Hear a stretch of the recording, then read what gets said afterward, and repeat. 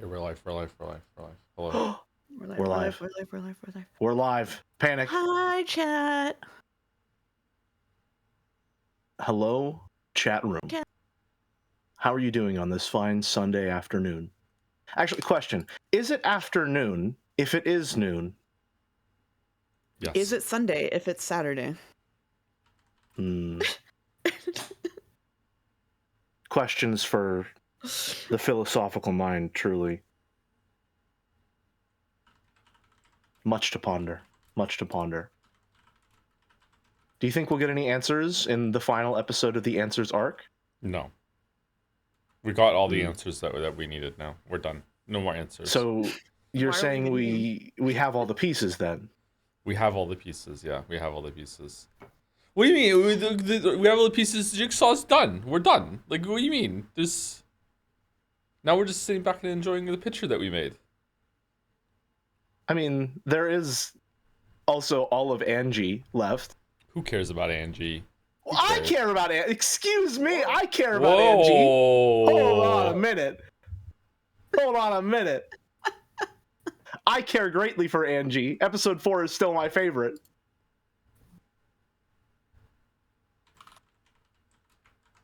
Okay, Link is out. I love Angie enough that I've started pronouncing her name wrong just so people don't get mad at me. Whoa. It's serious. Okay. I know. The things I do for chat.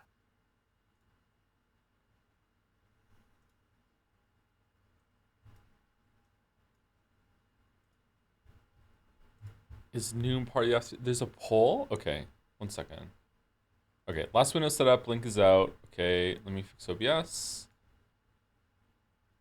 All right, I'm done. I don't have to fuss with this for 6 hours now. That's good.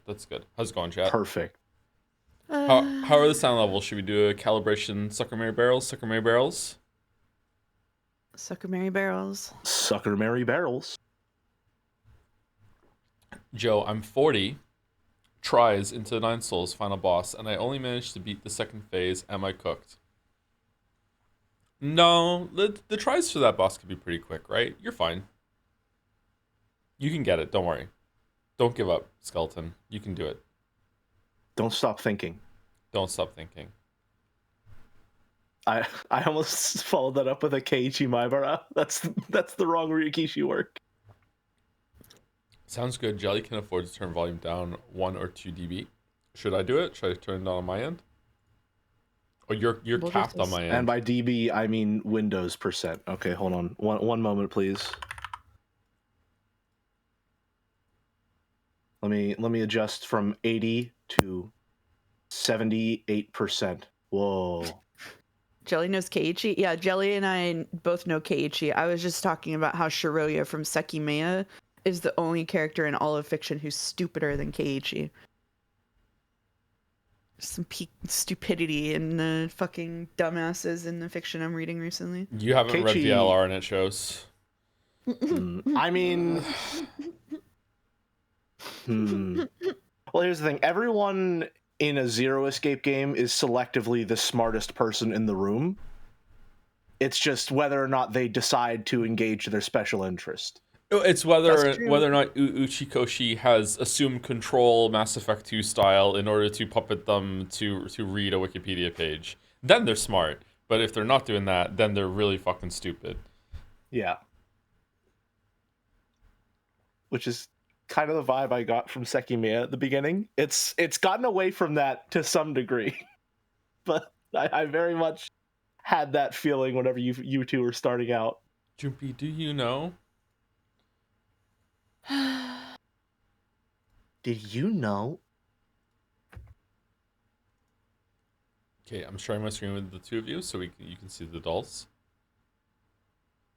You know, in a way, I kind of miss Zero Escape. Because when stupid shit happened in Zero Escape, all the Zero Escape fans were like, yeah, isn't that the dumbest shit ever? I love it. Yeah, Zero Escape was a good time. Zero Escape really was a good time, yeah. It was a great time. Yeah.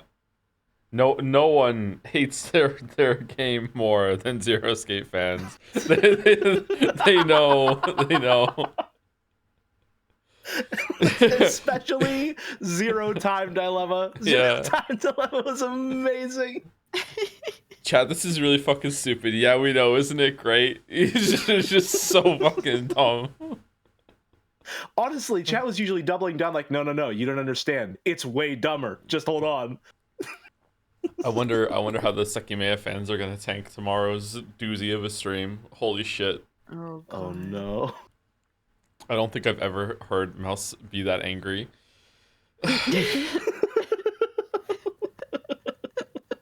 What's your opinion on smut books? I've never read a smut book, actually. I'm probably for them. I think they have their place. Sure. I just have never partaken of a smut book. I'm not gonna I've say never that on stream. partaken of a book. Ooh. Okay, anyway. Gamedle cover art.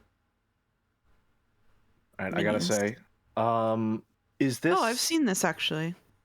This is either Citizen Sleeper. Yeah, I think it's Citizen Sleeper. I think that's. Is it? I've played that game. I think don't that's recognize Citizen. this. Is it Citizen Sleeper 1 or 2 though? I think that Is it 2? 2. The first one is pink, isn't it? The cover. Yeah, is pink? I think Citizen Sleeper 2. There you go. Oh, that's why I don't know it Let's then. fucking. Yeah. I've All only right, played I the wanted first one. to. I was gonna say before we started, I've got big shoes to fill because I've gotten it first try every single time I've been on here for Umineko. So, the record remains. The record remains. Have either of you played the second one? I haven't even played the first one. Not yet. Oh, okay. I was gonna ask, is it much better than the first one? I thought the first one was really interesting, but it was just kind of underdeveloped in some areas. And I'd like to have a more complicated version of it. What's this? Those look like cards. I was actually nervous for that. I can't believe that. What a useless thing to get worried about. Inscription. Inscription. No.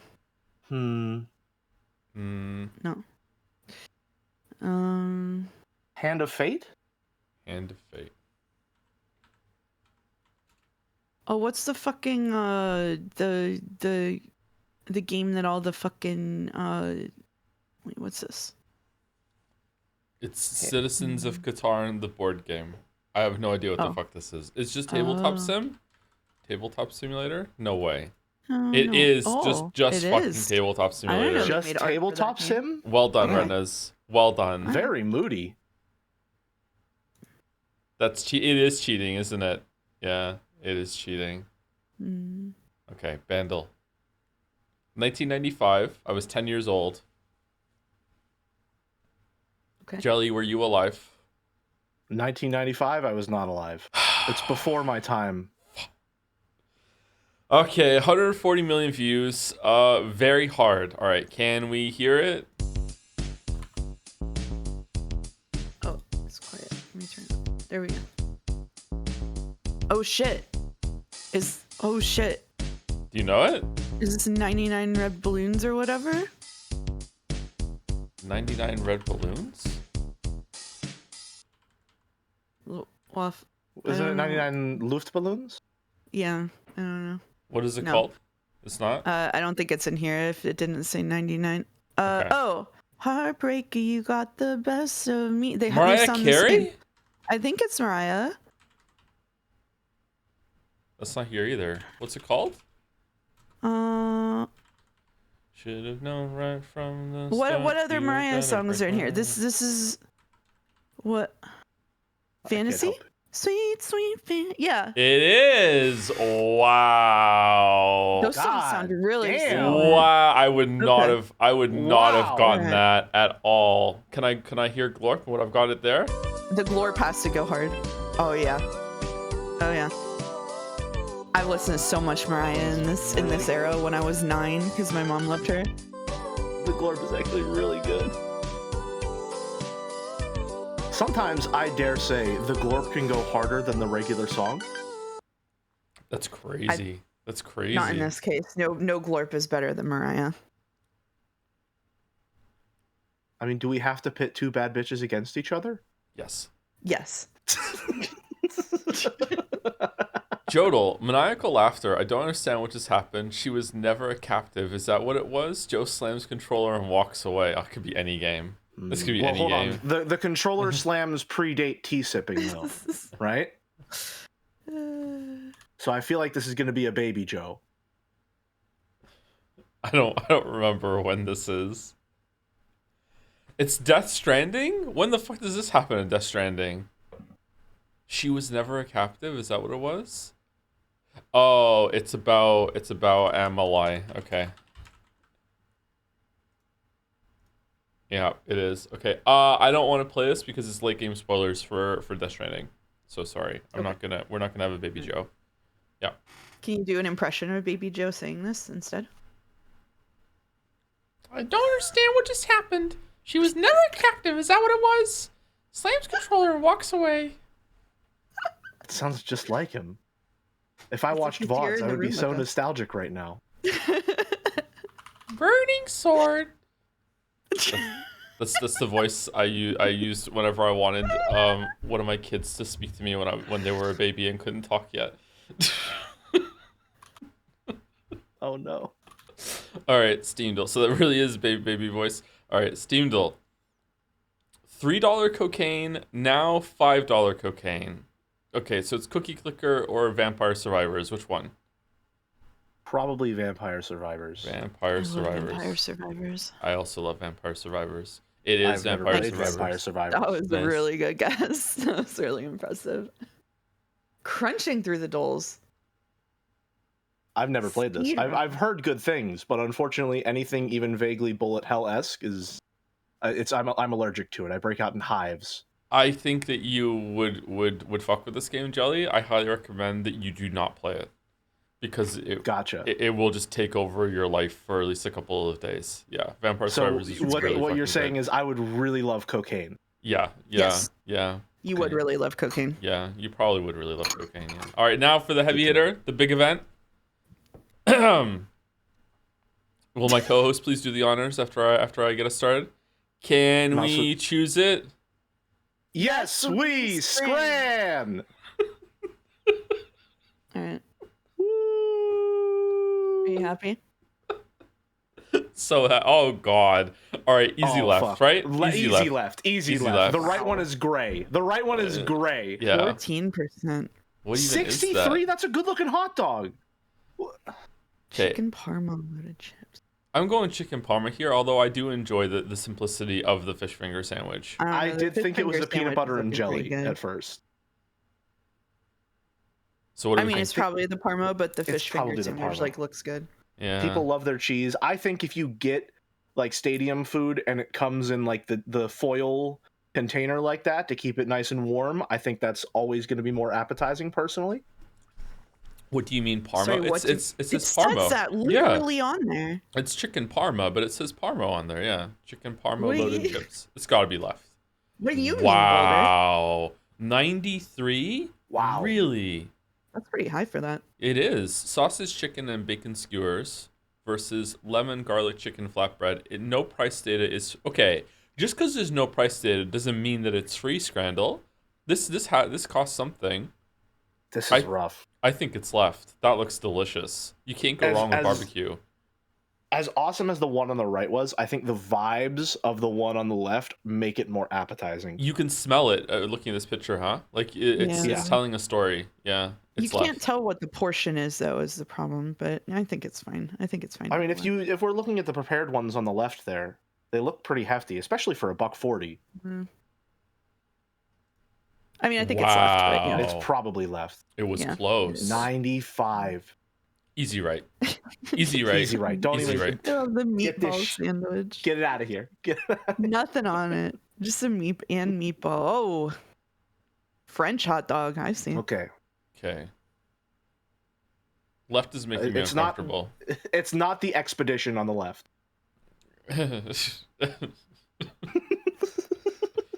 Two pork Expedition and 33 cheese. centimeters. What's a pupasa? Fucking hell.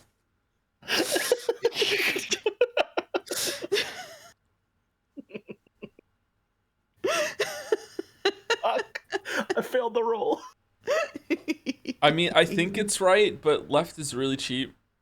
It's not. Listen. Scrandle hates hot dogs, man. Scrandle hates hot dogs. Okay. All right. I don't know.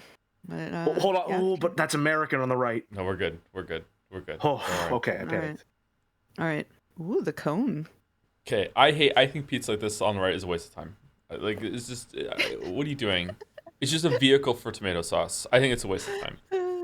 All right. I love a cone. When I lived in Austin, there was a cone truck and they served all kinds of food in a cone, and I loved to have a cone. I have never eaten anything out of a cone except for ice cream. Wow. Yeah. I wish that I could try more food truck food. There's something about that that's very appealing to me.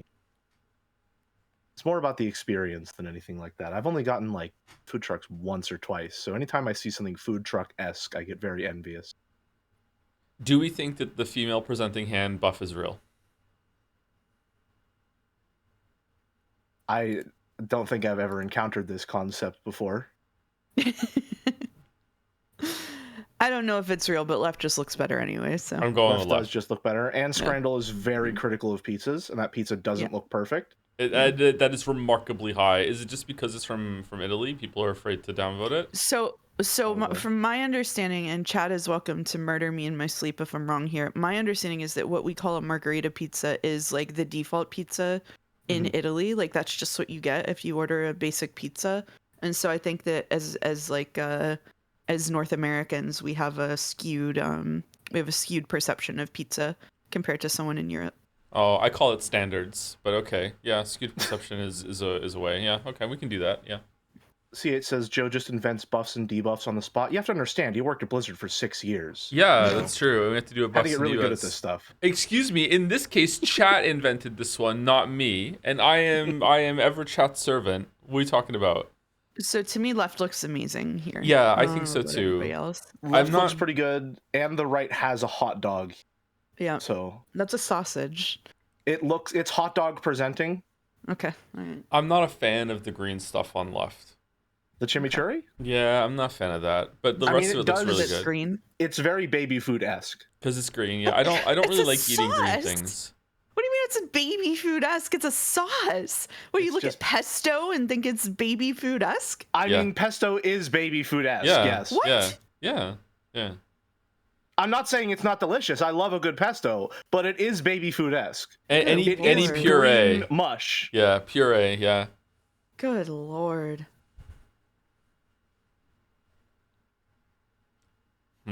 I think it's left. I think it could be right. It could be right. But People do if love both curry of you sauce. if both of you think that it's left, I'm also like if I had to eat one of these, I would eat left. So I'm leaning toward left myself. So my opinion is that left looks better to me, but that to people in England who are probably predominantly voting on these, I think that they would choose right. I'm thinking left for 2 reasons, all right? 3, but the third one is a fake reason, and I just think it's funny. First, people in Scrandle love a good steak that looks like a pretty well-cooked steak. 2, the fries look pretty awesome. Those look like some nice, crispy fries. It's a good photo. 3, I hate the fork on the right. No, the fork on the right makes me upset. So here, the fries are going to be the chief difference between an American lens and a British lens, I'm afraid, because to me, those fries do look good, but they look like fries you'd get when like McDonald's is having peak hours when like they're salty and fresh. Whereas on the right, those are like healthy, like thick cut chips. Right chips. They're crinkle cut. Yeah. Crinkle cut is a huge buff for people in the UK. Yeah. It's a great novelty to them. You know, like The left is also $10, which is the threshold when you have to start caring about the price. There is a big. I think it's probably right. I'm going left. I still think it's left. I'm going left. All right. No, within it was so close. 4. It was so close. Mm-hmm. Shit. And Mouse was right. That's right. You didn't want to participate in these whenever we started doing them, and suddenly you're so smug. I'm just saying I was right. Is it wrong that I was right? No, you are correct. Okay. I'm sorry, Erica. You can never be right if you have a speaking performance on any stream. You can have to always be wrong. That's how it is. Oh, okay. Yeah, that's how it is. Yeah. What's going on with right? It's gotta be left, right? Those look awesome. I think it's left because I don't know what's going on with the right. Yeah, it's gotta be left. Jellies say, "I'm sorry, women." I'm sorry, women. It's fucking back. What It's did it back. just get? It got 70 something, right? Is the one on the Yeah, it right did better get than 70 70? something. I think that I pulled don't know pork about looks that. kind of awesome. I'm not gonna lie, the pulled pork looks kind of awesome. I don't like pulled pork sandwiches. I said it. I Mm. don't like it. I've had a few in my time, and every single time they've been good for the first 2 bites, and then I'm just like, I'm over this. Sorry, is this the first time we've seen something presented alongside wine on this stream? That fucking slaps. No, there's been France. some. I think there's been a pasta dish presented next to a whole bottle of wine before. Vive la France. Hell yeah. Okay, do we think that right is more than 70%? Yes. Mouse? I'm compromised on this one. I'm looking at the wine. I'll let you decide. You're compromised? I'm compromised. I've never heard Mouse so sleepy. What the fuck are you talking about? What the actual fuck are you talking about? I'm going right, so Jelly and I can redeem ourselves. We're going right. Oh, redeemed. There you go. Redeemed. There you Thank go. God. Redeemed. Oh God. I take it back, women. I'm not sorry. It's anyone's It's gotta- strand. It's not the Bahama Mama. It's not the Bahama Mama. That looks gross. That looks gross as hell. Left looks gross too.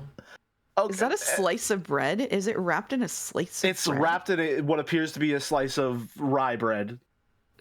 Okay, well, can we just go left, I guess? I don't know. This is a bad, I feel like it's left. I feel like bad choice. Wow, it would have been a perfect screen. it would have been a perfect screen if we That's trusted crazy, Mouse. actually. I'm so sorry. I'm so Yeah. sorry. I'm sorry. That's I'm sorry. crazy. It would have been a perfect screen. Yeah. I walked you through my whole thought process and everything, and it didn't even matter. This is how Joe feels when he makes his videos.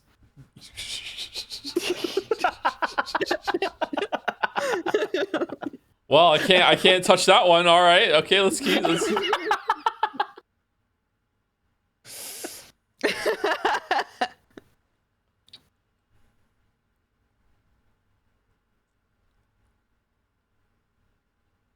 Women got a perfect scran today. That's right, Excuse baby. me, women did not get a perfect scran today because Mouse was compromised and wouldn't have went with the wine twice. Mouse on her own would have gotten 8 out of 10. I said it was Oh. compromised. I didn't say whether I would choose it or not. Okay, that's true. That's true. Okay.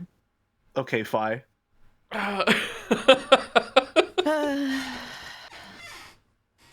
Okay, Sigh. All right. By Crimson Ocat. This is a little excuse to draw more Battler and Beatrice, but wanted to contribute something to the Umineko streams. There is also not enough Joe in a dress fan art, sadly. So true, many people are saying this. I wanted to include Mouse too, so she is helping measuring the clothes. Oh, it's a measuring I love tape. the little tape measure. Yeah, Okay. that's very cute. This one is adorable. This one is This adorable. is very sweet. How do you feel being Beato in the fan art for once, Joe? Kind of pulling it off. Kind of pulling it off. Pulling it off. Yeah. Yeah. What are those? It's working. Where'd What are those those? come from? Yeah, where did those come from? I know. I wish I could be Beato. Wish I Aw. could wear a big frilly dress with the symbol of fascism wrapped around it. Don't let your dreams be dreams. You can do it. Is it on Etsy? Hold on, Etsy. How much do you think? I'm sorry. Give me an estimate before you look it Umineko up. How much do you Beatrice think it would dress cost Etsy. to get Beatrice's dress on Etsy? How much do you think it would cost? Okay, here we go. Oh, if you get it on Etsy, you're gonna get like a really pretty image that's AI generated, and then it's gonna be a fucking like fucking Shein ass fucking texture polyester bullshit thing. That's the worst place to go get it. $500 Canadian. It's still gonna be shitty polyester. It's Yeah. gonna be so bad. There's only 3 pictures. Mouse swear jar. I will happily go to swear jar jail for the fucking downfall of Etsy and the rise of it being filled with the AI slop and Hates Etsy. Hates Etsy. I loved Etsy. I ordered so much stuff from Etsy, and then literally it felt like overnight Etsy was full of people fucking flipping shit from Alibaba or whatever, and AI generation. And it's especially bad because I knit, and the stuff like knitting patterns and stuff have been hit. Maybe like I'm gonna say everything got hit really hard, but like there's so many AI generated knitting patterns where they don't just AI generate the image, they AI generate the pattern too, and it's just absolute gibberish. It fucking sucks. Like Etsy has dropped the ball so hard on content regulation. Sorry, that's my little rant. I didn't mean to do that. I zoomed in on the cute mouse It's holding really- the tape during that. I love the little pixel animation idle bob. I do too. I was gonna say that. Yeah. There are a lot of like really simple. I say simple, comparatively animation techniques like that I think really add a ton of charm to so many different things. Like on my model, I have boiling lines for the eyes just to add a little bit of motion. I'm a huge fan of really small touches like that just liven it up a bit, and I think it works really, really well here. Yeah, this is very cute. I love this is pixel phenomenal. art. Crimson OCat. I, the least talented of the three of us, enjoy the colors. Thank you, Crimson OCat. Thank you very much. Which one do you like the most? Oh, one on the left. One on the left. The color on the left? The battler. Oh, for the colors. The colors has to be the mouse because green is my favorite color. So yeah. See. It's my favorite color. The one on the left because Battler's suit is pretty styling actually. Even though I hated him at first. We're in the emo edits. Wow, we got here fast. So soon. I expected more. Warning. Umi 2, this week's round of emo edits from Crystal. Definitely pulling it off. Really, really good. Absolutely. I like this a lot. Red eyes are so gross. All right, thank you, Crystal. 1 of 4. Which one is this one? I think that's Lucifer. I think it's Lucifer. I'm pretty sure it's Lucifer. Or is it Satan? I'm pretty sure it's Lucifer. You know. All right, it's Satan. Chat says it's Satan. ZZZ. Oh, this is Lucifer, right? No, that's Belphegor. No, this is Belphegor. How do you just know that? This is Belphegor. I don't know. Chat knows. Chat knows the same. I can't. Belphegor has the side ponytail. Oh. Okay. This is Lucifer. Surely this is Lucifer. Surely this one is Lucifer. The red nails matching the red tie. What do we think about that? Yeah, that's pretty good. Very good. I like the tips of the hair too. Are they all doing that? Are their nails all matching the tie? Impossible to tell. I think so. Yeah. Good, yeah. Yeah, looks like it. Although Belphegor has black nails from the looks of it. I like the colors. Oh. I'll be real. I made Rosa very early on, so I made hers differently. Ooh. See, Rosa Umineko getting twice as much screen time than glasses are emo now. Are they really? I'm emo too. I got my glasses on again. I guess I'm emo. I'll put mine on when we read. Rosa here is giving like a very specific vibe of like a guy who sat next to me in high school, threatening me if I didn't listen to the new 9 Inch Nails album. What would the new 9 Inch Nails album have been back then? I don't even fucking know. Did I like it? I was not a 9 Inch Nails fan, but there's a really good mashup of a 9 Inch Nails song and a Taylor Swift song that's like a huge banger. I only know a couple of Mashups 9 Inch Nails songs. Yeah. Can I find it? Can I find it to link to chat? Let's sign up. Have I ever listened to 9 Inch Nails? Some of 9 Inch Nails instrumental stuff is pretty good actually. It's better than the stuff with lyrics. Yeah. It's the mashup of Shake It Off and The Perfect Drug. Perfect Drug is pretty good. Right, okay, I have listened to 9 Inch Nails. I like that song. Yeah, that's a really good one. My problem when it comes to identifying music is that I just don't know song names. I just listen to the sounds. And then if I like the sounds, I continue to listen to them. Okay, I'm going number 1, 2, 3. That's my ranking today, the emo stuff. Rosa's bonus. Rosa doesn't even get a ranking, damn. Well, if Rosa does get a ranking, I would go 4 actually. Rosa would be last here. Just I don't know the order? Yeah, in the order. I don't know why though. Hates Rosa. Once upon a time, I looked at the stake designs and I asked myself, is there a reason, maybe like textually, that Ryokishi put them in a frilly leotard. And since reading Higurashi, I can definitively say no, he just really likes that design. He just I've heard it. a cope reason that they would be designed that way, which is I think at this point I can safely say that the reason would be that they're like Sayo's headcanon, and Sayo is doing like gender euphoria by making the stakes be in frilly leotards, but I think that he just did that. I think he just thinks that design is neat. The Sekimea just does that. Yeah. Mm-hmm. Yeah. Yeah. Thank you, No Liresto, for 1 out of 3. Okay. Umineko last stream spoilers. I found it fascinating how one scene can be interpreted so differently. The whole time during the tea party, I couldn't stop thinking how this was obviously a trick to make Angie cry. And when Kyrie said she didn't care about her, I just thought it was too on the nose. Yeah, that's a pretty good interpretation of it, actually. I think that it is reality, and that's how it happened. But that is, I think, a valid view of that. Is that it's this there to destroy Angie specifically. Yeah. Yeah, for whatever reason, what's her name? Bern Castell just fucking hates Angie. So, yeah, I don't think that's what's going on, but I think that's valid. Angie, who gives a damn about Angie? I sure don't. Same with me. You know, one time she gave me this drawing of her family, and I told her it was beautiful, but honestly, I found it quite amateurish.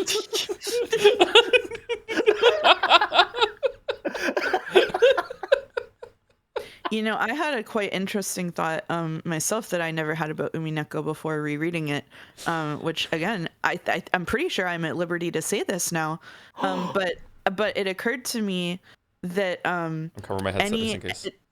It occurred to me that any that because any like quote truth of what happened on Rikkenjima would still like in this Angie's world would still be filtered through Ava. It occurred to me that the beginning of it being Ava and Hideyoshi accidentally firing off their guns is probably just bullshit. Like, which is interesting. Yeah.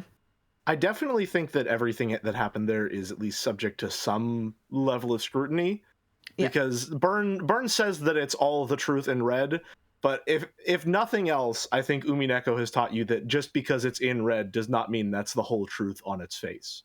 Yeah. I don't know. That's like a life raft for me. I want there to be some sort of objectivity that I can grab onto on some level. So to me, that's true, and it's all Ava's fault. All Ava's has fault. No love. Okay, has no love. No love. Thank you, Dolly Resto. Thank you. Cock and meow torture? What? Umi 5, that's a little version of me, Battler. I want you to have it. What do you think, everyone? Do you notice I stopped Erica stimming once Erica was gone? You did, yeah. Yeah, I did, yeah. What do you think, everyone? Yeah. Lego Erica. You-piece? I unfortunately... I have to face the music on this one, and unfortunately recognize that Erica probably is my favorite Umineko character. Oh, fucking hell. Because I went to a con recently, and I found there were 2 booths that had Umineko merch, and of all the characters, I got an Erica charm. Wow. I'm just staring at chat thinking about how I can time out everybody who is complimenting you for this right now. I could time them all out. Now, granted, I have karmically balanced the scales by getting a lot of Rena merch to compensate. So, you know, it's a bit of give and take. So your favorite character in the visual novel is someone who commits a sort of metaphorical graphical assault on screen and also has a devastating argument with a 9-year-old. Yeah, because I think if she got an anvil dropped on her head, birds would fly around it. Yeah, you know, fair enough. She's cute and pop, whatever the fuck. Cute and pop, yeah. Lambda says. Now, you have to understand, I have to do everything I can to maintain my cool Umineko uncle vibes here. Oh, all right, because that's how I get the people to want me back. All right, is I have to say all the things that they want me to say so that they think I'm cool, and it's like, no way, Jelly's coming back. Can we get Jelly back, please? Please? And I'll be like, all right. Angie is the best character. I can't wait to see more of her. You know, so I have it's to play performative. It's performative. There is Oh. some truth to every artifice. Thank you very much. Okay. Very on brand for Umineko. This is my favorite fan art of all time because I am vividly imagining just like ripping the head off of the Lego Erica, the arms, the legs. You know, fair enough. Fair enough. Yeah. Very tactile. This is like when Max thinks he's the sheriff of Patty's Pub. That's such a good comparison. Thank you, Cock and Meow Torture. Thank you very much. From Bucket, this is how we will exchange father's gold for money. Carrie, get the guns. Sir, I can't accept all of this. Do you accept large World War II bombs? Going out of the way to get the Moncton pawn shop is crazy. I think I've walked past this building. I think I've walked past that building. Listen. They knew they couldn't go to a reputable pawn shop.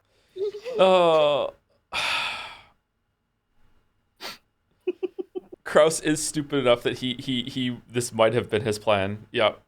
Fucking hell. Oh, god damn it.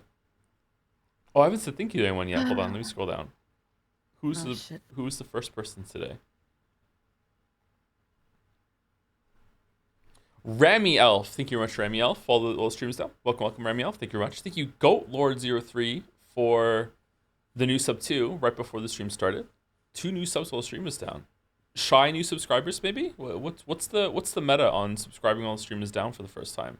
Thank you very much. Thank you, Kamina, for the resub 2. Just when the stream started? No, also before the stream started. What's going on? And here, the first one since we started. Chronotacular loves Chrono Trigger. Hello, Tom. Thanks for the streams. I just remembered that I told everyone my name is Tom. I had a moment of panic there reading that one. Okay. Thank you, Chronotacular. Thank you very much. She used to tow. She used to talk. God damn it. Thank you, Bucket. He conditioned you. By Mega Geeko. Ooh. The gang's all here. Also, here are the Umineko characters I've pixeled so far. I keep arranging them in order of height as I make them. Oh, so that's it. You're done. I use the tips for full body art as reference for the pose and everything for them all to keep it consistent. Interesting.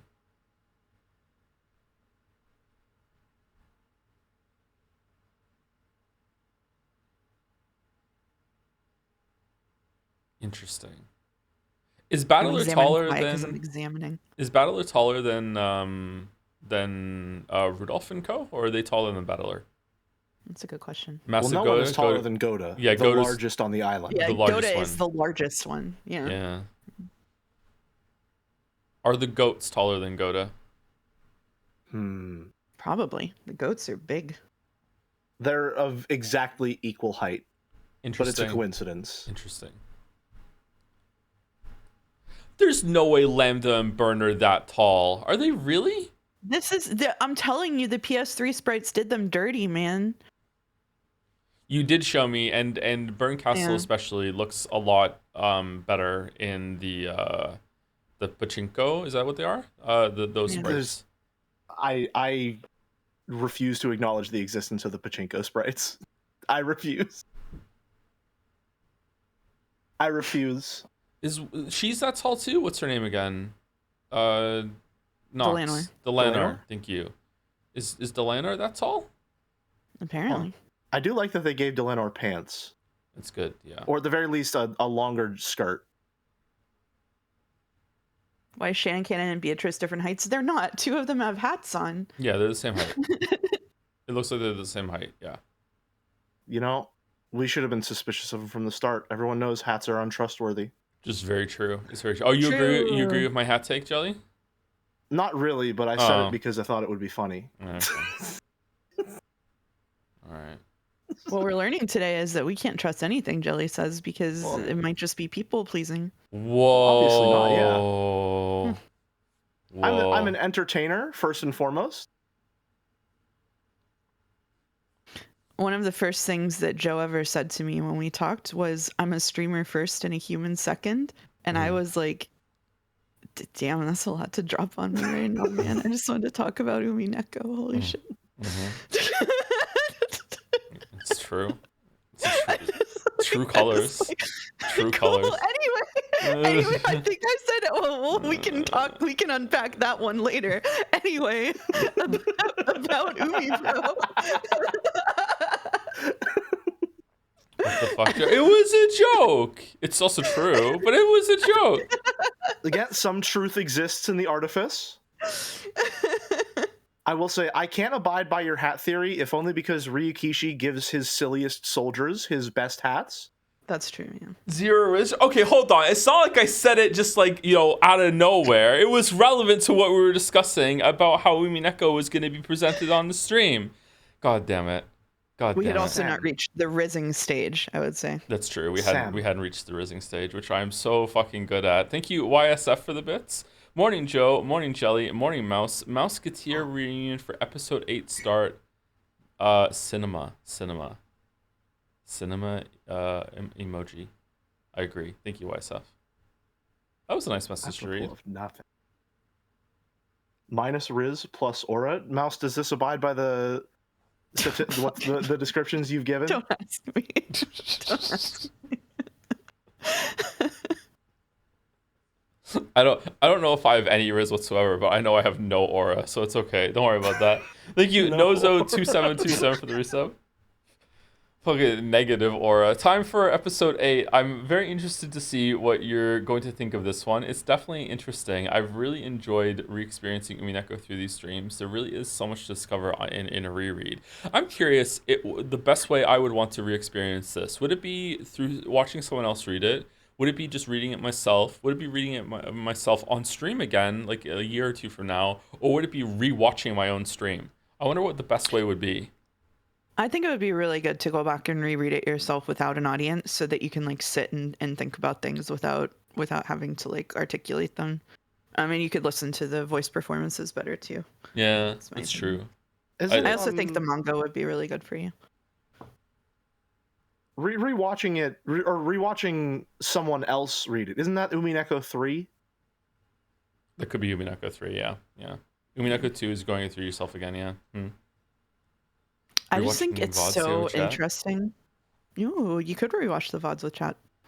I think it's so interesting that in the lead up to episode 7, you got like 2,000 bit messages per stream that were like, can't wait for you to read this, Joe. It's my favorite episode. Joe, this is my favorite episode. Episode 7 is so peak. I love it. And now you get episode 8 is interesting.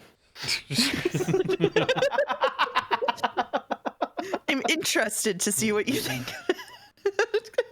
What the fuck happens? It's a very intriguing departure in the Umineko When They Cry series. What the fuck happens? Mouse also told me, was this today or yesterday? I think it was today. Yeah. Mouse also told me today, okay, that even if she's available, the next stream of this is better done on my own. So I don't know what the fuck happens in the next one. Yeah. So what the fuck happens in episode 8? Yeah. She's so right. Okay. All right.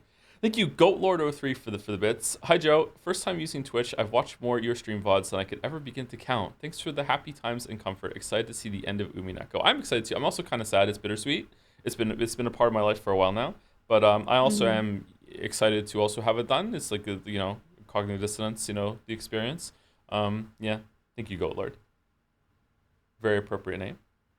And thank you, YSF, for some more bits as well. You take that back about Kiechi. Yeah, he's stupid, but he's also horny. Who the fuck is Kiechi? Is it the main character of Higurashi? The POV character of Higurashi. It's the prototype of George Ushiromiya. Oh, yeah. God.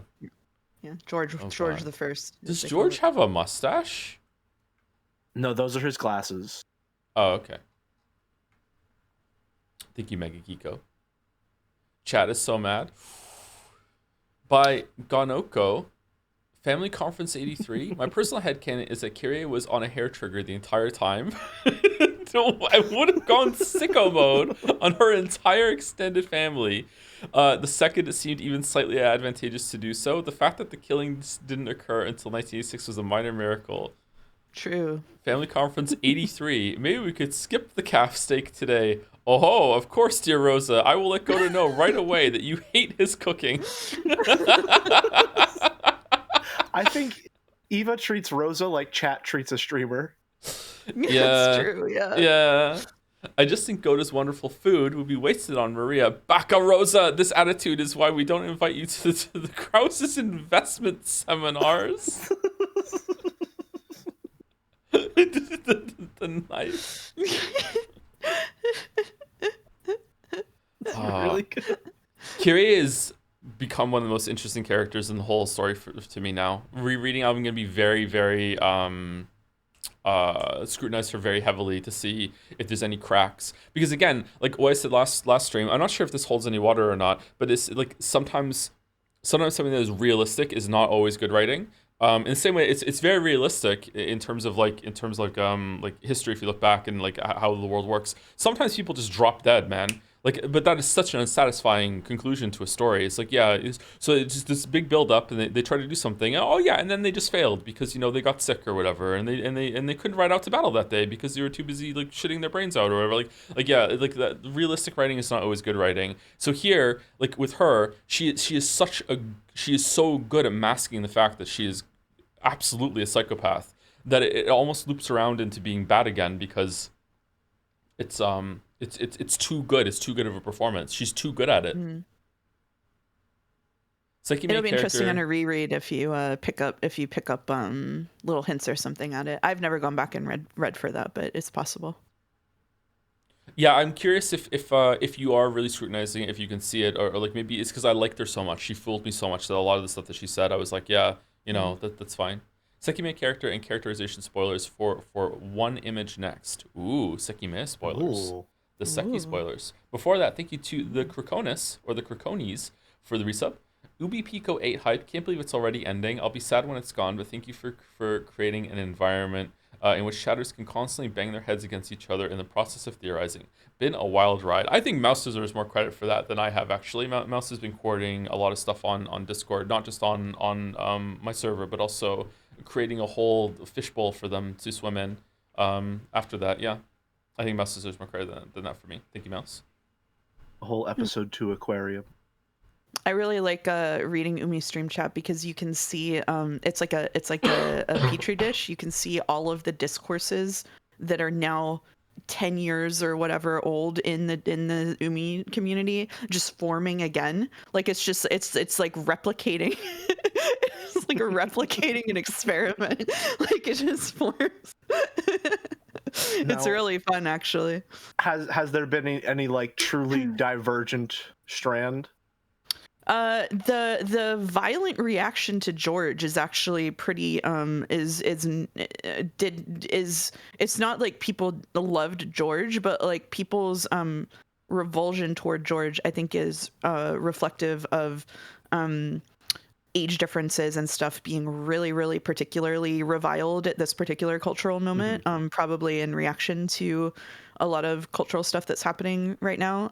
And so I think that a lot of people were kind of taken aback by it, which is why the VOD comments are full of people defending George.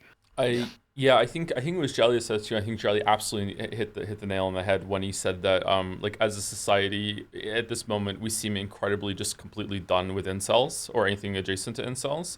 And yeah. George is definitely incel adjacent. He's in that area. So I think a lot of people are hitting George with just this very harsh reactionary judgment that he probably wouldn't be getting if that wasn't the case. George, I think I am guilty of that too. I don't think George is that bad, but he is still pretty bad. He's one of my least favorite characters. I actually disliked George right from the beginning, not because of the stuff that was going on with Shannon. I didn't even like understand the age difference at first.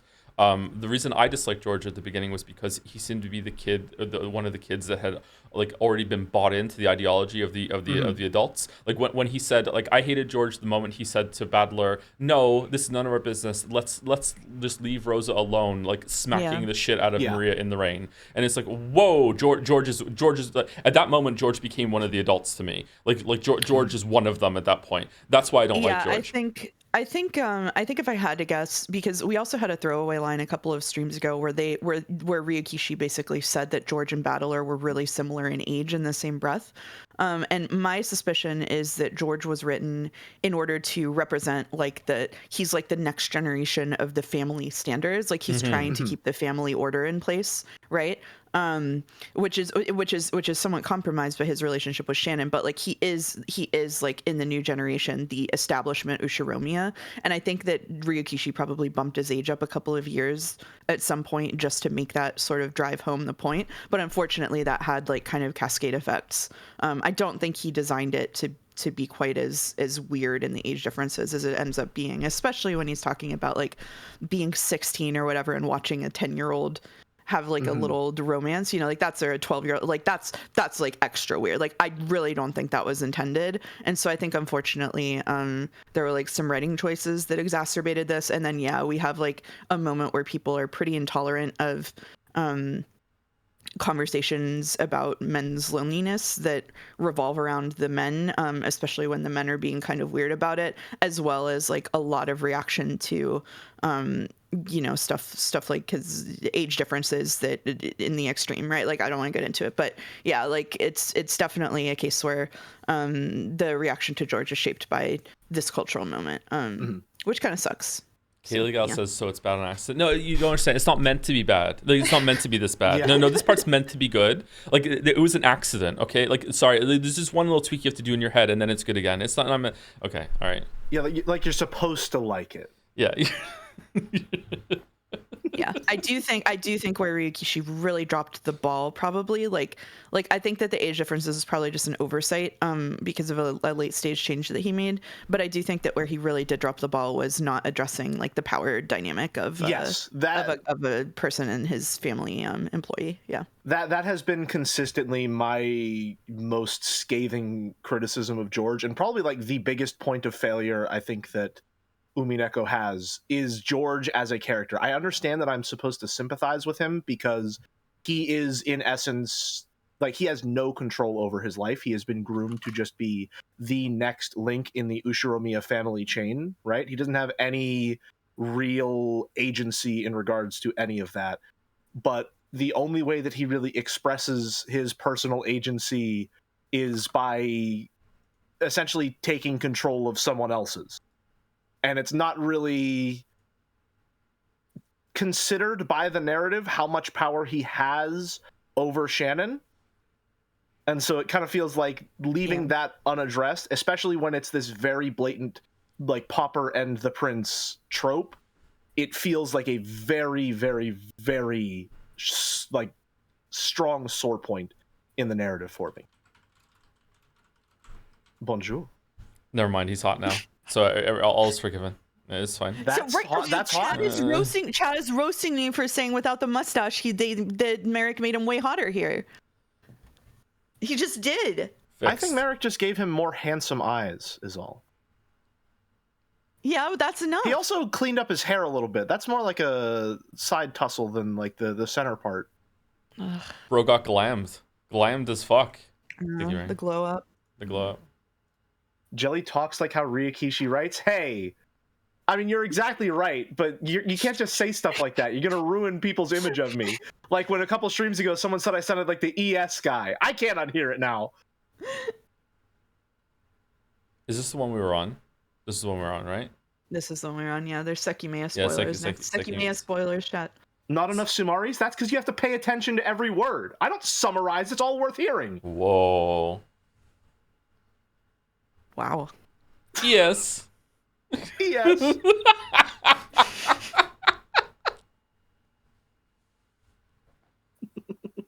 Thank you, Aluminium, for the resub. Thank you very much. Everyone once. Thank you. Aluminum. Thank you, Leon Shade, for the resub too. I can't wait to watch Joe stream the iconic turn-based RPG set in a fictional France and the obvious game of the year. I'm of course talking about Pokemon Legends ZA. Ah, fucking hell. Maybe it's gonna like run more than 10 frames per second on Switch 2 and look better than a fucking N64 game, you know?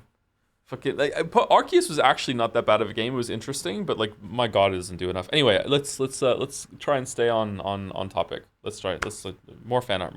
Thank you, Jonah. More fan art. Sorry. I mean, listen, we're really good at staying on topic, so it shouldn't be a problem. We're discussing the story, so it's really, really good. I'm glad that we went there, but like yeah. it needs to move the fan art along a little bit instead of like diving into discussing Donkey Kong Bonanza and shit. Anyway, Sekime spoilers. Whoa, what the fuck is this? Imagine if you lost Katsuki and Shiroya in Ashiya Tower. They would have to be the most generic that would have to be the most generic silence, but you wouldn't be able to hear it over the sound of their overlapping internal monologues. Oh. What was the bit we did on the Fly Mouse, which is them deciding what to eat? Fucking. Oh god, yeah. Yeah. Yeah. Oh, they're just the worst. They're the worst people. Mia has some opinions about her friends. Katsuki and Shiroya's minds are otherwise occupied. I understand Mia more every day. I also understand Mia more every day, especially her just flat out distaste for Shiroya. I think I came into a stream one time and you were calling her like a clinical psychopath or something like that. She is. She is. Yeah. She is. It sounds to me like maybe she's having a more reasonable reaction to having to put up with these two's bullshit. You gotta watch the streams, Jelly. You gotta. Okay, gotcha. Yeah. Like I have to watch Severance? No, because it's good. You don't have to watch Severance. You don't have to watch Severance now. No. You're telling me Sekimea is better than Severance? Yeah, you heard it here. I can't even keep a straight face. I've never watched Severance. Your Audi has already watched Severance, so you don't have to. You're done. Thank you, Boulder. That's exactly. I was waiting for the pin to drop. I was also waiting for Boulder. I was baiting Boulder specifically by saying that Sekime is better. Put the cheese under the box and wait for it to fall. Yeah. Baldur loves Severance. Baldur also hates The Expanse, and I like The Expanse. So, Wait, Jelly, you don't like The Expanse either, right? I did not. Well, I didn't like Miller. Everything else was pretty decent and got better as it went on. How far into the show did you get? I think, Boulder, correct me if I'm wrong, we finished season 3? If I'm not mistaken? Won't talk about Donkey Kong Bonanza. We'll talk about. We will. Yeah, we will talk about this. Yeah. Does season 3 end with the thing crashing into Venus? I think that was halfway through season 2. Yeah, because the seasons are staggered, where like the mid-season finale is the end of a book. Yeah. Right. So it's hard to remember. I think we finished season 2. I really enjoy that whole entire sequence. So if you don't enjoy that whole entire sequence, then it's just a different show for you. Like I really like that part. I really did not enjoy anything about that sequence. I mean, it's a very funny sequence, but I don't think it's particularly good. Okay. Then okay, we just don't like. I think it's just a fundamental disagreement on maybe it's like the attachment to the characters involved, something along those lines. How did Joe enjoy that? Because it's all logical fans. Joe usually just like, does it really? What are they? Oh, we shouldn't discuss it. No, I really like The Expanse. I do agree that Miller is pretty cringe, especially early on. I like the actor that plays Miller though, so maybe it's a little bit better for me. But that could be. I mean, something as simple as just liking the person portraying him can give him a lot of good faith. Mm-hmm. But even with that person, the part that Merrick hated about Miller, I also really hated that part too. Like that is a really bad part. I was destined to hate Miller from the moment I saw his stupid hair without his hat on. I'm that superficial when it comes to some characters. It really is just like I see one thing and I'm like, no, no, get out of here. I couldn't take him seriously from that point forward. It was all downhill. We need to move on because we were talking spoilers. Yeah. During Sekimea spoilers during the Umineko stream. There you go. There were no Expanse spoilers. We're fine. Okay. Thank you. Bizer. It's Kaiser, but bye. There we go. Bizer. Okay. Thank you. Hello, Mr. Anderson and associates. Oh, you're associates now. I can't afford to pay full attention today as I am on vacation with family and hope you all have a good time. Oh, thank you. Hope you enjoy the VOD if you get to it.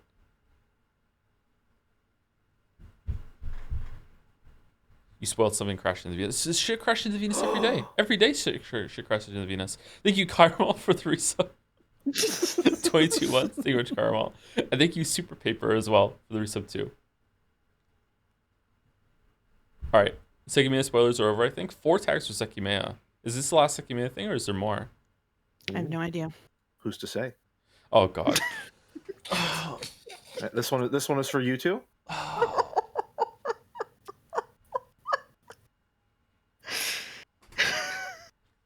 Oh. Why am I Jensen? A little sneak peek into Joe's next big project after the Witcher 3 video. ASMR, your dragon daddy calls you a good kitten.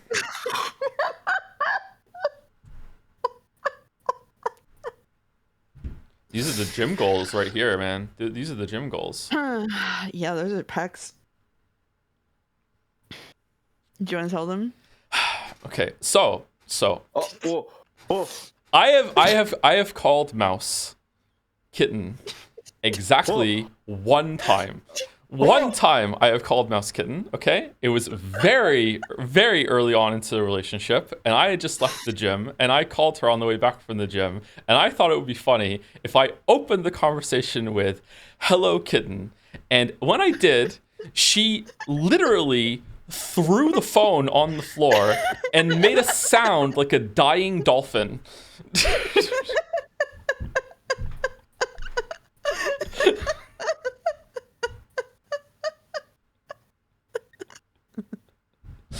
You cannot be doing that shit.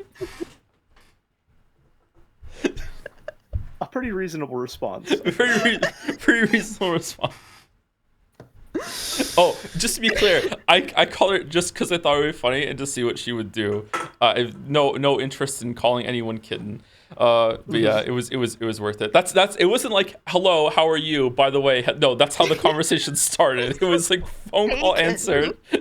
I mean, can you really blame a mouse for being scared of a cat? True.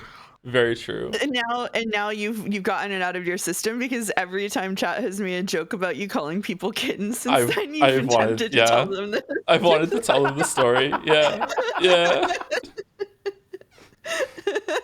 It was really funny. Thank you, Sen. Thank you. All right.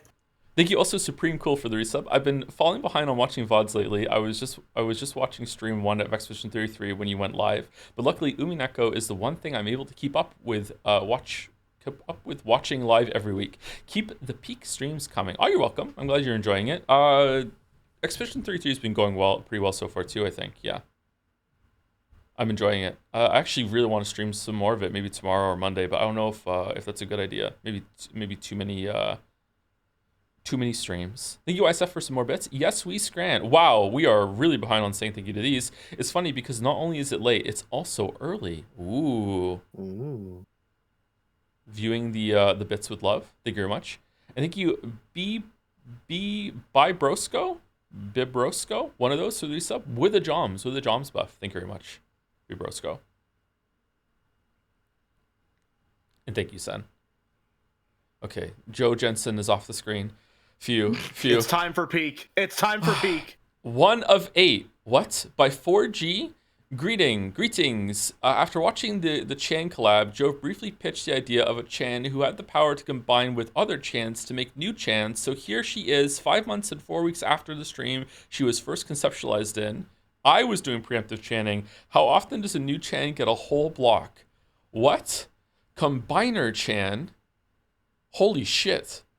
Wielder of the collab driver. Oh my god. A special belt made to recreate the fusion phenomenon that created Speedrun Chan. Everyone knows that Speedrun Chan is the fusion of Undo Chan and Breaker Chan. True. And that Breaker herself is the combination of Purple Dummy Chan and Bomb Chan. Also true. So I won't explain that here. It goes without saying, honestly. It just goes without saying. Yeah. I'm not even going to quiz Mouse on this because I know that she's been studying her Chan lore to keep up with the community, right? Of course, yeah. By inserting 2 different Chan tags into the center of the belt, she can transform into different forms with unique abilities based on the original Chans. So it's 3 Chans in one. The tags she uses to transform are the same ones fan art tag Chan. Oh my god. Sorry, hold on. My dyslexia just almost made me say something awful. Chan uses the tag stream art museum pieces. Fucking hell. Don't ask how she gets them. Combiner Chan is just her name when she's transformed. Her real name, Mary Sue.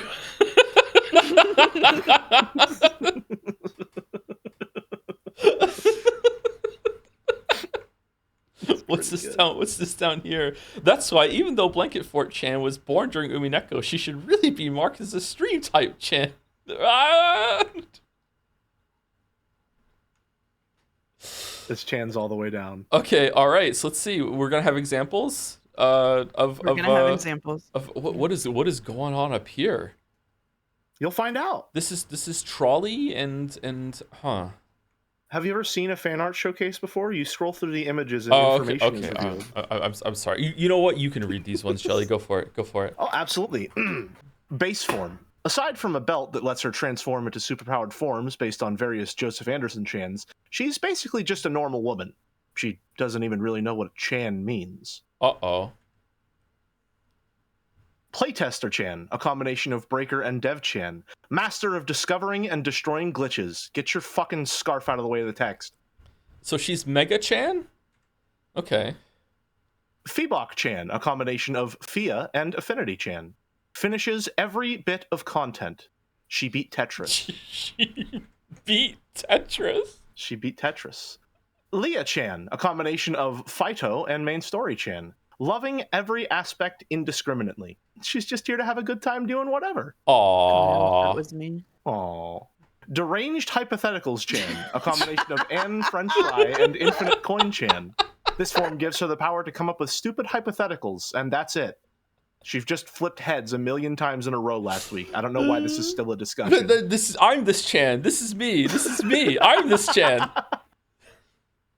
Train Chan, a combination of Trolley Chan and Crane Chan. The go-to form when Combiner Chan is actually trying to kill someone. Yeah, okay. Must go all out just this once. Okay. Banana Roach Augment Chan, a combination of the Banana Koi of Sadness and Bethesda's Bug Chan. This form's true power is nepotism. Wow. We could never forget Banana Koi Chan. That's why Mouse knows exactly where Banana Koi Chan comes from, right? Right, Mouse? Yeah. I do, but you're way better at telling the story than I am, Jelly. That's true. That's true. Well, the only way you can get better is by trying, so feel free to practice. Oh, the reversal. Not right now, but maybe later. She wouldn't want to embarrass you by being better at telling the story than you. Yeah, exactly. Listen, I'm here to play to the crowd, all right? I'm willing to suffer any indignity if it makes for a better show. But I'm here all the time, Jelly. This is like I'm here every week. This is your chance to shine. Oh my no. I'm a guest, but I don't want to make it all about myself. All right, well, let me just cut this off before it goes on for too long with the most impressive weapon of all time. Thank you, Goonlight Gape Sword, for the bits. Beatrice voice. Aw, Battler, I bet you're so embarrassed having to say such filthy words in front of your two girlfriends. Thank you. Is that about us? This was 57 minutes ago, so I have no idea what this is referencing to. This could be anything. This could be anything. Oh my god. Who even thought of that name? Anyway, it's pretty good. It's just pretty good.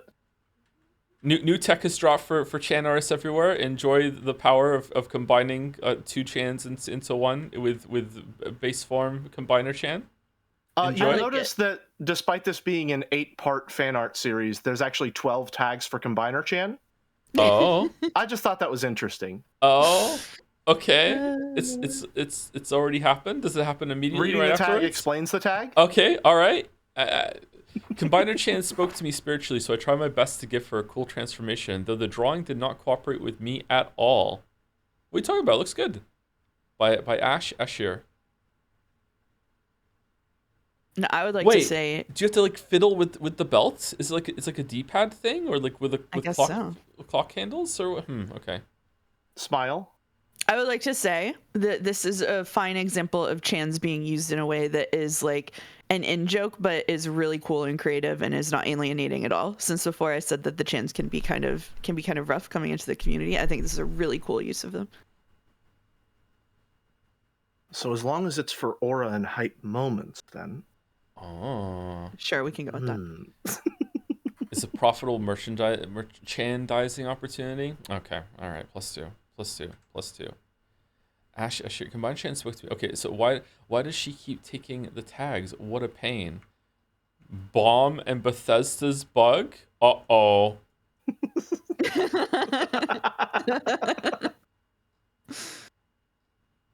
Boom. Bethesda's Bug Chan needs more love. That's such an amazing Chan design and Fan art concept. by I love her Chan. so much.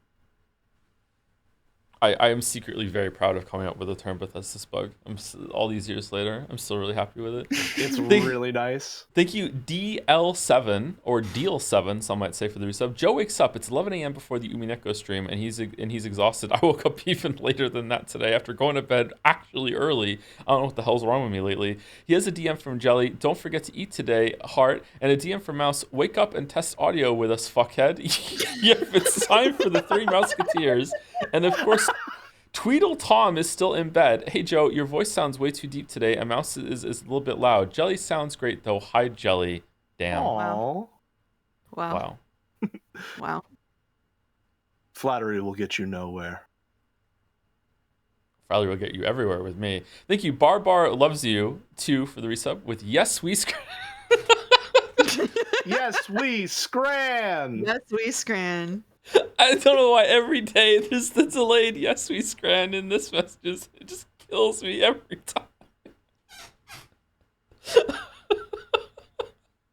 Thank you, the Juice official, for the resub with a Joms. 4 months with a Joms buff. Thank you very much. Thank you. And thank you, Ash Ashir. Oh, wait. Combiner Chan's belt is very cool. Okay, is it gonna work? Let's see. It's 7 seconds. Will it work? Whoa.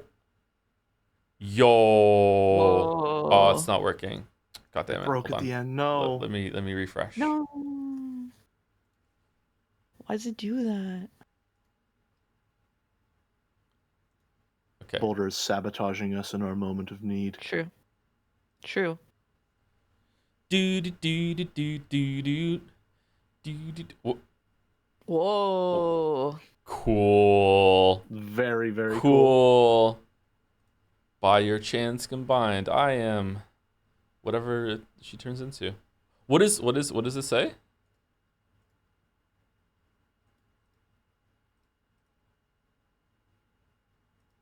What is? Oh, wow! Did you? I'm sorry. You paused on the impact frame first try. Yeah, I'm good at games, Shelly. I'm good at games. Sometimes I'm good. Captain Scranit? Captain Scranit.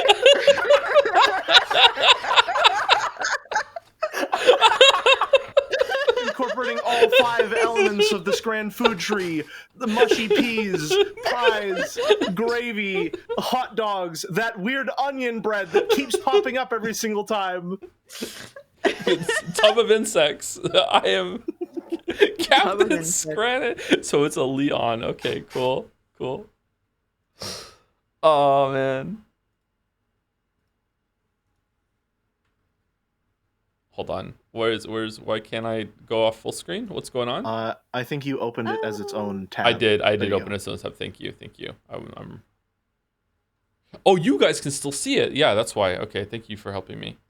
Thank you, Ash Ashir. We're going to the... Oh, there's another one with sound? Uh-oh. Okay, is this going to work? If you ever wondered just how much Foley adds to Whoa, it's loud. Okay, holy shit. Whoa.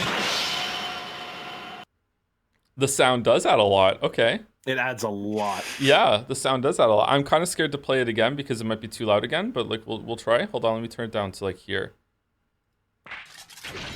There we go, that's better. That's perfect.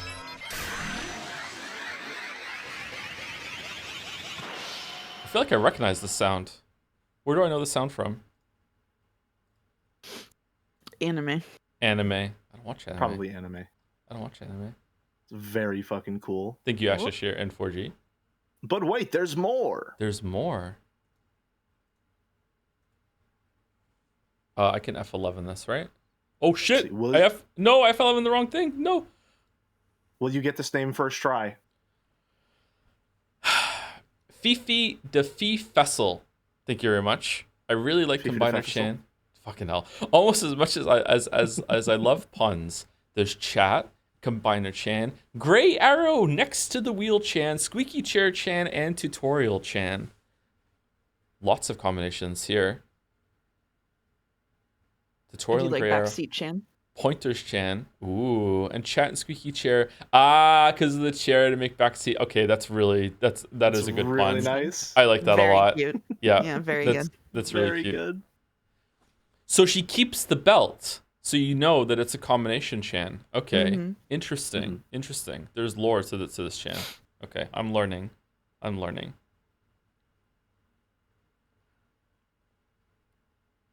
It's just I'm getting very cool. I'm getting a psychic Chan message from through Merrick group. right now.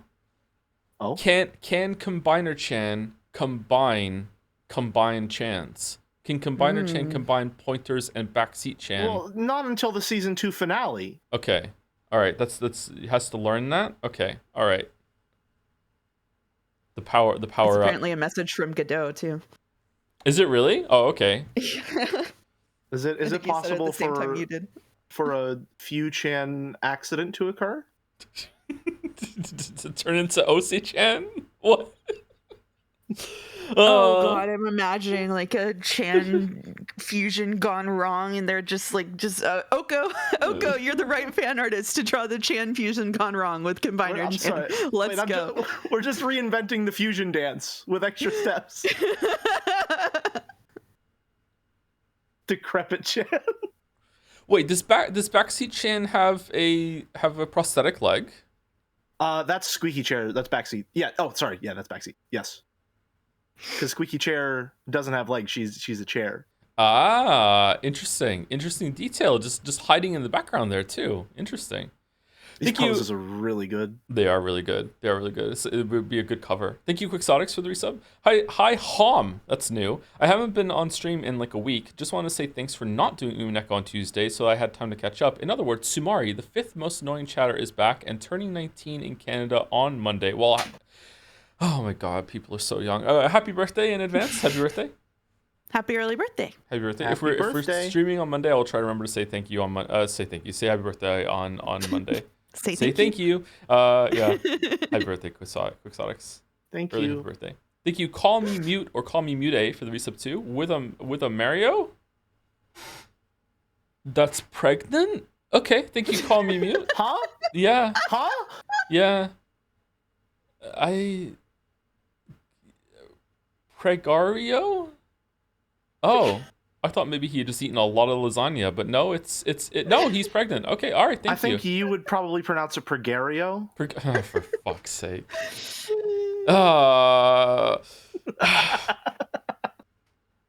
Well done. Thank you, Mathiv Peanut, for the resub with a heart. Thank you very much. A wholesome Mathiv Peanut. Thank you very much for the 30-month resub. And thank you, Terraflop, also for the resub. 24 months, or some say 23 for some reason. It's saying both on my list. Hi, Joe and company. Congrats on making it to the final stretch. Joe, since you've mentioned wanting to check out the Umineko stage play at some point, do you want to know a fun little detail about the production, or would you rather go in completely blind? I have already watched the first episode. Was it the first episode we watched together, Mouse? It was the first episode, and It's the fucking so straight face I had to keep when you were like, are those actors twins? And I was like, Yeah, Shannon and Cannon are played by twins. Isn't that crazy? It's crazy. What is the fun little Cool detail? choice. Terraflop, if you're still this is 47 minutes ago, sorry. Yeah, that's what I was thinking of. I figured, Okay. Yeah, I Okay. figured. The Yeah, he noticed stage on his play. own. It seems so far away now. I was doing student teaching whenever we watched the stage play. Mm-hmm. That's crazy. So long ago. That was I back mean, when I still had time to stream things. I had character analysis of Boulder in the stage play that's still accurate. Oh, what's this? We have to date everything with our Chans at this rate. Well, yeah, Mars needs senpais. Mars needs senpais.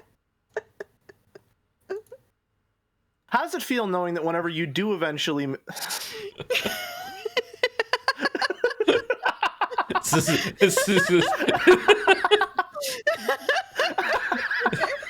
It's exactly how it comes across. Yeah, the slowpoke. Yes, she's great. Sorry, I just love the background joke of that the stream is over.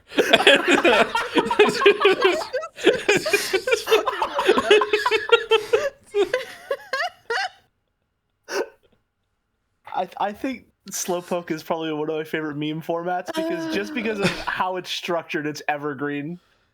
It's perfect.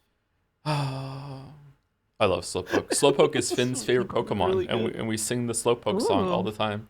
Fantastic choice. Slowpoke. Thank you, Merrick. Thank you, Merrick. Oh, man. We've got 5 more. We've got 5 Thank more. you. Fifi de Festival. Was that better? Fifi de Festival? Fifi de Festival? There we go. I did it. No, you stumbled a little bit. No. But you got it. That's just how I talk. It's just how I Fair talk. Enough. Joe Station Yazuka. Oh, it's a Yazuka.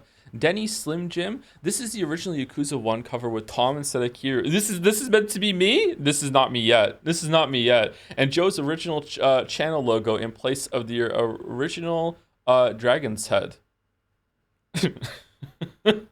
Formally suggesting for a Yakuza-mas this year instead of Yeekmas, not only because of personal biases towards the series, but also the fact that Yakuza Kiwami primarily takes place during Christmas time. Does it really? Therefore, Sumari, making it a Christmas game, kind of like how Die Hard is a Christmas movie, do we have time to do both? Because I promised Yeekmas. Also, There's just want to say... for Yeekmas.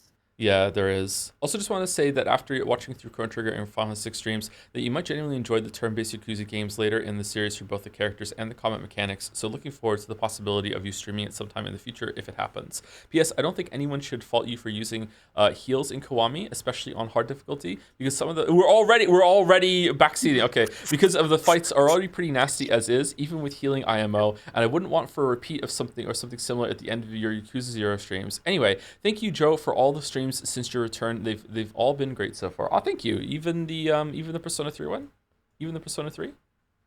Sorry for long stream, really unrelated game propagating. Just really love the Yakuza series. And I think they make great streams. No, it's okay. I think that we definitely should do Kiwami at some point. Maybe we could do it at Christmas as well as Yakuza. Kiwami is not as long as Yakuza 0, right? Sniff. Denny, since you're in chat, I think the most interesting part of your message is that you watched Chrono Trigger and FF6 streams and came away with the impression that Joe likes turn-based combat. Half as long and side content not as interesting, says Ironwrath. Okay, yeah. So maybe we have time to do both. However, there is a chance that Jeff Keighley's award thing is going to nominate a game that we're not expecting, and we're gonna have to do like an emergency stream at the beginning of December in order to get one of them done. I hope to God it's not Kingdom Come Deliverance 2, because if it's that might be we might only be able to need to have time to play like half of that. Yeah, there's no way we're gonna be able to do that. Yeah. Now, what would you rate this backseat out of 5? Because I think having backseat in the fan art while it's depicting your literal back, that's gotta rate pretty highly. It's pretty good. It's pretty up there, yeah. It's pretty up there. I think that's gotta be like 4 minimum. Does this mean you'll play the newest Yakuza game if it gets nominated? Oh, see, that's a tough one. If I'd already played the rest of them, yes. But because that's a series that we're playing in order, I don't know if I'd want to skip ahead. If it gets nominated for Game of the Year, yeah, maybe. I'm not sure. This was before the backseat rating, so you were ahead of your time, Danny. Oh. Yeah, that's impressive. We didn't even have the meta yet, and you front seating, one might call it. M for Mahjong. 14 plus pages of rules. Yazuka. This is a cool image. Thank you, Denny. Chat thinks Kingdom Come Deliverance duly nominated. If it gets more and more sure as time goes on, maybe we should play it early. I don't think it's gonna get nominated though. I'm holding out hope. It's boring as shit. Kingdom Come Deliverance 2 is a pretty generational RPG. No way it will be. You really think it's that good? Really? Did the first one get nominated? Joe, you have to remember Jerry is a devout magic believer, so take everything he says with a grain of salt. What's a sure lock-in so far for getting nominated? Split Fiction. Expedition 33. Expedition 33. You think Split Fiction's gonna get there? Absolutely. For sure? Like his game won a couple years ago. Death Stranding 2. There's Death a pretty Stranding good 2. chance Blueprints will get the token indie nomination. I would say Blueprints is the least likely of those 4, but I still think it is going to I get. think so. Yeah. Mm-hmm. Split Fiction is so bad. What do you mean? Split Fiction is a fucking great game. What? Those streams were a lot of fun. The story. The gameplay in Split Fiction is amazing. Yeah, the story is whatever. Like, the story's actually bad, actually. He said actually twice. The gameplay in Split Fiction is really good. I think you and I still need to set something up for A Way Out if we ever end up having time. Are we doing that? I think we had plans for it, but it has been a year. I can't remember. If we had plans for it, we should do it. Yeah, I would like to see the other games that I can't remember his name that he did. Joseph Flores. Thank you. We also still need to finish Overcooked, but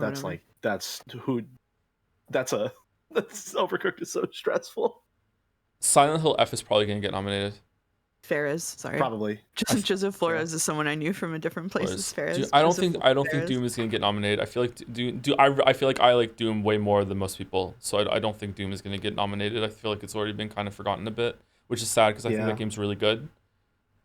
I think it was in the unfortunate position of following up Doom Eternal, which is like the logical endpoint of pretty much all of its mechanics.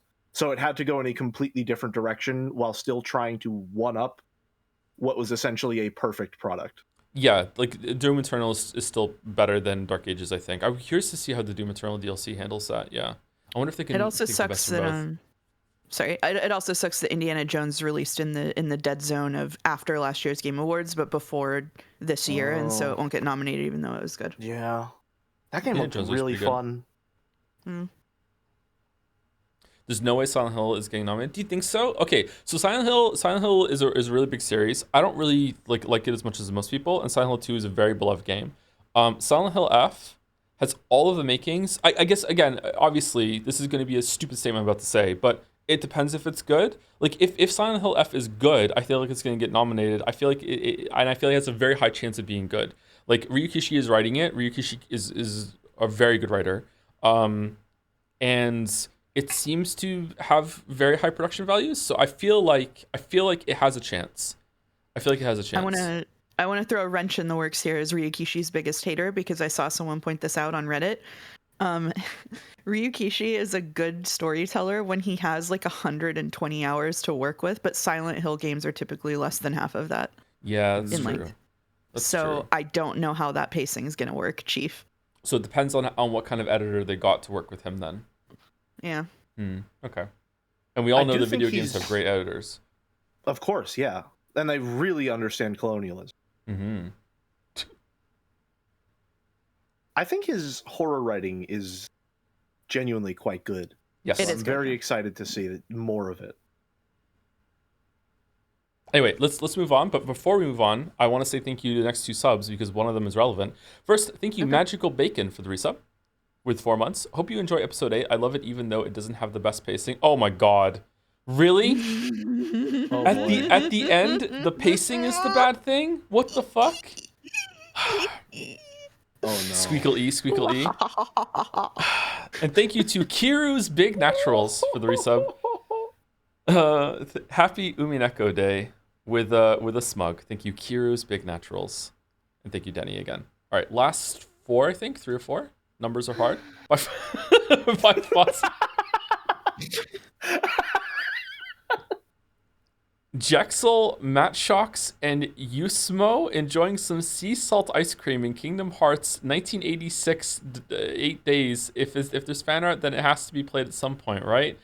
Okay, I posted this. I posted this in the channel in response to this. It's already being fucking played. You don't have to preemptively make fan art for it. No. I'm playing it in December. This is specifically fan art of Kingdom Hearts 386 and a half days, or whatever the fuck it's called, which is a game that I owned on the DS and did not get through any significant portions of, but that is forever stained in my memory, and so I recognize this scene exactly.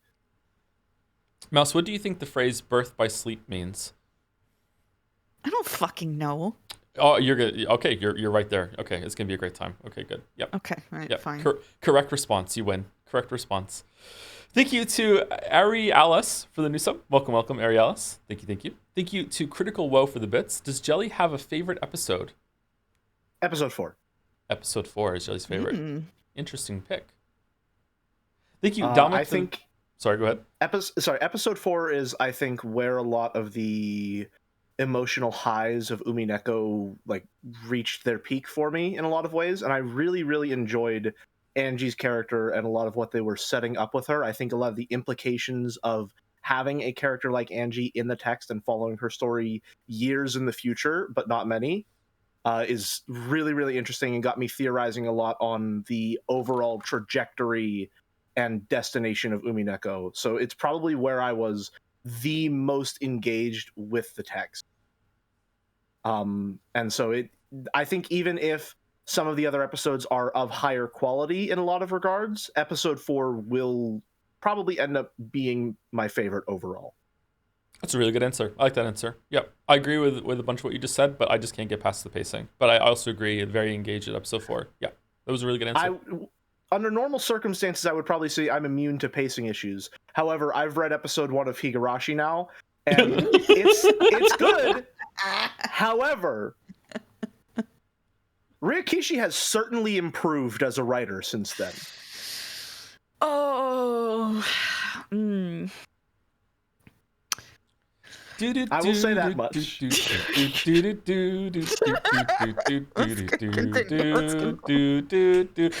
You could probably play that music over 80% of episode 1 and it would be fitting. Thank you, Dominic, for the bits as well. Can't catch it live, so I'll send all my messages ahead of time. He hates it. He loves it. I disagree. Good point. Actually, lol, +2. Fuck you, George. And finally, reading without love. So much hate. My so much hate head. Thank you. Thank you very much, Dominic. Is that a TLDR of the stream so far? It's a future TLDR. We're gonna. Yeah, it's all the messages Dominic would send if you were here, just sort of preloaded. Oh, Voltork bought a marble in the middle of this. Oh, I actually am not going to read these ones out loud. Sorry if that was part of cashing these in, but I don't want to do this for the series specifically for a reason I don't want to get into. JoJo's Bizarre Adventure, parts 1 and 3, not 2. Can you not 2? Can you skip over a JoJo? They're like Final Fantasy, right? Is there any crossover between the JoJos? Bro, is Joseph Joestar? Chad is so mad. Oh, I give an A+ to this marble. Yeah, this is why. Okay.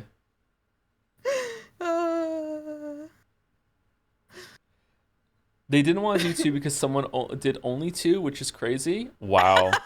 They're never gonna win at the same time. That's so good. So either you watch the first and third season and miss 2, which is, may I say, extremely integral to understanding a lot of 3. Oh, is it really? Okay. Yeah. Okay, all right. Or you just watch 2 and you're a little confused about some of the stuff. I don't know what's funnier to do right now, to leave it as is or to say we'll add 2 into this one, but not 1 and 3 to the other marble. So like in the race it'll be parts 1, 2, and 3, or just 2.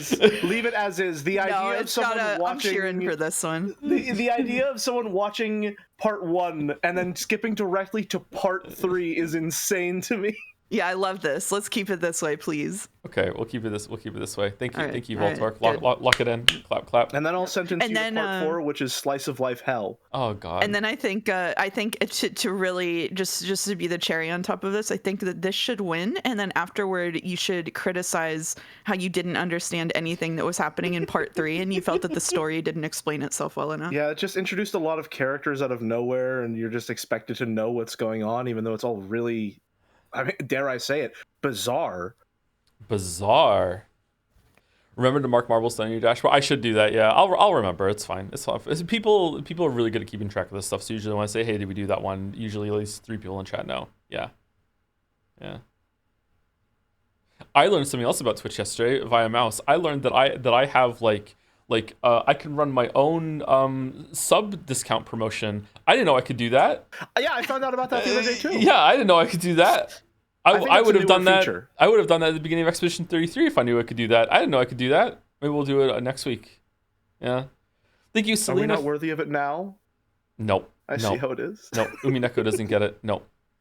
Only French JRPG. Sorry. Thank you, Well, Selena. I mean, they Selena are Fenris. Umi Fullers, so they would be disgraced if they didn't pay the full price. All right, +2. +2. 33 gift subs. Folks go. Yeah, that's true. That is kind of shitty for them. Can they like retroactively get the price or? No, it only runs for like a time that you can't even like you schedule set it. the It's a time. really half-baked implementation because they're still testing it. So like you have to go into your dashboard and like hit the button to start it for a set amount of time, and then it runs no matter what. There's no pausing, there's no scheduling. It's just like it just goes. So I was joking. I'm sure they don't mind. Retroactive. I would kind of mind it in that case. I don't know. Maybe we should wait for the next big game. Anyway, thank you to Selena Fenris or Selena Fenris. It's probably Selena Fenris. Excited to see. It's a cool name actually. Excited to see episode 8. Yesterday I did great on my final exam, but also got burned by hot grease. Well, I know what chat's about to say, which is kind of the episode 8 experience. What? JK, I love it. Wow. Episode 8. It's so good. It's like doing well in your exams and then getting burnt by hot grease. Thank you. I hope that congratulations, and I hope that it wasn't too bad. Ungrease me. There it is. Thank you to Puka Boy for the resub. 6 months at tier 3. Thank you so much. The gang's back together for Umi 8. Can't wait to see y'all's thoughts on it. It's one of my top 3, although I am now being informed that I should only say it's interesting. Apparently it's paced poorly, so really it's an 8 flipped on its side for how long it's going to take for us to get through it, I guess. Yeah, it's poetry. It's a good visual joke. Thank you, Zorox, for the bits too. I keep asking my servant to marry me, but they say it would take a miracle for them to love me. What should I do? Just keep trying until it goes through. It seemed to work for he who shall not be named, right? What do you think? Everyone. Just you gotta get it in there. You gotta say the full phrase. You can't leave them hanging like that. Thank you, Fozzie. Mega Geeko loading Joe. The 516 streams the 516 streams inspired some more pixel art practice. This time I did some Joes based on the sprites from the game. This GIF is just loading Joe. Okay. I passed the D20. All right, loading I also Joe. did. Yeah, I also did. It was really tough. It was really tough for me. I didn't even know there was a roll. I apologize. Why is so much Joe fan art lately? This is a new era. Okay. Oh! It really is Final Fantasy 6. Oh, cool. Ooh. Oh, I like these. Fucking Discord notification. Dragon RPG. Cool. There's more. What's the other really one? Nice. Oh, it's a sprite sheet. Nice. Full sprite so sheet. cute. Nice. Sprite sheets are so charming to me. I like sprite sheets. There's something very, very enthralling about seeing it all laid out like that. Boom. I still need to play Final Fantasy VI. I tuned out for those streams because I'm trying to play it myself. But I have RPG sickness. I'd be interested to hear how you like it playing it for the first time as an adult, and see if it and also having played. Did you play Expedition 33 or any more recent JRPGs, Jelly? I watched most of Mouse's streams for Expedition 33, but I don't generally play RPGs because I am a very compulsive completionist. So when I play an RPG, I will usually, at some point in, I would say like the final third of the game, get into the mindset of like, okay, the game is signaling it is going to end. Time for me to do all of the side content that exists. Mm-hmm. And then about halfway through all the side content, I will be like, okay, I'm going to take a break and play something else. And then I will never come back to it. And when I do come back to it, I'll say to myself, well, I don't want to just pick up where I left off because now I'm not really in it. So I'm going to start again from the beginning. I'm exactly the same way. I really had to overcome this. I really had to overcome this, yeah. Now that you've said that, I wonder if that's why I didn't finish Final Fantasy 12. I wonder if I had skipped a lot of side content and then I got to the end and then I was like, I have to go through the whole entire area now. I wonder if that's why I didn't finish Final Fantasy 12, because I was right at the end of Final Fantasy 12. I played almost all of that. You saying that Final Fantasy VI is a more brisk experience, and the fact that it only took 5 streams is very encouraging to me. I know you were playing on a version that has you can speed up and you grind it off stream and stuff like that, so cut down on the time spent, but it's definitely a more appetizing proposition. That sounds sinister in some way. You know what I'm talking about. I know what you mean. 12 is the best side content in the series. Really? 10 had really hard side content. Then I remember there was some like thing in the desert that just like wiped out my entire party, and I said, fuck it, I'm not doing this. I think 10 had that. I'm probably going to play Final Fantasy IX first, though, purely for the reason that it has Vivi, and I like Vivi. I hope you like Vivi. That's all. Yeah. He's 9 years old, and he has been mugged 17 times. I'm planning to play 9 soon, too. I hope all I the characters like in 9 look kind of funny on a replay. They do look kind of funny, like visually. I like Steiner a lot. Steiner looks really goofy. I like him. Steiner's pretty fun. I think my team in Final Fantasy 9 was the main guy, because it always feels good to have the main guy in your group. Garnet, Steiner, and Vivi. I think that was my team in Final Fantasy 9. To me, Vivi will be the main guy. Ooh. I have devastating news for you, Joe. What's that? I was playing through all the intros of the games that I haven't played just to watch the introduction, and I really liked the intro of Final Fantasy X. I thought it was fun. I liked the opening scenes. Maybe I like them more when I'm older now. I don't know. I didn't hate it, but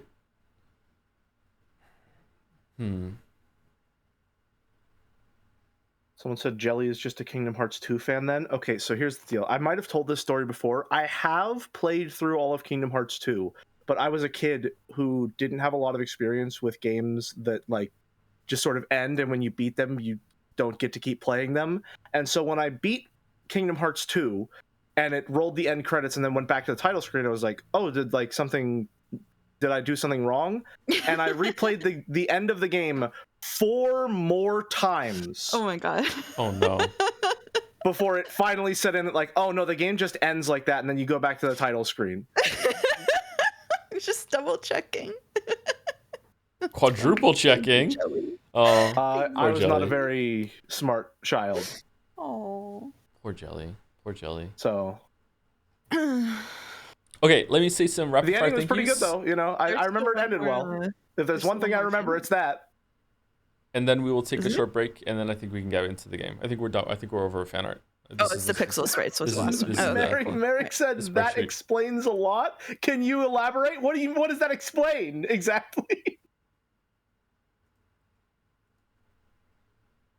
What are you trying to say, pal? The nuke from Merrick. Anyway, thank you too. He does have a supply of them. Mugurumin or Mugurumin. Dangerously close to Uryu there. Thank you, Mugurumin, for the new sub. Welcome. Thank you, Pinzara, for the bits. My friend group calls each other kitten as a joke all the time, but it backfired on me and my friend when at a concert, my taller female friend asked me, a short guy, can you see kitten? Because we were surrounded by girls in heels, and we saw like 3 people turn at us with an expression I can only describe as disgust. Joms.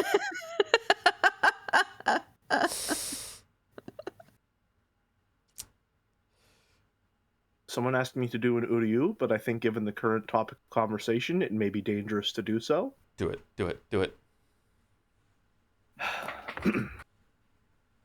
Uryu. Thank you, Lion. Good job, kitten. No. Thank you, Quantum 065. I'm not a kitten. I'm a very proud lion. Thank you very much. Proud lion. Do not infantilize me, even though I'm the youngest of the group. Oh man. Moving on. Quantum 065. Thank you very much for the resub, Quantum 065. Thank you, Vix Burley Hart, for the resub too, with the message, hi Joe, crazy how my sub hit 6 months right at the start of episode 8. Truly a miracle of magic. It's been an absolute blast watching streams live, not only to see your reactions, but also as a way to re-experience Umineko myself, which I now love even more. Damn, better on a reread. I will not make your expectations of episode 8 higher or lower, as whether you think it's good or not is the final mystery with a Jom's cackle. Interesting. Will Kingdom Come Deliverance 2 be nominated for a Game of the Year? What was it, yes or no? And thank you, Tacos Debira, for the resub with the message, hi toe, hi mouse, hi. Everything all right? The message is high toe, high mouse, high twink, which is not a word I would use to describe you in any I'm so universe. sorry. I don't know what it is. Everyone seems to think that I'm this diminutive creature. I'm like 6'4", people. Yeah. Jelly's really tall. Yeah. I'm sorry to break it to you. I'm a pretty hefty guy, all right? I'm a big guy. It would be incredibly painful for you. Wait, what? Wait, why'd you have to say that? What? Because I watched the fucking Bane scene from The Dark Knight Rises, and now it's stuck in my head, and it just went on autopilot. Okay, all right. Mouse is tall too. Do people know that Mouse is tall? Mouse is tall too. I am 5'10". Yeah. Mouse is tall. Jelly is spiritually a twink, like the same way Joe is spiritually battler. I don't even get to be a character. I'm just an archetype.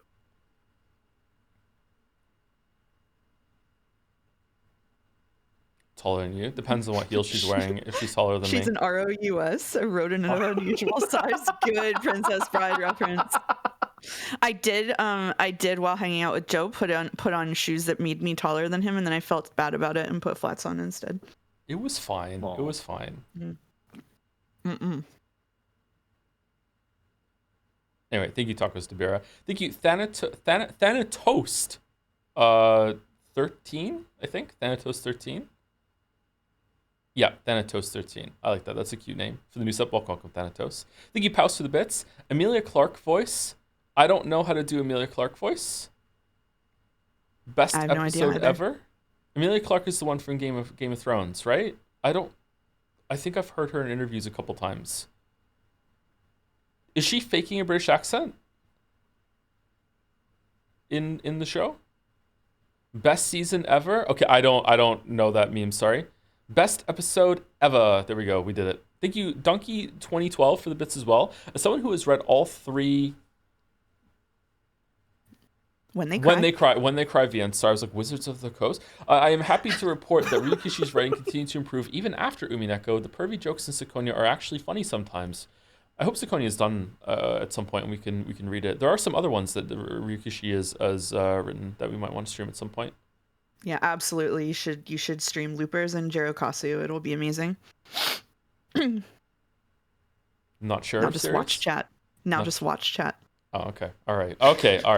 Thank you, Trijugate, for the resub. 6 months. Thank you very much, Trijugate. Thank you, Rodney, for the bits. 2 hours in, almost time to start reading Umineko. We were going to take a break first. I know it is going to be 2 hours. We had a lot of fan art today. Thank you, French Fries, for the bits as well. Thanks, Joe, for being such a fun streamer to watch. Got myself a new job offer this week, so I'm celebrating a bit alongside with the Weeb Meister. Oh, thank you very much. Congratulations on the job. Congrats, French Fries.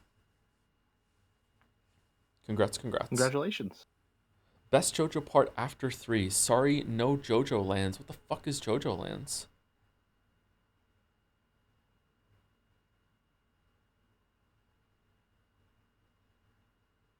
In defense of Ryukishi, Loopers was a cooperation with Key and Key. With Key, and Key has never had a good VN. Okay, you said Key and Key made it seem like it was attorneys at law. Key and Peele type thing.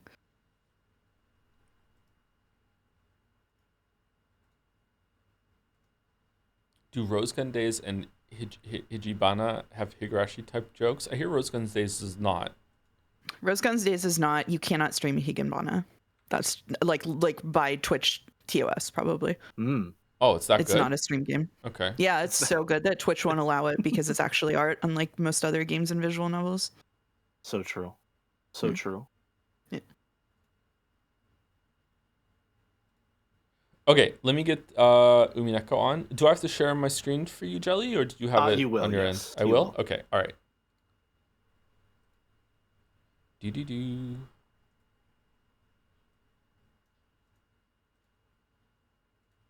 Sorry, I'm really troll-brained today. I don't know why. I've said like 20 things that just aren't even true. I don't know why. You're becoming a real streamer. I was I've gonna got say, a little gremlin brain today. Listen, the true essence of streamer banter is rage bait. Oh, look at this in the background. Cool. Your objective is to make the chat as mad as possible. Chat has watched my corruption arc from the start of the Umineko streams. Is Will the hottest guy in the story? I think so, probably. Streamer first, mouse second. That's right. That's right. Yeah, it's probably Will. What about the goats? I'm not into that ever. Sorry, I'm not into that. Renove is hot, but he unfortunately is. It is like the Genji demon. Oh right, yeah. I like it when men look like women, says Ryan. I think I like that too, but I just don't want to admit it most of the time. Episode 8, Twilight of the Golden Witch. Good morning. This farewell is as sad for me as it is for you. I've prepared a goodbye party for tonight. A game competition will be included as well, so please feel free to participate. The difficulty is small, but not to be trifled with. As this will be the last opportunity, why not take part yourself? Episode 8. All right, we're going to see what the first, oh God, every single time. This story is undoubtedly nothing more than fantasy. It could not possibly have any relation to real persons, organizations, places, or events. I can't believe that took on another meaning. Every time I have to say that. This episode to run place only PlayStation 3 and PC editions. Umineko is required for playing this game. We hope that you enjoy a fresh experience with the continuation of the story. Wish you a pleasant voyage across the sea of mysteries. Can I look at the cover I can't yet? wait for that's going to be crazy recontextualized on Umineko 2, probably. Also, Joe, you're not streaming it in Discord. She, he, end? 1 second. There's no sound. There is sound. It's just too quiet, I'm guessing.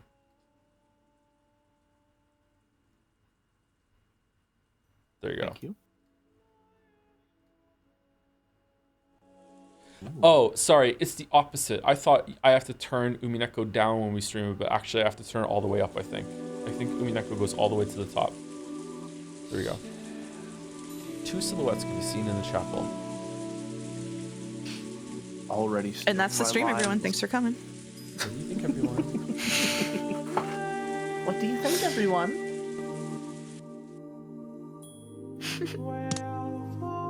Now it's loud. That's an insane vocal stem. It is impossible to resist the "What do you think, everyone" refrain. Yeah. Okay, I moved down to -10 and we'll see if we can. No, I'll leave it as it was for break, so there's some sound, and then we can fuss with it when we get back. Anyway, be back in about 5-10 minutes. I don't know if anyone's gonna make a tea. I have such a capable adult that I have ran out of sweetener to make coffee, so I cannot have a coffee or a tea today. So, yeah. Music is very Katamari coded. We'll be back in about 5 minutes, I think, and I'll run in an ad while I'm gone too. So anyway, we're back. Muting Discord. And muting me. See you soon, chat.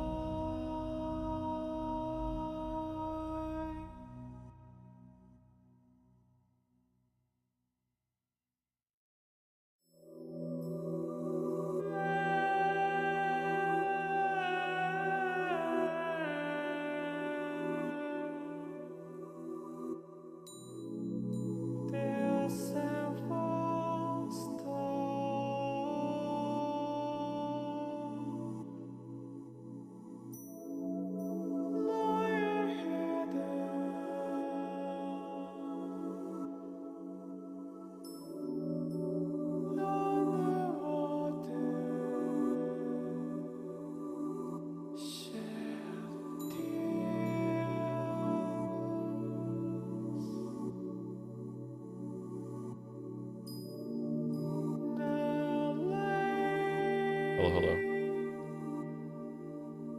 So just a warning, when we're back now, that we might have to take a slightly earlier break because I just drank so much water. So we'll see how it goes. And I'm also having a protein drink right now with water backup because the aftertaste on it is not that great. Wait, is this the beginning of episode 8? Yep, it's the very beginning of episode 8. We haven't seen a single line past this one for episode 8. We're going to be trying something new with voice assignments today, chat. Jelly is going to be your narrator for the day. It is my honor and pleasure to be your guide on this episode of Umineko. Hi, Gatsby. What's up? Did you drink a lot of water too? Uh-oh.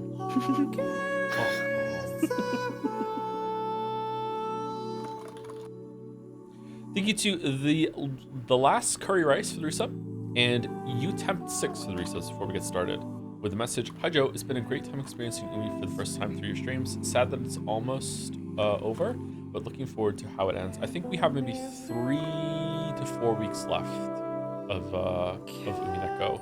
I probably am going to stream it on Tuesday, so maybe we should do Monday or Sunday Expedition 33 so we can keep that going because I really want to play more Expedition 33.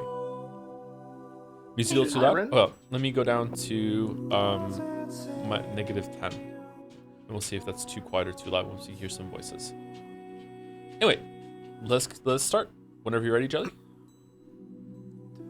2 silhouettes could be seen in the chapel. A big brother and a little sister. The big brother, who would never return from that day 12 years in the past, and the little sister who waited all alone 12 years in the future. However, Shikashi, the big brother knew everything, understood everything, and the little sister knew nothing, understood nothing. So, no matter how much time passed, the little sister remained as the girl she had been 12 years before. She remained a 6-year-old girl forever. Her sobs into his chest finally subsided. She quietly waited for his next words. After patting her head gently, the big brother fished around inside his shirt pocket. Then, he took that out. Are you listening, Angie? Take good care of this. What is it? A key? Battler took a large key attached to a necklace out of his pocket, then held it out to Angie. It was large enough to cover his entire palm. And little Angie probably wouldn't even be able to wrap her hand all the way around it. Key glittered gold and had a beautiful, intricate design. Its weight alone made it clear that this key was something very important. Battler put the necklace around Angie's neck. Also got another key stretching out with the chain up there too. That was a beautiful key. This precious key is yours alone. What's it for? We finally have child Angie art? Aww. The time to use it will come soon. When it does, you'll have to decide for yourself. Understand? Of course, she didn't have a clue what Battler was saying. But she did realize that he was telling her to take good care of this key. Angie nodded, at least in response to that part. I think it's really interesting already that we're shown child Angie's design and she has the same hair pieces, which it's mentioned are quite childish, and we now have the context of she's remained that 6-year-old child all this time. That's incidentally very nice. I would love to point both of your attentions to the pout emote in Jad's. Is that child Angie? Has that been child Angie this entire time? I feel like we knew that already, didn't we? I knew it was Angie. I didn't know it was child Angie. I'm not doing this again. I'm not doing this again. No, I'm just gonna tank this. I've decided to just not take damage. I mean, I can rattle the bars a little if you'd like. Just go for it. Go for it.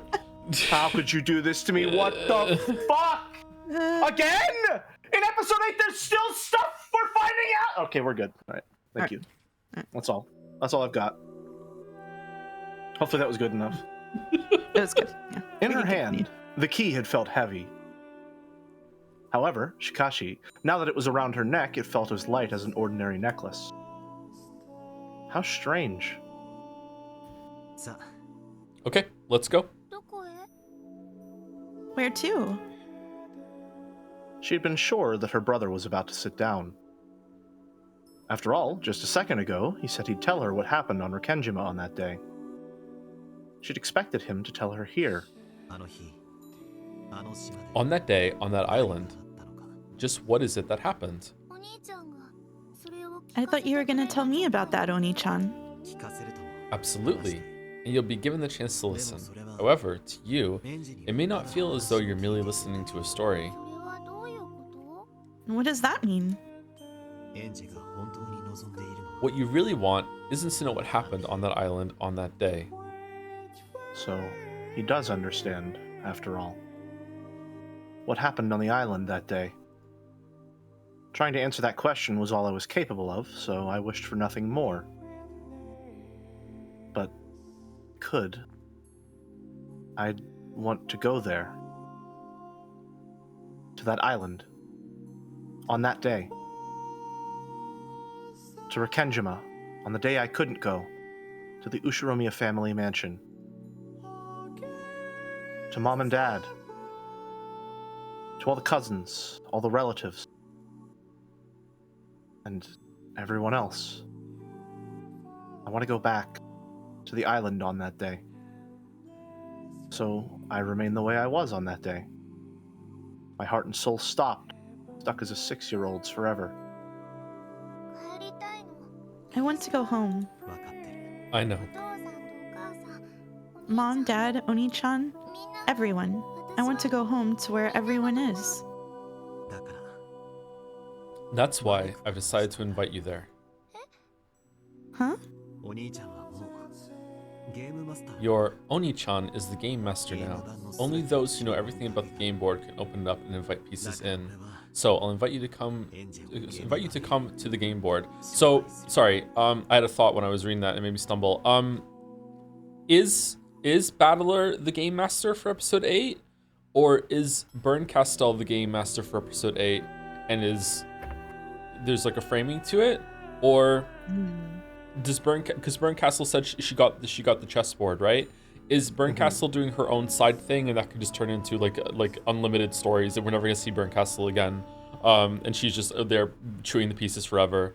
Or is it like a mix of both? Is there 2 warring game masters? That would be interesting. Like what's happening here? I wonder.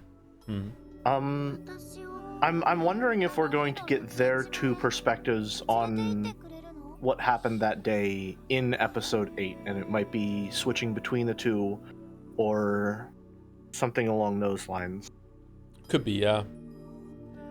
Because I do think, and I have thought for the longest time, that the ultimate ending of Umineko will be a question to you, the reader, of whether you believe there is magic in the world or not. So if it's swapping between Burn and Battler, it could be a question of which of these 2 perspectives do you find to be the most truthful. I thought it was building up to that too, but I feel like episode 7 kind of blew that away. Maybe it's going to come back in episode 8. I'm curious. I don't even understand why there is an episode 8, to be honest with you. So we'll see how it goes. It could be returning to that. As I see it, episode 8 exists because we need to resolve Angie's story, and Angie is our real perspective character. She is how we are getting access to the fragments. She's how we're seeing the island. She's why we're here to begin with, and this story would be incomplete without a finale for her. I feel like episode 7 could have served as a finale for her. So are we going to see some resolution about what happened after the fact? Because it seems like what happened at the end of episode 4, that is the future. I do think that is the future that went in. I also think, I was speaking about this on stream chat, I think last Saturday night. I think Battler survived. I think Battler is still alive. I don't think he died. Because we saw reality as it seemed to be, I do think that what we saw on the stage play, I think that that is what happened on the island that day. I believe Berncastel. Maybe I shouldn't, but I believe Berncastel. And we didn't see Battler die. I think Battler survived. And then I went on in an unhinged theory in the chat after that. I think you were there for that, weren't you? When we were speaking about that on Saturday? I was there for a bit of that, yeah. Yeah. What was your unhinged theory? My unhinged theory for the viewers was that I think that the so my mind goes to, if Battler survived, it would have been hinted somewhere in the story. Battler would have already been present somewhere in one of the episodes that we saw, and the only way that fits, and then the idea I had after that made it even better, was that I think that I can't remember her name. What's her name? Hachijo. Hachijo. So Hachijo is the there was this line about how when Angie went to see Hachijo with Amakusa, that there was someone else there and she was in the background, and someone else was signing the books. I think that person is Battler. I think that there's two of them writing it together, and I think Battler survived, and that person is Battler, and Battler is involved with writing the forgeries. I think that's what's going on. I don't know if Battler has amnesia and is trying to work through it, but that's what I thought. But I was really hesitant to say it in stream chat because as soon as I said it, it fit really well. But it's a really big call. Like that's a long shot to make, and if it's right, I feel like it's gonna land. Like how the fuck did he get that? But it felt really right afterwards. Could it be the case that his death being ambiguous is maybe something on the side of like unanswered plausible deniability, if that makes sense? Where, again, I'm coming into episode 8 with the very strict perspective of this will end with, in one form or another, a question posed to the viewer of what they believe. Because that is, to me, what Umineko has been trying to ask you, the reader, the entire time, is what do you believe? In episode 6, that entire interaction between Angie, our perspective character, and Toya, who is, for all intents and purposes, Ryukishi's self-insert, the most important thing that Toya stresses to Angie is she doesn't care about Angie reading the story, she wants to know what Angie thinks is happening and will happen. Which to me is Ryukishi saying to the reader, what do you think? Which is reinforced by that episode 8 intro text where it says something along the lines of, or it said something along the lines of, this is your last chance, so like make sure that you play along this time. I think that you, the reader, have the final say. I think that is the point. And so going into it with that in mind, I think that maybe the fact that you're seeing it could be plausible that Battler could be alive, that may lend to maybe a more magical interpretation of the end of the text. I like that. It could be that. I feel like if we hadn't just gotten all the answers in episode 7 that we did, I would like, because we kind of felt that the story was going there, but we were wrong. We thought that back in, I can't remember what episode we were both on. Probably Jelly. 3 was is it where 3? we did most of our theorizing. In episode 3, I remember us saying that we thought that the story was going to be leading up to this conclusion where it's like something horrible was done to who we now know as Sayo. Something horrible was done to Sayo. I thought at the time that Sayo had a repeat life of Kuidori and Beatrice, but that wasn't the case.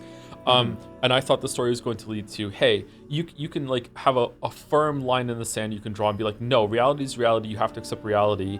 Or you can go along with this magical world that's basically cope, that Sayo has created for herself, that has made her life a lot better and more tolerable, or you could make her face reality. And that's what I thought it was building up to. And there has been a little bit of that, but not really. That hasn't been the crux of the story whatsoever. So maybe it's that with Angie now. Maybe they're going to do it with Angie. But now that we've seen the answer, I don't think it's going to be a case of like what do you think is more plausible, more real? It's that you know what's real, but even though you know what's real now, do you still want to just go along with the magical theory because it's just better for everyone involved, including yourself, maybe? I think maybe that's what's going for. I don't necessarily agree with that. I think, personally, taking Byrne's reality in the episode 7 Tea Party at face value feels naive to me, because we know that Byrne is someone with a deliberately malicious perspective on these events, and we know that she's confirming it using the red truth, which is almost unanimously a lie of omission. I don't think taking the events of the episode 7 Tea Party at face value is plausible. You very well may be right, but right now I am. But you might be right. If it turns out that that is the case, and you're right, that it's like, okay, episode 7 is not meant to be 100% accurate retelling, or even if it's not 100%, it'd be like 90%, whatever, that sort of thing. I wouldn't be angry, I wouldn't be upset. But to me right now, it felt like the point of that scene, and it hits harder for Angie, is that no, this is the truth. Like the truth is even worse than any of the magic and the bullshit that you can come up with. So that's what I think is happening there. I think that it is maybe not 100% reliable and accurate, but I think it is overwhelmingly accurate and overwhelmingly what actually happened. I think as far as the events that are portrayed in episode 7, I am willing to believe that that is how it happened. But I think the people as they are portrayed is where the manipulation factors in. That could Byrne is definitely be the explicitly case. someone who does not see the text with love. By her own insistence rather, she does not have love. She does not care for the characters within the story, only the events as they occur. I think if there's going to be any manipulation of those events on Byrne's part, it is going to be in how she portrays these characters with the explicit goal of making Angie miserable. That I could definitely see. I think that would be good if it was that. Yeah, that so I could fuck with. It very well could be the case, and in fact, I believe it to be the case that Kyrie and Rudolph were responsible for the murders. But was Kyrie this completely unknowable, unshakable, unmoving psychopath who just heartlessly gunned down every single one of her family members? Whenever Rudolph died, she's like, yeah, I don't really give a shit, and also I don't care about Angie either, and I don't care about Battler, he's not my family, I don't care about anyone, I'm just doing this all for personal gain. I don't believe that to be the case. I don't want to. Maybe that's part of what you're supposed to go through. I don't want to, but I don't know. Like Jerry just said in chat too. Jerry just said, I just think Kyrie and Rudolph are written to be way too spontaneously evil if 7 is meant to be the literal events. See, I want to agree with that, but I just feel like Kyrie, there is something there that it was a little too extreme, too suddenly, but like Kyrie definitely is troubled, lack of a better word, but we also saw with I can't remember her name, I'm sorry, it was in episode 4, the one that probably killed Angie when she was on the island at the end. What was her name? I know who you're talking about. Kirie's sister, Kasumi. Like Kasumi, I think was there. Like the whole time I remember like reading that, and I'm like, wait, this is Kirie's family. Kirie is a part of the fucking like Yakuza. Like, what the fuck are we talking about here? Like, I feel like Kyrie was brought up in this very, very extremely violent background that she could do those things. To me, it felt like Rudolph was too much into evil, and I wanted to criticize it at the time, but the more it went on, the more I started to wonder if he was actually fucking just scared of Kyrie and that she was gonna kill him too. I absolutely got that vibe. Like, the impression I got from that, how that's portrayed, is like, if I step out of line, she is going to kill me. Like, I am or kill Battler, a potential threat, or kill Battler. He needs to follow her exactly, or else he doesn't get anything out of this. Or rather, he doesn't get out of this. I also kind of agree with Kyrie's take that as soon as the guns came out, like I was saying it before she did, like as soon as the guns came out, I can't say that properly. It's like, okay, this is over, and there's just some practical part of you that takes over at that point, and it's like, okay, so like all of us are gonna die except for 2, and I want it to be me. So like okay, here we go. Anyway, okay, sorry, we just faffed around. I'm sorry, Mouse. Yeah, sorry. We can continue.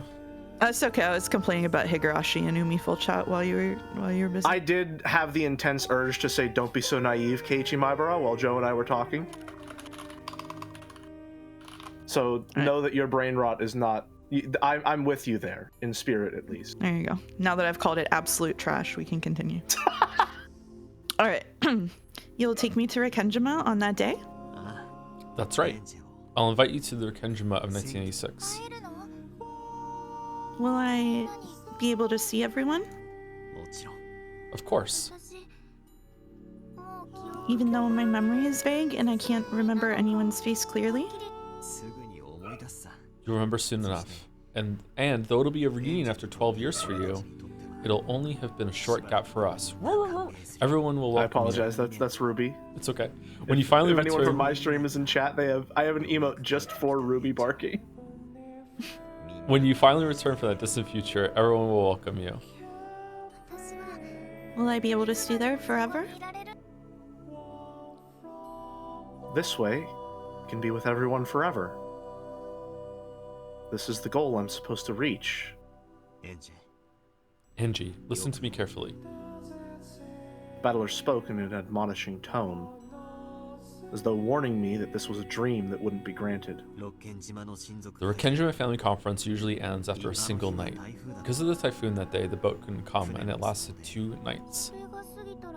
So when the typhoon passes, I'll have to leave the island again? Not exactly. That decision is yours as well, Angie. You'll decide that yourself. I understand, of course. I don't exist on the island on that day. It's a miracle just to be invited there like this.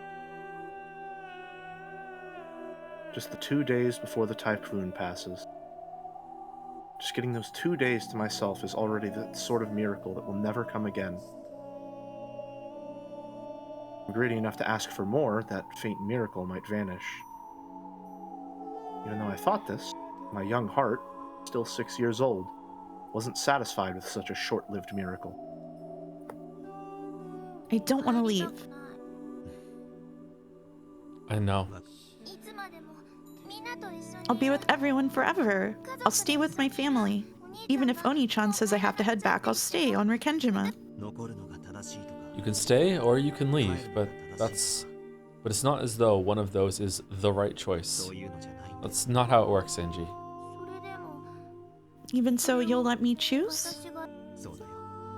Is it still possible to get a quick summary if I hypothetically only watched episode 1? Yes, that's what the key is for. Battler touched the glittering key that hung from Angie's neck. I've already made my decision. You don't have to decide now. The time to choose will come soon. When it does, you must use your honest heart to choose how you'll use that key. So this is the key to the cat box, I'm guessing? Seems like it. You don't need to listen to anything your Oni-chan tells you. You're free to choose your answer in any way you like. However, if you're a good kid and if you can trust your Oni-chan, If I can? then believe everything Oni-chan says. I'll believe all of it. That will lead to the best choice for you. Listen to your Oni-chan's words and believe everything. Can you do that? I don't know. That's good enough. Believe whatever you want to. That's also a choice you can make. If I don't believe Oni-chan, will I wake up from this dream? That won't happen. So don't worry. For some reason, Angie was suspicious of her brother and scared of him. Her wish was to remain on the island on that day, together with her family, forever. She was afraid that, once she got her 2 miraculous days, her brother might tell her to be satisfied with that and return to 12 years in the future, all alone. I already told you. There is no right decision. You can go or you can stay. That's for you to decide. You don't need to make your decision right now. No one will force me to make either choice? Of course. And Oni-chan won't tell me to go back to the future? There is a choice your Oni-chan wants you to make. Even so, Oni-chan wants to respect your decision and let you reach it of your own accord, regardless of what it happens to be. And I just told you, I've already made my choice. And I just told you, now isn't the time to choose. When will it be time? The key will tell you. The large gold key hung from Angie's neck. Her small hand held it tightly. Who's voicing the key mouse? Woo! Angie, it's time to make your decision. Here we go. I think if this is going in the direction that I think it's going, this might end up being my favorite episode. Really? Damn. Yeah. I'm already seeing. I'm gonna voice it now just to see if I'm the only one seeing it, especially considering that Angie's story begins with her throwing herself off of a building. This reads to me like either contemplating, maybe not suicide, but just contemplating whether she should continue living. Okay. I know that you really liked all Angie as well and that episode, so it would track. This is like also it's the end of it's episode 8. It's the same point in answers that it wasn't questioned, so it's like returning to that episode 4, episode 8. It feels like they're mirroring each other in that way. I'm not entirely sure how I feel about that, given the context of what I think the ending is and what it might represent, but I'm interested to see how it develops. At that moment, she noticed a book lying on the chapel's altar. The book had a lock on it and was sealed so that it could not be read without a key.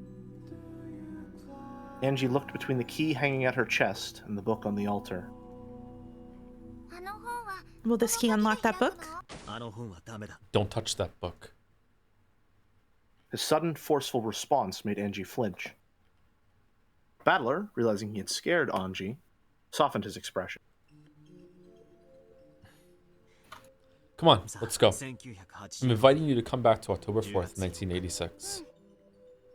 Okay. Battler held out his hand, and Angie gripped it tightly. Then, they started walking. Sorry, someone chat said, that's Higurashi.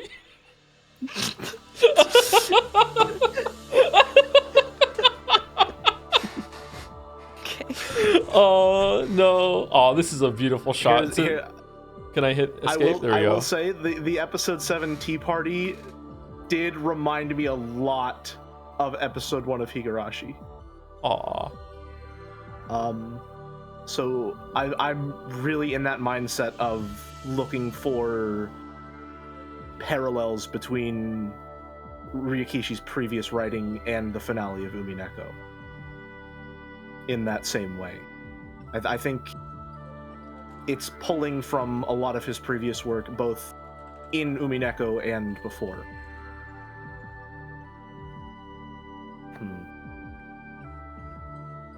A brilliant light lay beyond the chapel's door. That blinding light peeked in through the cracks around the door. The brother and sister began to walk through to the other side.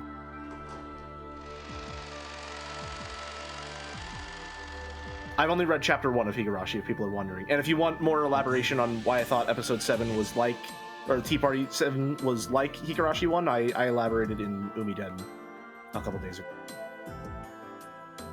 I think this is you, Joe. Higurashi. Is it? I was about to ask. Yeah, is it me? Welcome back, Angie. This will be the last time. I'm opening this game board one last time for you. Oh. Should I turn up a little bit? The final OP.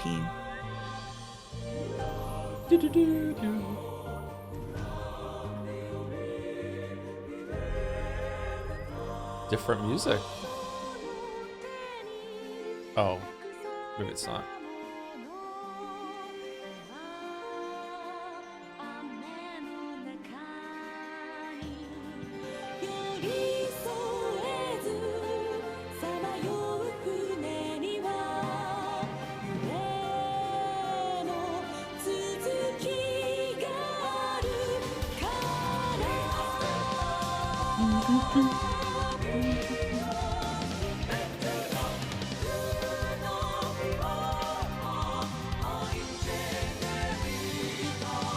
Hope we get some good Battler and Beatrice scenes in episode 8. Not a single one in episode 7. I like the dynamic.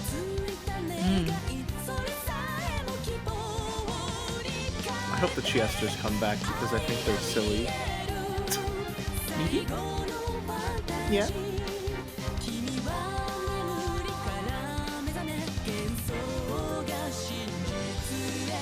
I read something out loud on my stream, and August pointed out I did it in the Jester voice, and now I have a complex.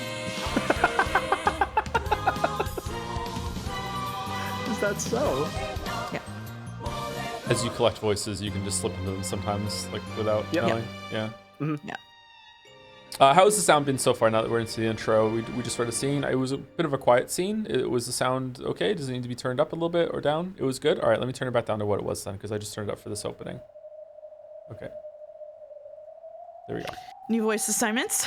Oh, that was chapter 1 done already. Okay. That was chapter 1 done, yeah. Okay, so I am... We're probably only getting through 3 today. That's okay. Okay, so I am... Whoa. Leaving this on screen is so diabolical. That's insane. That's crazy. Yeah! Fall, fall, fall! Once again, Captain Kawabata's ferry boat to Rekenjima cut across the sea in perfect form. Yes. The tale of October 4th, 1986 always begins with Battler's screams. But this time, one thing was different. There was another yell alongside Battler's. Battler was screaming. The other was laughing?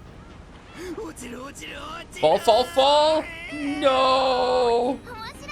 Fun, fun, fun! Battler's face looks funny. Giggle, giggle, giggle. Alongside the big brother, who was grasping at the handrail and screaming in a way no one that age should scream, was the little sister, also grasping the handrail and jumping around like it was a ride at an amusement park. George and the others just couldn't hold in their laughter at the difference. I guess Battler-kun hasn't changed much these past 6 years. He's as energetic as ever.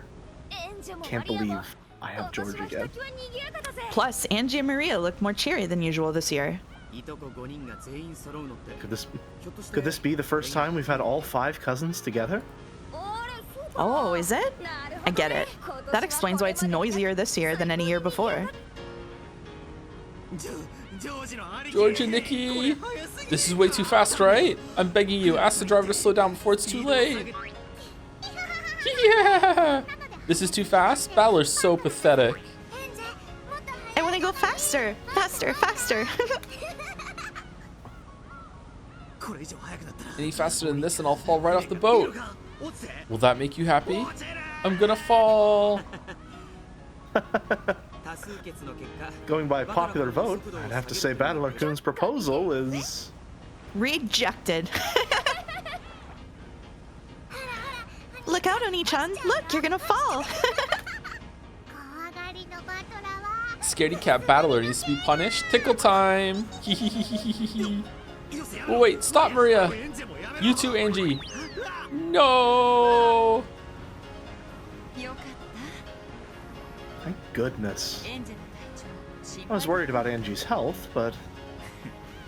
It'd be too sad to leave her behind at home. I'm glad we decided to bring her anyway. Wasn't she very sick shortly before you left? She was all better this morning. Kids can be so incredible sometimes. Can't believe Mouse gave me both psychopaths. Oh, he's okay. She's the kind of person whose health takes a hit when she's stressed. It's not that strange for people like that to get all better when the big day finally comes. She must have really been looking forward to playing with all 5 of the cousins together. Just watching them play together makes you feel charged with energy, doesn't it? The adults smiled as they watched the children play around. Angie, who had gotten very sick, and who everyone had thought would be absent, made a miraculous recovery. Thanks in part to her strong desire to join in, she had come along to the family conference with the others. And so, for the first time ever, all 5 cousins were gathered together. October 4th, 1986 became a day like no other.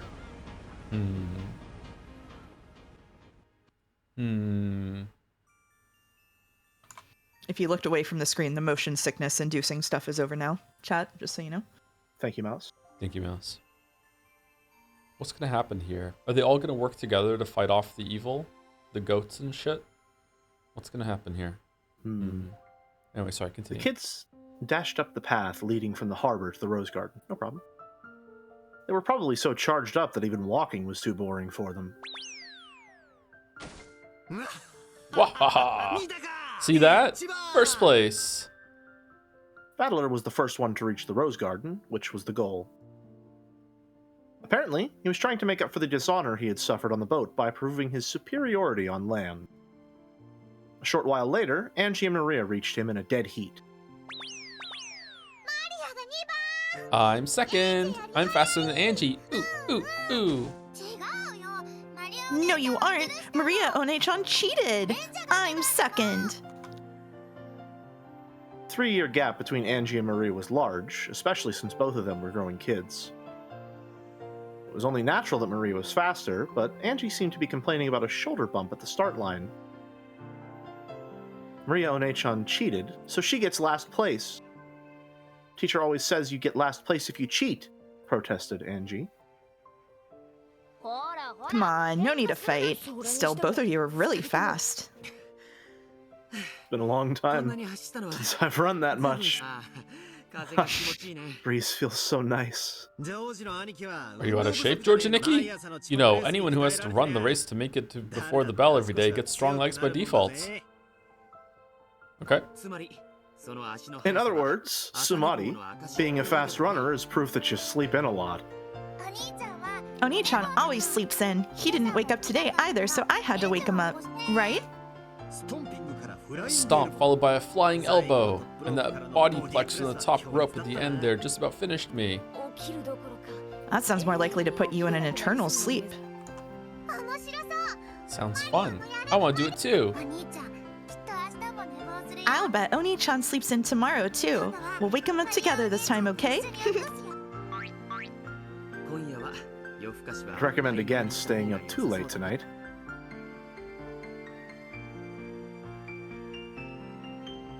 Finally, the adults came into sight. The cousins waved at them, urging them to hurry up. Angie and Maria were so excited they could hardly wait.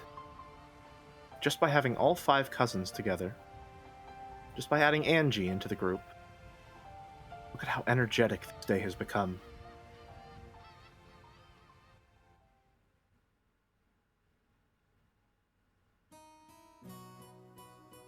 I'm now wondering what Umiful thought when I said that episode 4 was going to be Angie inserting herself into Rekenjima to cope with the loss of her family.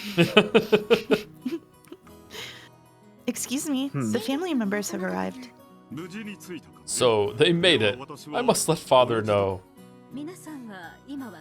Are they all in the guest house now? Yes. They will meet you here after they have set down their luggage. Understood.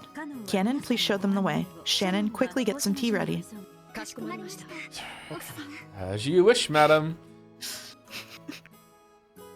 Just a little treat for everybody who got to episode 8 and still didn't figure out what's going on, you know? Father, it's me, Kraus, the largest son. It's about time for you to get ready.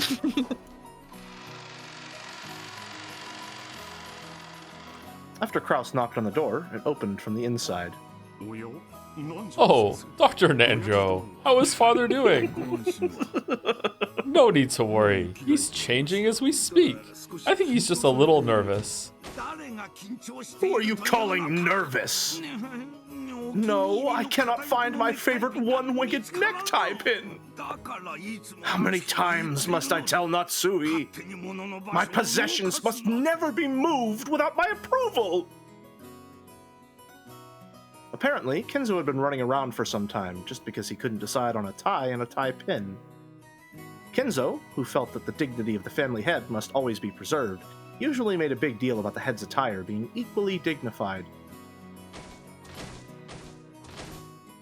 Will he make it in time? Do you think you could give us a little longer? We'll come down as soon as he's ready. Understood. I'm counting on you, Dr. Nanjo. Father, I must say, that necktie pin looks splendid on you. This necktie pin, you say? This pin? The family conference is held but once a year. There shall be no compromise. I must have that necktie pin. Where is it? Where? Big Kinzo. Necktie Orichi! Kinzo-san, you already looked in that drawer 5 seconds ago. Besides, you own several splendid necktie pins. Is it not stylish, just like something fitting to match fate's whims? You think so? So, I don't need to use the one-winged eagle pin?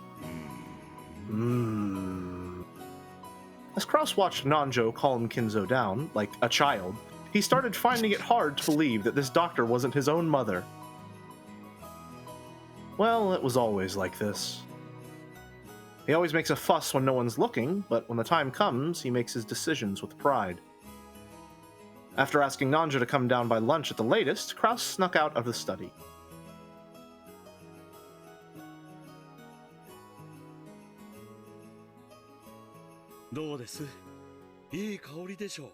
What do you think, everyone? A splendid aroma, is it not?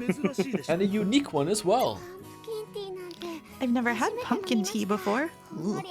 That little touch of sweetness makes it delicious. As one step in preparing the tea for the guests, Goda let Shannon try a bit first. Until then, Shannon had thought that it would be outrageous for a servant such as herself to drink the same thing as the family and their guests. However, Shikashi, according to Goda, that kind of thinking was a mistake. One must not serve something if one does not know the taste beforehand. For example, when you visit a restaurant and a dish you never heard of catches your eye, what are you likely to ask the waiter? How does this dish taste, correct? I see. So if the waiter says that he's never eaten it before, that would seem a bit odd. Precisely. As a matter of course, anyone serving their customers must be deeply acquainted with the taste of the tea and food they serve. And you'll always feel happier serving a sort of tea you've tried and enjoyed for yourself. That's right.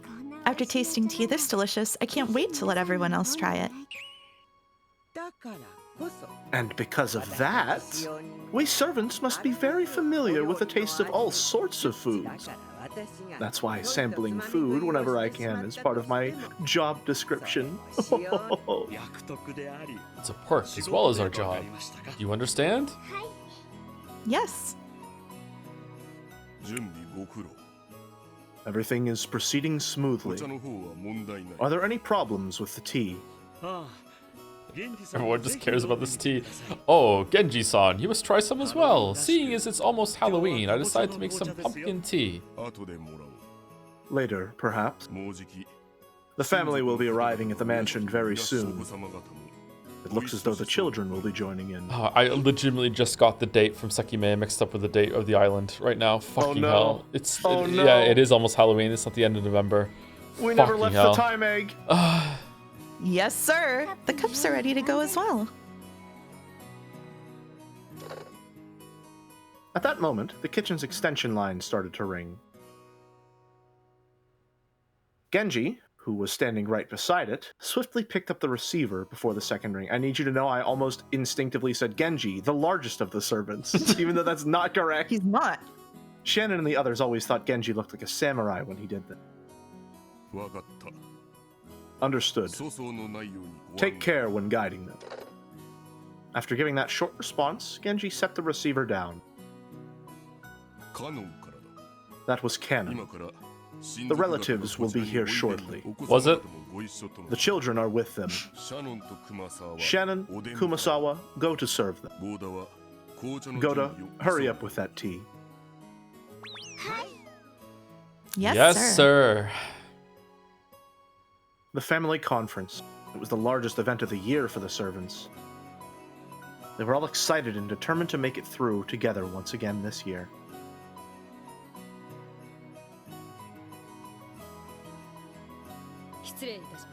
Kurosama, I have led the relatives here. Oh, there you are. Were there any troubles on your trip here? Nissan, you've been doing pretty well for yourself lately, haven't you? Isn't it about time you bought a private jet? After all, no one was in the plane but the family, as usual. I'm glad Angie-chan made it. I was so worried when I heard she was too sick to come. Thanks for your concern. She suddenly got all better this morning. My tummy ache went away. I rubbed my tummy clockwise. That usually works out. Ooh. It's a magical ritual to heal tummy aches. Now, Maria, quiet down. Whoa, Rosa, what's your problem? What you just saying? Oh, is that Battler-kun? You've grown so big. It's been 6 years, hasn't it? You've grown splendidly. Well, I do keep getting bigger, at least. Can't really say that about his guts, though. Just happy to learn he's still the same old Battler-kun. Battler may be bigger, but he's still Battler. This brat's always been terrified of falling off planes and boats and stuff. That must be a Sumo-san's blood, right?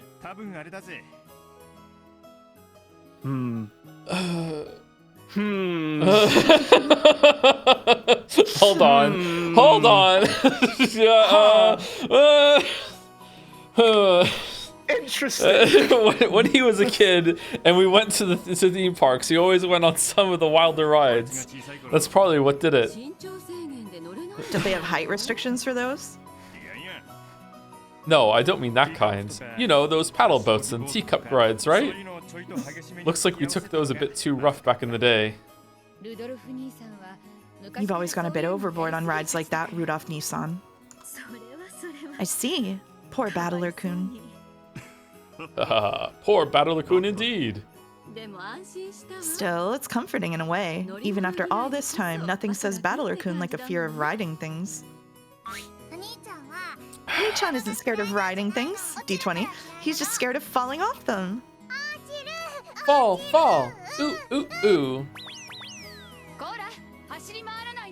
Hey, stop running around. Maria, you're one of the big cousins now, right? Set a good example. Pardon me. I brought some tea for everyone. A pleasant aroma followed Shannon as she came into the room, pushing a serving cart. Even Angie and Maria, who had been running around in circles, sat down obediently when they heard that drinks were here. By the way, what's Dad doing? He should be down here soon. He's been rushing about all morning trying to choose a tie. You mean all of that about choosing an attire suitable for the family head? Father's always been picky about ties, hasn't he? It's just something he has a passion for. Staying stylish is a good thing. And yet, he always shows up wearing the same tie in the end.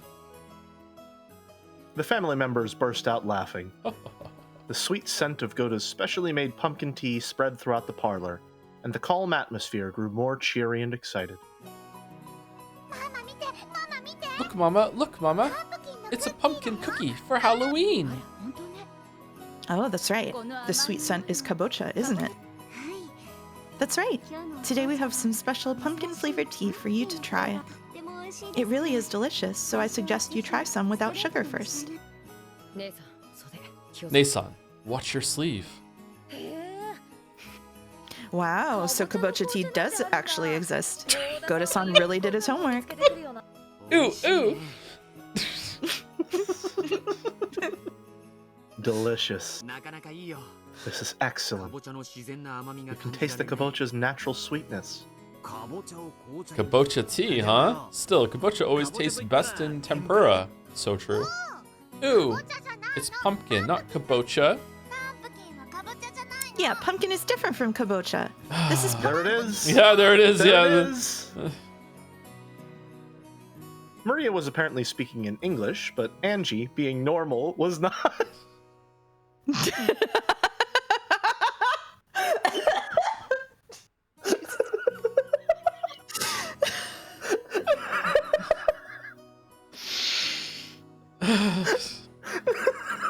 All right. Maria seemed to think the English word was more fitting for Halloween. But it looked like Angie thought kabocha and pumpkins were entirely different things. Everyone laughed, but Angie, not knowing why she was being laughed at, cocked her head to the side discontentedly. Nice word. Just when it looked like she was about to get in a bad mood and start grumbling, Maria started teaching her a cookie game, and Angie immediately became engrossed with that distraction. I need you to lock in, Jelly. You're about to deliver a line, okay? Then, the sound of approaching footsteps drifted in from the hallway. When the relatives realized whose footsteps those must be, they straightened up, just like I'm doing right now in my chair. Those quick footsteps stopped for a moment just outside the parlor door, as though someone was taking a deep breath and setting up a dramatic pause. Then, the door exploded as Kinzo yelled out loud, with Genji and Nanjo standing behind him.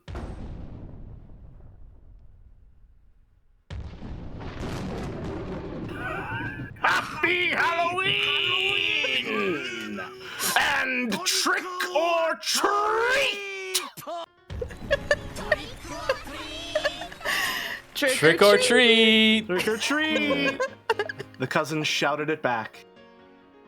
The adults returned the greeting too, looking embarrassed and refusing to meet his gaze. Did I do good? You did good. You did good. Thank you. I did not have enough breath for that one. Angie stood alone there with her mouth open, unable to comprehend what had just happened. Welcome, my grandchildren. If you don't give me a treat, I shall trick you. Go ahead, Maria. Happy Halloween, grandfather. I got you a really incredible one this year. You'll be surprised. Maria picked up a present that had been hidden behind a sofa. Come to think of it, all of the relatives were now holding similar packages. Come on, Angie, you too. Give this to grandfather. Kyrie handed Angie a neatly wrapped present. Whoa, Maria! You're always so thoughtful! Grandpa's so happy! As Kinzo took Maria's present, a smile broke out across his face, and he rubbed his cheek up against it. Well, this is emotionally devastating. Master, your dignity. I'm sorry, is his dignity in the room with us right now? Is it even on the island? Oh, that's right. You have pleased your grandfather greatly, my granddaughter. In return for the treat you have given me, I promise not to trick you at all this coming year.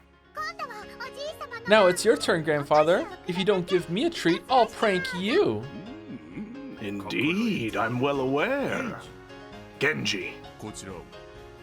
Here. Genji fished through something that looked like Santa Claus's sack and pulled out a present addressed to Maria, handing it over to Kinzo. Here you go, Maria! Here's a present from me! I'm warning you, it's so cute! Such a waste to give it to you! Master, dignity. This is a present from the Ushiromiya family head to Maria. It is a cute an item worthy of the Ushiromiya family's dignity and grace. Take good care of it. Aw. Thank you, grandfather. I love you. Kiss, kiss. Oh, Maria, my adorable granddaughter. Choo choo. Da, da, da, da, da. Christ. By this point, even Genji had given up on Kinzo's dignity. All right, wow, that's saying a lot. Still, the dignity of the family head had lasted a full 10 seconds longer than usual this year. Happy Halloween, grandfather. This is from me. Happy Halloween. This one's mine. I hope you like it. Oh, George, Jessica. I must thank you once again this year. I'm so happy. With tears streaming down his face, Kinzo hugged George and Jessica. Oh, and Battler too! I'm so glad you've returned to the family. It's been lonely without you these 6 years. Well, anyway, happy Halloween. Not sure if you'll like it though. Bro, you Don't wrote worry. this. What the fuck? Don't worry, Battler. This is Peace Battler. I know you have things you want to say, things you want to ask. But now is not the time. Grandfather. Kinzo-san, I am glad that you have returned to the Ushiromiya family. Makes me feel happy. Slowly, Kinzo moved forward and hugged Battler. Battler drew back at first, but then he understood Kinzo's feelings and hugged him back. Angie watched this scene play out, shocked. Was Ushiromiya Kinzo always this kind of person? Yeah, the whole time, yeah. Angie, you're up. Go on, give it to grandfather. Okay. Someone just said he would not fucking do that. Angie didn't have a clue what was going on. Or a single friend. Oof. Why'd she say fuck Angie for? What? You've been saying fuck Angie since the start of stream. Just wow. For no reason. I am the only one here who is taking up residence in Angie City. I will be her only friend. I love Angie. She's like one of my favorite characters. I just love the line. She did not have a single friend. Okay, anyway, Mouse City? Oh no. She took the present her mother had given her and walked forward timidly. Kenzo's face, which had looked so cheery a second ago, suddenly became stern as soon as Angie stepped forward. No, it didn't become stern. That expression was the one always worn by the Kinzo inside Angie's mind. This was Ushiromiya Kinzo. He was fickle, short-tempered, and always wore a stern expression on his face. This was the most terrifying person in the Ushiromiya family. Hmm.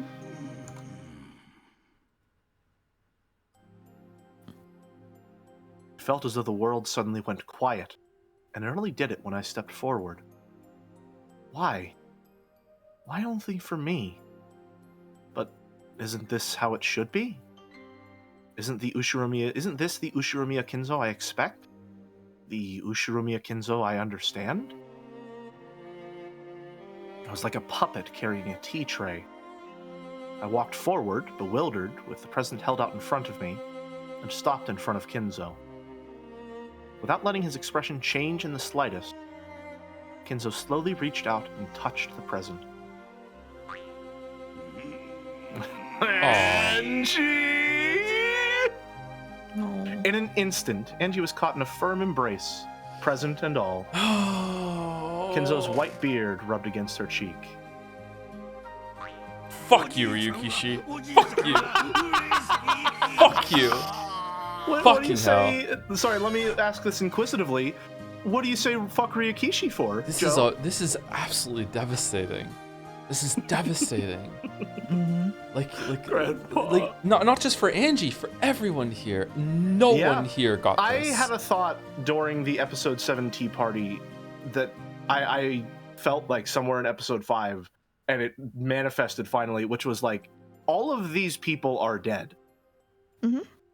And the story goes to great lengths, I think, to kind of distract you from realizing that, in a way.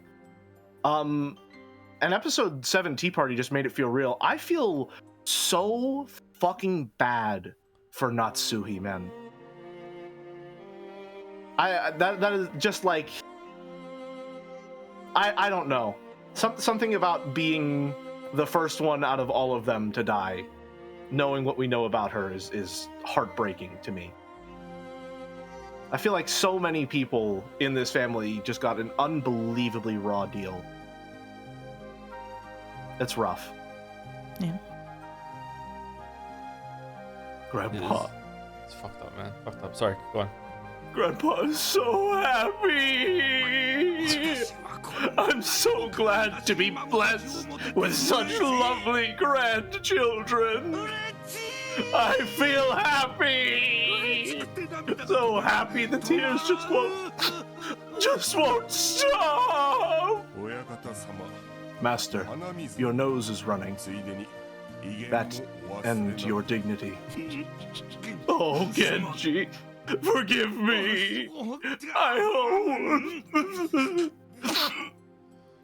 He didn't look like he could possibly be anyone other than a kindly grandpa overcome with tears at their grandchildren's gifts.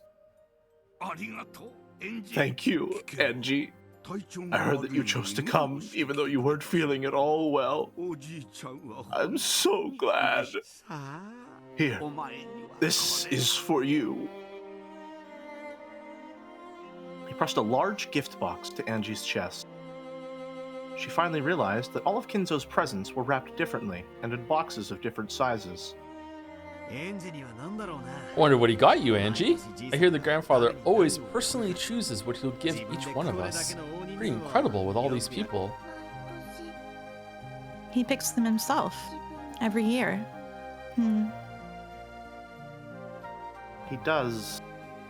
what? Every year? He picks... what himself? This bizarre ceremony happens every year. The cousins were all happily chattering about what their Halloween presents would be this year. Maria came up to Angie and suggested that they compare the weight of their presents. But for some reason, Angie just stared blankly. After that, the adults also handed their presents to Kinzo one by one, receiving a gift in return, along with considerate words about their health and questions about how they'd been doing recently. Then, after watching to see all the exchanges had been completed, again Goda appeared and announced that lunch was ready. Is it ready? Come, ladies and gentlemen, let us enjoy the splendid lunch that Goda has prepared for us.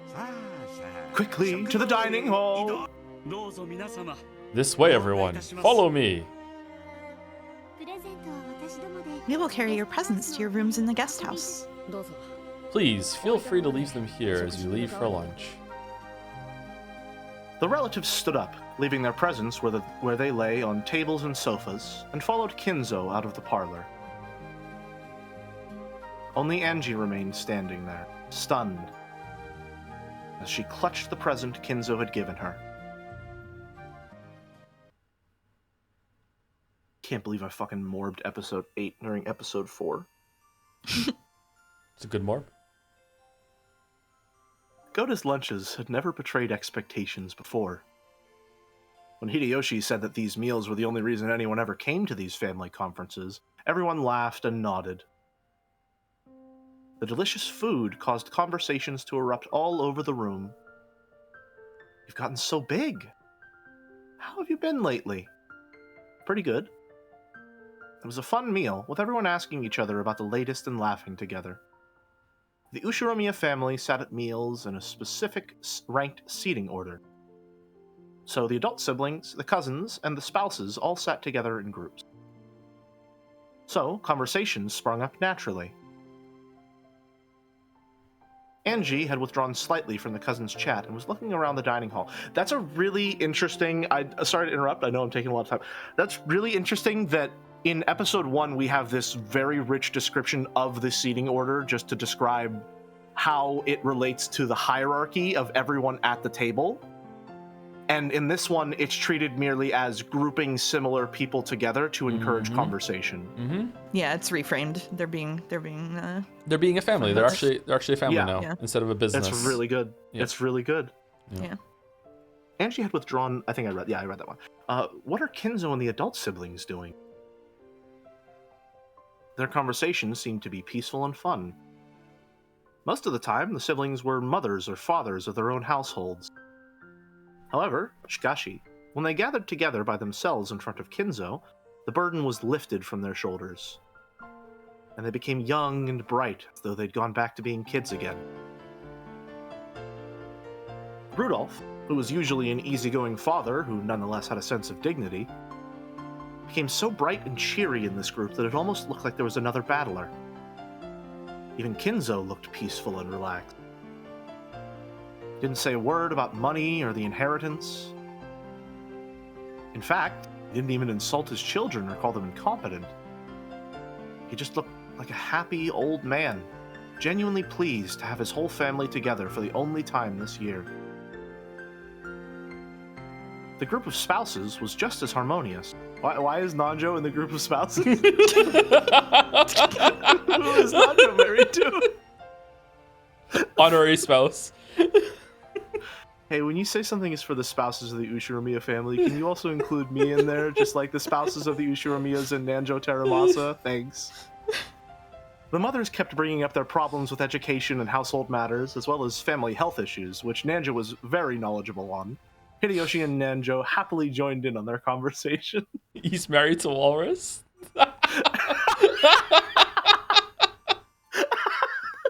And what about the cousins? There was no way such an enjoyable meal with such a fun group of friends could fail to be ruckus. I don't like the word ruckus. It doesn't look like it's said that way.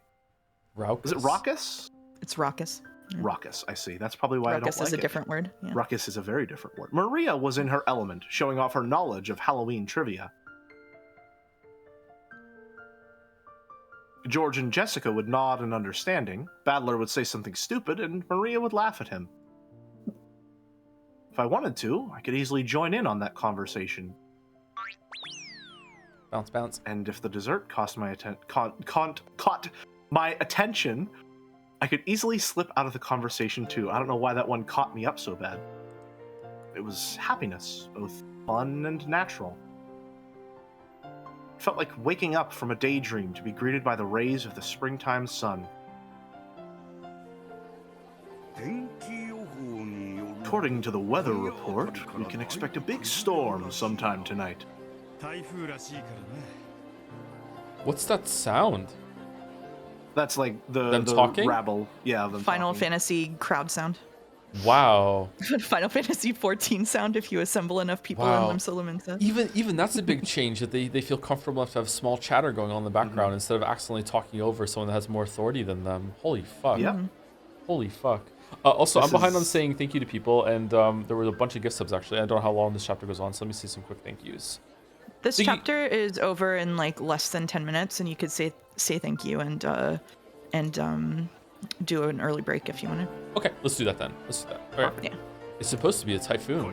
Looks like we'll be stuck here for more than one night again. I do not mind in the least. You may stay here as long as you wish.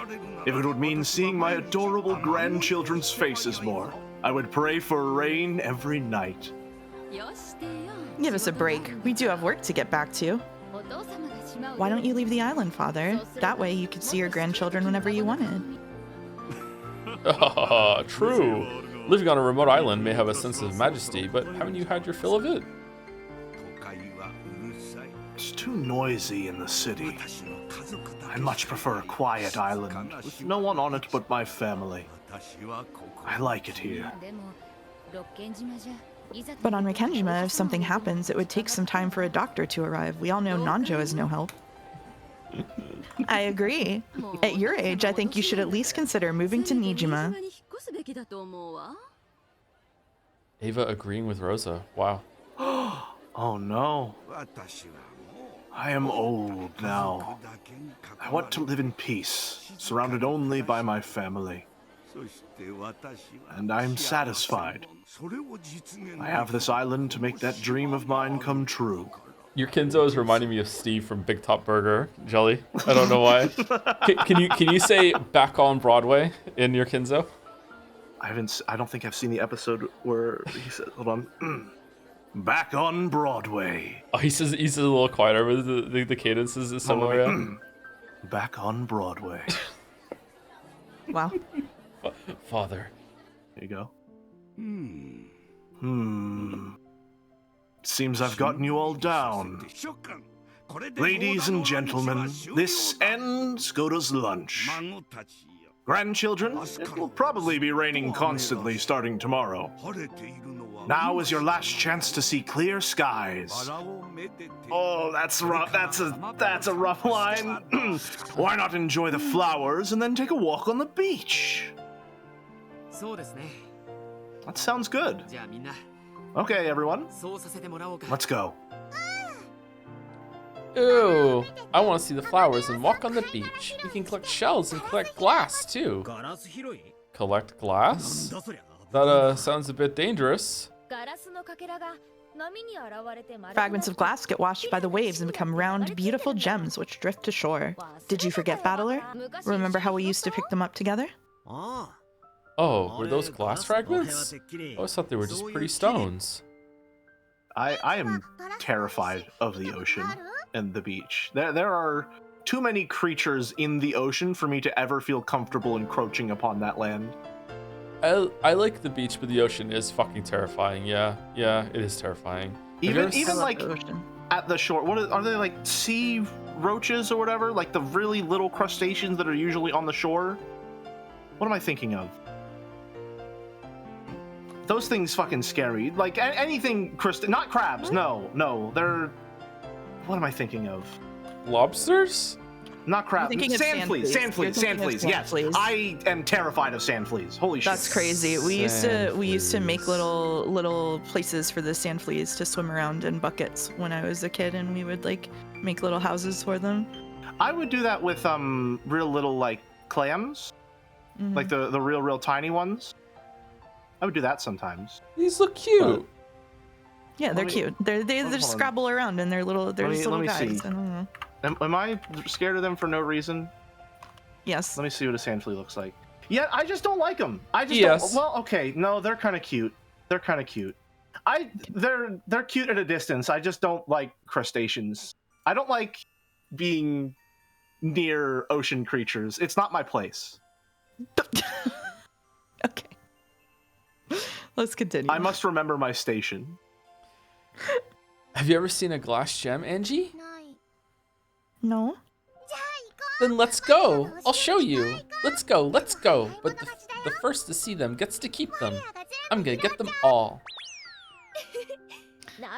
In that case, I'm not gonna lose either. Let's see who can find the prettiest, biggest glass gem. Alright, times like this, why not be a kid? I'm not gonna lose either. Then we'll head down to the beach. There are a lot of people asking if jelly, like people thought that the jelly in my name was short for jellyfish. No, Irene, Anu just called me that one day, and I was like, yeah, sure, I guess I'm Jelly now. That's it. Damn. That's all it is. I'm specifically scared of jellyfish because every time my family and I went to the beach, someone would get stung, and it was never me. So it always felt like it was just, if it would be my time eventually. I'm the only one on call that named themselves. Okay. All right.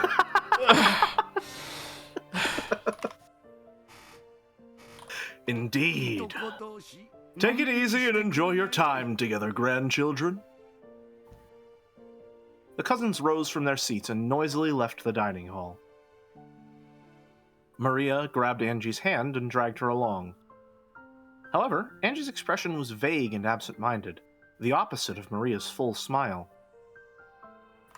C8 in chat asked why mouse is mouse, and the answer to that is I once said to a friend who was confused about the definition of the word mousy, I think that mouse would be a cute nickname for someone to have. It's kind of cute. And he said, you wouldn't last a week being called mouse, and that was 7 years ago. Spite. The spite engine. Nothing to do with any affinity for mice whatsoever. Not a furry, just spite. I don't even particularly like jelly all that much. It's okay, but I'll have it every once in a while. Yeah. I love dragons. They're so cool. I was taking advantage of the end of the chapter, but that was the end of the chapter if we want to. Okay, let me say thank you to people, and then we'll take a short break. I need to use the bathroom again already because I drank way too much water in the last break, and then we'll continue. Thank you, Pinstarter, for the bits. I like that Kyrie's chessboard thinking makes more sense when you think about her perspective on life. She points out that it's flawed if you don't understand emotional perspectives since they aren't logical, but it is essentially a description of how her mind naturally works. She is so logical that her chessboard thinking is the only way she thinks. Yeah, Kyrie, again, like, I want to go back through and see, like, Kyrie is a lot more interesting to me now, but also, like, it's a character that I really enjoyed, and every single time she was on the screen, I was like, oh, yay, Kyrie is here, but now it's going to be like, oh, yeah, Kyrie is here. Let's see what I can, you know, what interesting insights can I glean from, like, how she's going to act here. Yeah, like, I hate her. Yeah. But it's in a good way, like, she's a good character. Yeah. Completely buying into any information Burn gives you instantly, huh? Mm-hmm, yep. Yep. Interesting. Super naive. You can't spell naive without I. Thank you, Key Dude, for the resub. 35. That's a really bad joke. Thank you for the 35 months. Thank you, Mugs3 for the resub 2. Holy crap, Joe actually made it to the final episode of Umineko. I had zero faith that you would even finish episode 1, yet here we are. Yeah, it's kind of amazing, huh? It's kind of amazing, yeah. Better be good though, because I was joking with Mouse, and it really fit really well that once we get to the very final episode of the final stream, we could just hold it back to the next leap day. So we begin on a leap day and end on a leap day. It'll be 3 years. It's okay until we see the ending. Whoops. Well, no, you should probably just wait a full 6 so that we really get the battler experience. Oh yeah, okay. Yeah, and as the battle experience, I will have forgotten everything and think the story sucks at the end. Yeah. Exactly, yeah. Yeah. Thank you, Lego piece number 33-7. What do you think, everyone? With the message, yeah, thank you very much. Thank you, Terraflop, for gifting out 10 gift subs. And then Crazy Fist for gifting out 10 gift subs. And then Annie for Prez for gifting out 10 gift subs. So many gift subs back to back. This was a Happy Halloween. Yeah. Happy Halloween. Thank you for the Happy Halloween gift subs, Crazy Fist, Terraflop, and Annie for Prez. Thank you very much. Thank you, Pouse, for the bits in the middle of it with Happy Halloween. Yep, there we go. Thank you, Megpoid Nepri, for the resub. Super late, but super hyped for the last episode of Umineko. I am too, actually. I'm looking forward to see how it ends. I hope. I've already gotten like 2 good endings, so if this ending doesn't land for me, that's okay. That's all right. I can treat this like an epilogue sort of thing. That's all right. Thank you, Megpoid Nepri, for the resub. Thank you, YSF, for the bits. Hates Angie. Battler, Angie, don't hurt yourself. Read my Rikenjima. Ow, fluff fanfic. Where's the ow coming from? Alternate universe, AU. Oh, it's AU, not OW. AU. How? Okay. No. No? No to jelly. No. Thank you, Sis S Genesis. Like a weird Sega Genesis. Thank you, Richard Newsup. Welcome, Genesis. Welcome. Thank you very much. And thank you, Mary the Mayo, for the bits. Excited to see you all on episode 8, even if I have to be a VOD girl for most of it. Also, Joe, have you realized yet there's a second emote on Jads with an Yumi sprite that has been around for a long time yet? Is it the pout or is it the other one? I thought the pout was just older Angie. I didn't realize it was younger Angie. Yeah. The second just Angie. Goes to show, hiding in plain sight. Umiful just loves to spoil things in plain sight. I can't believe I've known that Child Angie exists since before I even started reading Umineko. My experience is ruined! I will never view this text the same way ever again. Is now Twitch that I know that Pout today? is real. What's going on with Twitch? Viewers are yo-yoing like all over the place. Oh yeah, the viewers are yo-yoing. I have no idea what's going on with that. I also have to refresh the sub feed too. I don't know what's going on. It's like, think of it like a cat box. I hope this helps. Your ad revenue is the cat box. Okay. Anyway, it shouldn't be too long of a break. I'm just gonna go use the bathroom a bit and refill my water bottle. I'll be back in like a couple minutes. Okay. Be back soon.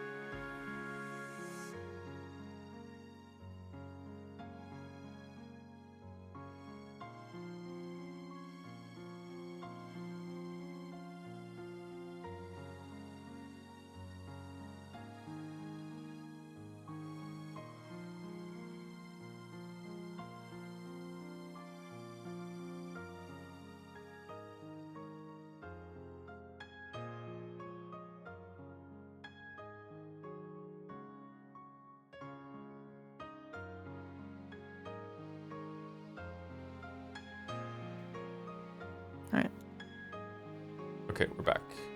Sorry about that. Like I said, I drank a lot of water, and I also took my creatine and everything during last break. So big hydration blast. Thank you to You Bet Your Queer Ass for gifting out 10 gift subs just now as well. Another 10 round 10. Thank you very much, You Bet Your Queer Ass.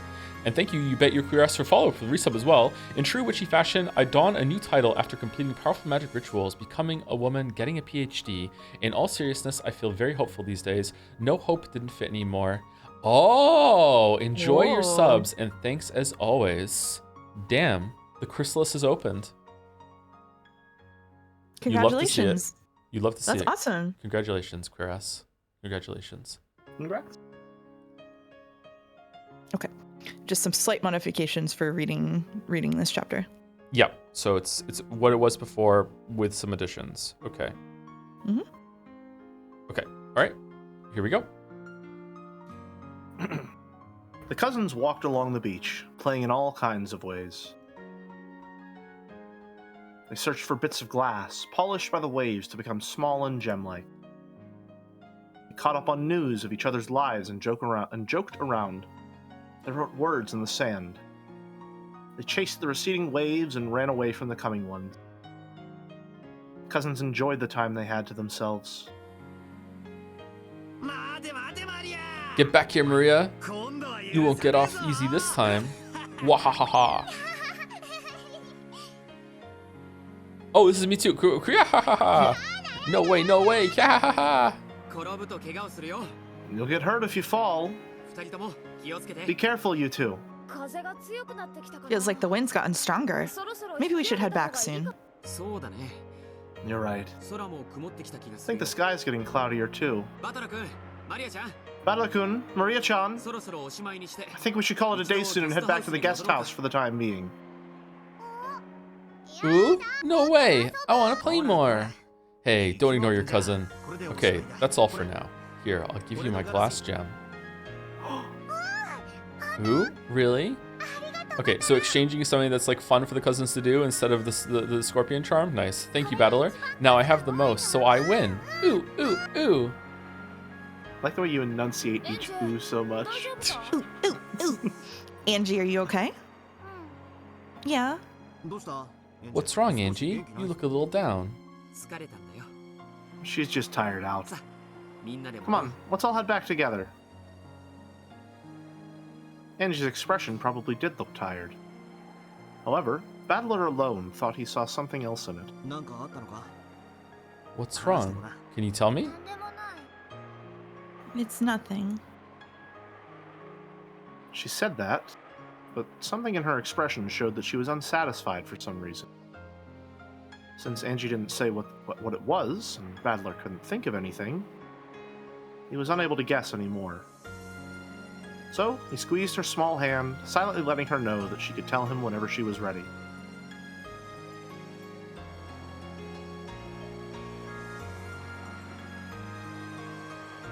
Even though it had seemed like such a bright, sunny day a second ago, the sky turned gray, and the winds started to feel more annoying than pleasant.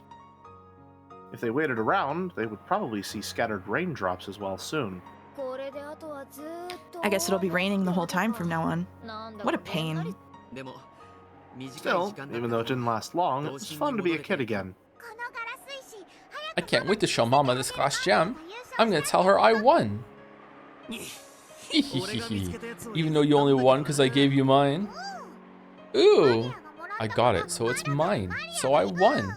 Ooh, ooh, ooh. Angie walked distractedly, pulled along by her brother. George and the others thought that she had probably woken up too early and was tired, so they didn't try to talk to her much. As they reached the end of the forested path, the rose garden lay before them. They could see strong winds making the rose bushes wave. Mama, look! I won! Maria ran forward, waving her hands about and yelling. Looked as though Rosa was waving to them in front of the guest house. I'm gonna head back to my room for a sec. I'll meet you in the cousin room right after. Okay, got it. See you later then. Jessica ran off in the direction of the mansion. George turned around as though suggesting that they had better get going too. However, Shikashi, when he saw Angie standing still with a crabby look on her face, he realized that something might have put her in a bad mood. Is everything okay? Yeah, she's fine. Sorry, would you mind going on ahead of us? Sure, got it. See you later. George headed for the guest house. The only ones left in the rose garden were Battler, who was waving at George, and Angie, who was still staring at the ground and holding Battler's hand. For the past few minutes, he had repeatedly asked Angie what was wrong. He realized that this wasn't anything like a stomachache or something obvious that had made her grumpy. However, Shikashi, young girls sometimes get upset for reasons that only they can understand. Battler knew this, so he didn't rush her in any way, and continued to gaze around the beautiful rose garden, holding her hand.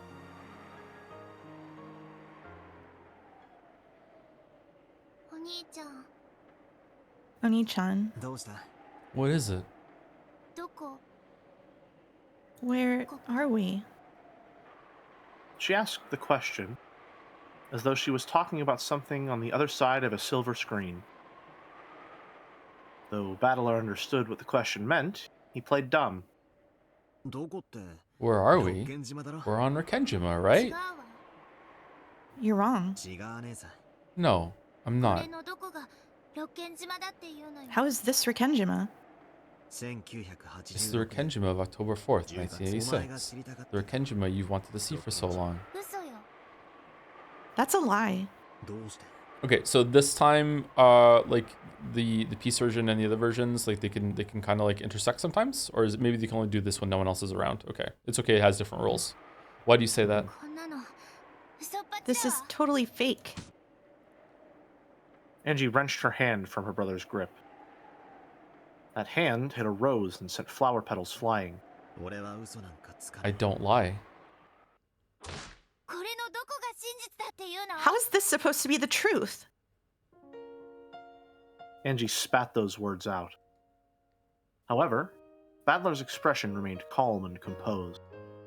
What don't you like about it? Ushiromiya Kinzo, for example. He wasn't anything like that, right? What grandfather wouldn't smile when he's been reunited with his grandchildren after a long time? Ushiromiya Kinzo. Ushiromiya Kinzo wasn't that kind of person. Ushiromiya Kinzo was... I wouldn't put it past Kinzo. Strict, discontented, short-tempered, and quick to anger? So you do understand. What was all that back there? How was that supposed to be Ushiromiya Kinzo? Halloween? Exchanging presents? What the hell was that? That's nothing like Ushiromiya Kinzo. This is nothing like Rikenjima. Don't you remember, Angie? Remember what? We did that every year, didn't we? Every year? That? Well, I guess it's no surprise. Last time you went to a family conference, you were less than 6 years old, so it's only natural that you wouldn't remember. It's only natural that I don't remember? Yes, let's gaslight the child. Angie understood what her brother was trying to say. However, she couldn't accept it. It's true that Ushiromiya Kinzo was a rigid man. When he was younger, he really was strict with his kids, apparently. And while it's probably not wrong to say that it was pretty traumatic for Dad and the others, and that they're still a bit scared of him. The grand tale of how Kinzo restored the Ushiromiya family was more than enough to paint him as a rigid, terrifying man. Furthermore, Kinzo was an investor. All the legends and tales that made him seem more mysterious had probably worked in his business's favor. At times, Kinzo may have even acted out this part people expected, endeavoring to make his presence all the more overpowering. That's why the world at large spoke of Ushiromiya Kinzo as a strict, short-tempered man. And they even thought of him as fickle, bold, incomprehensible, eccentric. Oh, as a fickle, yeah. That's fine. But that was just But that was just the face grandfather showed to the world. That's not how he acted in private, along with his family. Are you saying that weeping old man who doted on his grandchildren is the real Ushiromiya Kinzo? He must have played with you and patted your head many times. Do you really not remember? Stuff like that might have happened once or twice, but that must have been a mere whim of his. My parents told me all the time, grandfather is a terrifying person, so make sure you act properly. They always said that he's very scary, so take care. And that means he was a scary person. When you were little, you would always accept whatever your parents said and take it too seriously. To put it nicely, Sumari, you were obedient, but to put it bluntly, you were a kid with an overactive imagination. Dad and the others were just trying to make you realize how important it was to be polite. I saw it though. I knew about it. I knew that Ushiromiya Kinzo was a scary person. I've even seen him yelling in anger. I'll never forget it.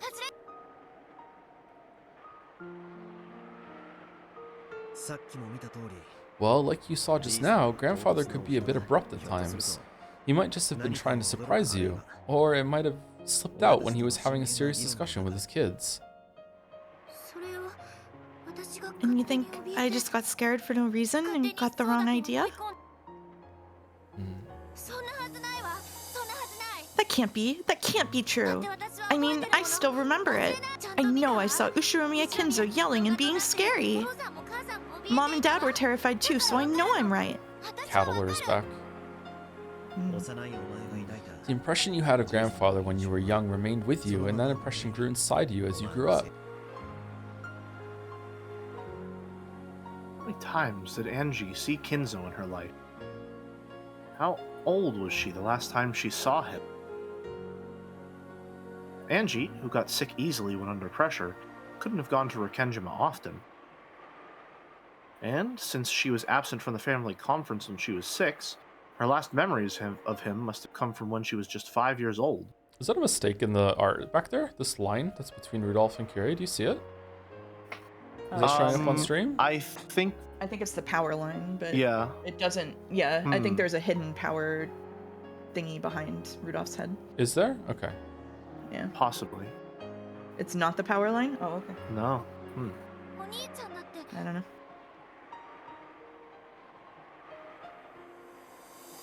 But even you haven't seen Ushiromiya Kinzo for 6 years. That's right. But when I finally came back after 6 years, I saw that grandfather hadn't changed in the slightest. Kinzo was fickle, so you could never understand what he was thinking. And he was an eccentric with a creepy love for the occult, and... It's true that he had love for the occult. Yeah, it was a bit of a strange hobby for him to get into in his final years. I'll admit that his hobby of collecting strange objects to scare his grandchildren and laugh at them wasn't exactly praiseworthy. Even Battler had been pranked by Kinzo in the past. He'd do strange things like showing off an attaché? Is that how you pronounce that? Attaché case. Attaché case with 7 strange stakes in it. And say something about how they were once used in the Middle Ages to gouge the hearts of victims in a witch's ceremony. When Kinzo did things like that, it was pretty scary, but looking back on it now, they really were childish pranks. Grandfather only scared his grandchildren because he wanted to joke around with them. I'd be willing to bet that grandfather pulled a prank like that on you, too. It's no surprise that, young as you were, you let that scare you and convince you that grandfather was a strange, terrifying person. I don't know what you're talking about, Oni-chan. Angie bit her lower lip and stared at the ground. She said she didn't understand, but in truth, she understood perfectly, was refusing to accept it. Remember how we traded Halloween presents in the parlor just now? What was all that about? The Ushiromiya family never did anything that sentimental. It's almost as though you don't remember it at all. Are you saying I got presents once too? I don't remember anything like that. That could never happen. Do you really think that grandfather, a man who loved the occult and Western traditions, wouldn't celebrate Halloween? Grandfather's Happy Halloween was pretty much the standard greeting at our family conferences. He must have said it to you too. He's actually convincing me a little bit. You can be so cruel. Even though grandfather put all his heart into choosing those presents, it looks like your heart didn't remember anything. Are you saying I was just too young to remember? And that was the truth of October 4th? On that day, just like 6 years before, grandfather entered the parlor with a cry of Happy Halloween! Then, he and I traded presents as he shed tears over our long-awaited reunion after a 6-year gap. Grandfather seemed so sad that Angie wasn't able to come. So, he gave Kirie-san a present, telling her to make sure that Angie got it. I never heard anything about a present like that. Mom never gave it to me. True. She never had the chance. I don't believe it. I won't believe that was Ushiromiya Kinzo. Then what about the family conference itself? Wasn't there a tense argument over the distribution of the inheritance? All of the adult siblings were in money trouble. That's why they all longed for Kinzo's inheritance money.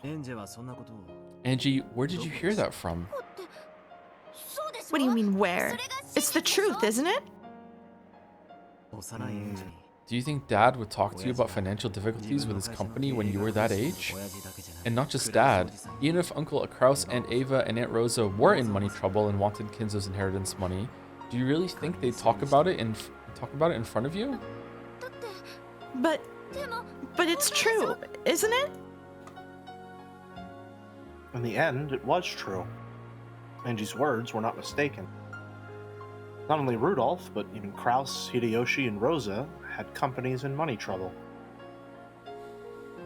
People started talking about the Rekenjima explosion accident as though it were some sort of conspiracy. Who is this? So far it's been Angie. Sorry, go ahead. And a mystery imagined by the public covered the island. Weekly magazines and television shows researched the circumstances of Kinzo's children at the time, and in the future where Angie lived, that research had been made public. This is reminding me a lot of episode 5, with Erika using Natsuhi's diary as proof that she was the killer.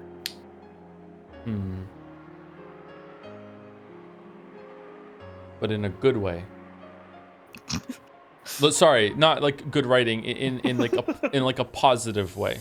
In a positive way, yes. Yeah. Or essentially saying that the world used that same logic to condemn the incidents of Rekenjima on this day and say there must have been a conspiracy, they must have gotten at each other's throats, that's what happened that led to all of their deaths and disappearances. Whereas Battler is now saying essentially the same thing he did with Erika in episode 5, which is, what makes you so sure of that? Just because you believe you have evidence? Sorry, not like good writing. No, they're both good writing. Sorry, there's a lot of good writing in here. So I misunderstood what you meant, Jelly. I thought you meant what Battler is doing to Angie, not what the world is viewed the events on the island. Okay, I understand. Okay, yeah, that is true. Yeah, for sure. Right now, Battler is kind of doing the opposite, where he's using an explicit lack of any evidence to convince her that this was what Rekenjima is like, which I think is generally the idea for the entire episode, is assuming that Battler is the only other survivor, right? We would have Battler, Ava, and Angie, right? Angie was 6, and she wasn't there when it happened, so she might not have good enough memories to know what they were like and what actually might have happened there. Battler was gone for 6 years, so he wouldn't have a really strong idea of the current family politics or what happened there. As for why Ava might be silent, I'm not entirely sure, other than maybe spite, secrecy, fear, that sort of thing. But he's playing around in this space of plausible deniability where no one actually knows what happened at all. The truth is a complete unknown. This is the inversion of the red truths. Ooh. That's a good way to put it. The blue lies. Yeah. Episode 5 was like sort of training you to think in the way that this episode is operating. Yep. Yeah. You learned about all of that a lot. after 1986. But it's a fact, isn't it? There's no difference between facts and truth. Oh. Does that... I wanted to narrate about oops. Does that prove that the inheritance created a strained atmosphere between the relatives on Rakengima? I guess that might fit with your memory of your parents telling you repeatedly to be extra polite at the family conference. Are you saying that what I know about Rakengima, what I know about the Ushiromiya family, is wrong? You're the one who's wrong, Oni-chan. There's no way something like that could be possible. I won't accept that that was Ushiromiya Kinzo. I can never accept that. So you don't believe, Angie? That's right, I don't believe. I don't understand why you're showing me something like this. After all, this is your game. No, your game board, isn't it? First it was Beato and Burn. One witch after another has sneered at my fate, trying to make me surrender in their games. But I want the truth. Witch illusions won't work on me. Now I get it, you damn witches. So you sent Oni-chan as a final assassin to finish me off. You're right. This is my game. So of course, this is my tale, and I'm the one making it. That's why I'm able to add in what-if situations, like what would happen if you came to the island too. See? You made this tale. It's all a pack of lies, a fiction you created. Yeah, I think you're right, Jelly. Like, I think the point Battler is making here is that, like, what you believe happened here, like what I'm showing you right now, Angie, isn't real. Like, this isn't actually what happened, but it could be, like, who you say. But what you think happened isn't real either. So if we're going to like be putting like two fictions together, like why not go with the one that's pleasant and nice? You know what I mean? Like, why not believe that your family really cared about you? And sure, there was some bad things going on, but like why believe all of the worst things? Which is, I think, is gonna come back later in a really harsh way. I'm now looking at Erica less as a villain and more as a teaching tool for the reader, because she's the one that has the realization at the end of episode 6 that there can be more than one truth.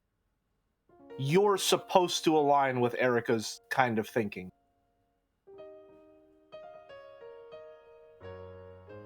But it's Erica.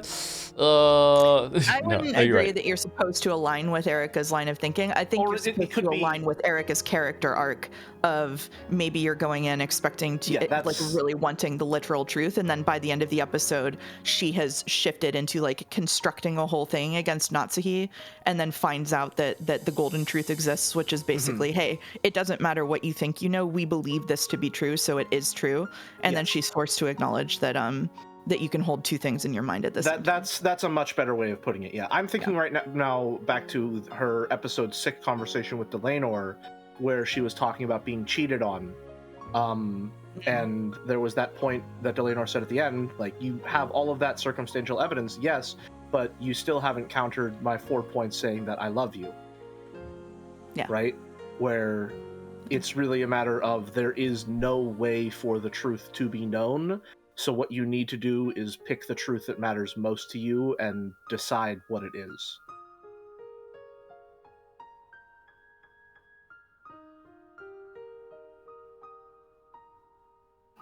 Yeah, think a lot about Erica. Joe in chat saying, "Oh, she's a tool." All right, I mean, I hate Erica. Devastating. Before I continue, thank you to Arbitrary Dummy for the resub. 53 months. Hey To named himself, by the way. Could you thank Jelly for his sponsoring of the Shikashi opposition? We're slowly taking market share to the Sumari conglomerate. Oh. Shikashi, Sumari. See, anyway. Under normal circumstances, I would be more than willing to give an endorsement. However, I think it's a bit too late in the game to shift our financial obligation, shall we say. In other words, I don't believe I'll be able to help you at this time.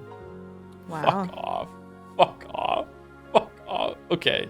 All right. You're right. This is all a fiction I created. See? You've admitted it. You have, haven't you? Just like I thought. This is all a lie you made. Why are you lying to me?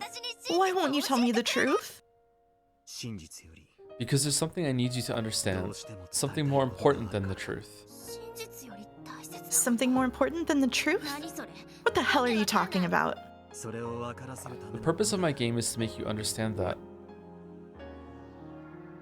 Just as Beato's games were made to make Battler believe in witches, Battler's game was made to show Angie something that was more important than the truth. Games never bring about their intended ends by force. After all, Beato's game could never be won for all eternity unless Battler acknowledged witches on his own. Battler's game was the same. Battler couldn't win in this game unless Angie acknowledged it herself. So, Battler had advanced this game just as Beato had done in the past. To believe it or not. To accept it or not.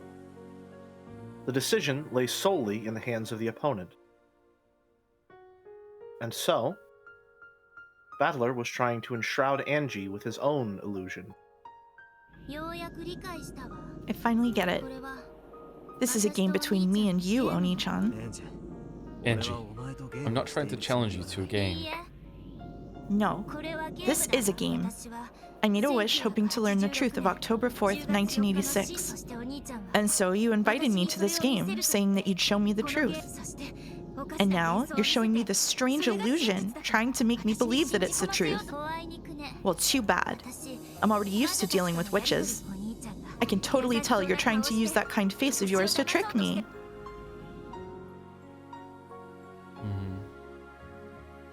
The big brother realized that no words of his would have any effect on his enraged little sister. So, he just quietly listened to Angie's words. But even so, Angie was dissatisfied. I've had more than enough of this stupid farce. If you don't plan on telling me the truth, then end it all now. I'll find my own truth for myself. I won't rely on you. That's right. There never was anyone I could rely on, anyway. I've always been all alone. With no friends.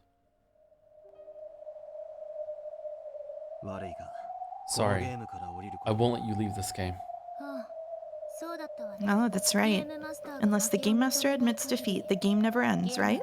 That isn't what I meant. I'm just telling you to stay quiet and listen. Oh, sure. I'll just stay quiet then. Even if a player isn't around, the pieces just move by themselves and the game moves forward. Isn't that how it works? That's right. The player can step back and become an observer for a while if they want, and they can return and join in whenever they want to. Then I'll do that. This is an endurance contest. It'll keep on going until you stop trying to cover up the truth.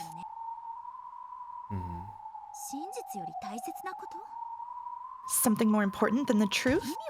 I don't get it. How could anything like that exist? It does, Angie. Whether my tale is the truth or not, the fact remains that you lost something precious on this island. Dad, Mom, and you, Oni-chan. I lost my family and everything that mattered to me.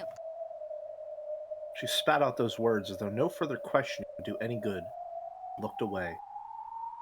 Even as she watched this, Battler's expression remained gentle. Just keep going however you like.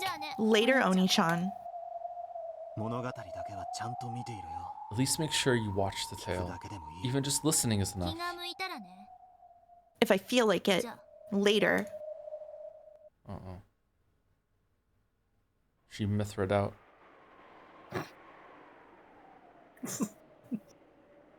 Shut up.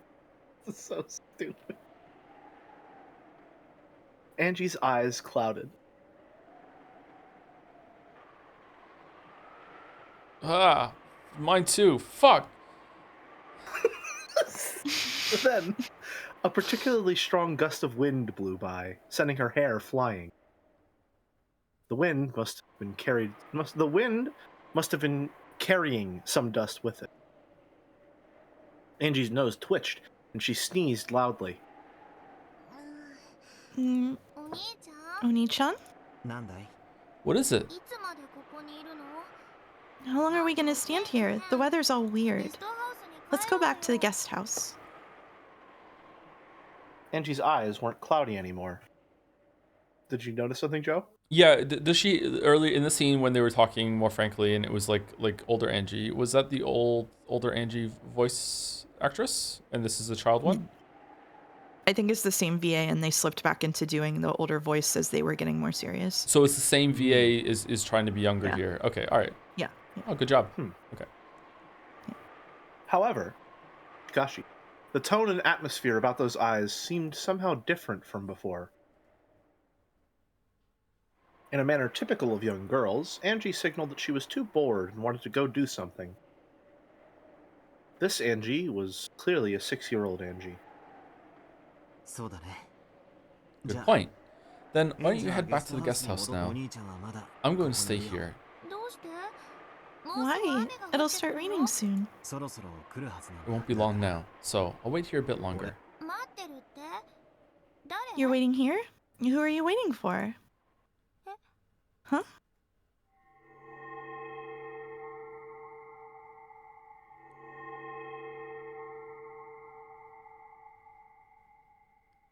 Then, to Angie's eyes, it looked as though the strong winds were carrying flakes of gold along with them. No, she had definitely seen something, but she wasn't able to describe what she had seen. So to her, it had seemed like flakes of gold dancing on the wind. So, here you are. I've been waiting a while now. It was as though he was talking to the wind. Battler spoke to the empty rose garden. This is one of my favorite tracks in the entire visual novel. Can't be right. After all, it was clear from his words that he was talking to someone right in front of him. So, Angie thought it must be someone that she alone couldn't see, and she rubbed her eyes. Then, when she opened her eyes wide, another large gust of wind blew past her. She shut her eyes immediately, and when she timidly opened them, from the other end of the rose garden, yes, from the path that led up from the harbor, a person appeared.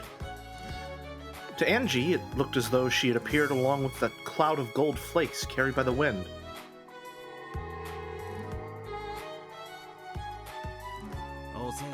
Thank God it's not Erica. You're late, Beato. Am I? I'd call it early. Mouse, can you give us your best kept you waiting, huh? Kept you waiting, huh? You should ride in the boat with us every now and then. You mean grasp the handrail and scream alongside you? Oh man, this is just my favorite incest. Yeah, sure, let's scream. Fall, fall.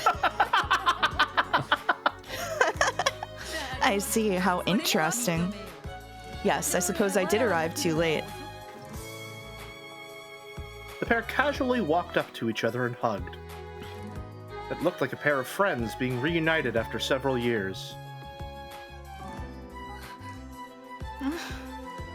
Angie, surprised by this unfamiliar woman, looked for somewhere to hide. However, Kashi, her eyes met Beato's, and she was unable to escape, like a Pokemon trainer. Oh, and you must be Angie. Huh? She was shocked to hear this unfamiliar woman suddenly use her name. Look, even she can be so cute when she's 6 years old. Oni-chan, who is this person? A friend of mine. A friend? How can you say that?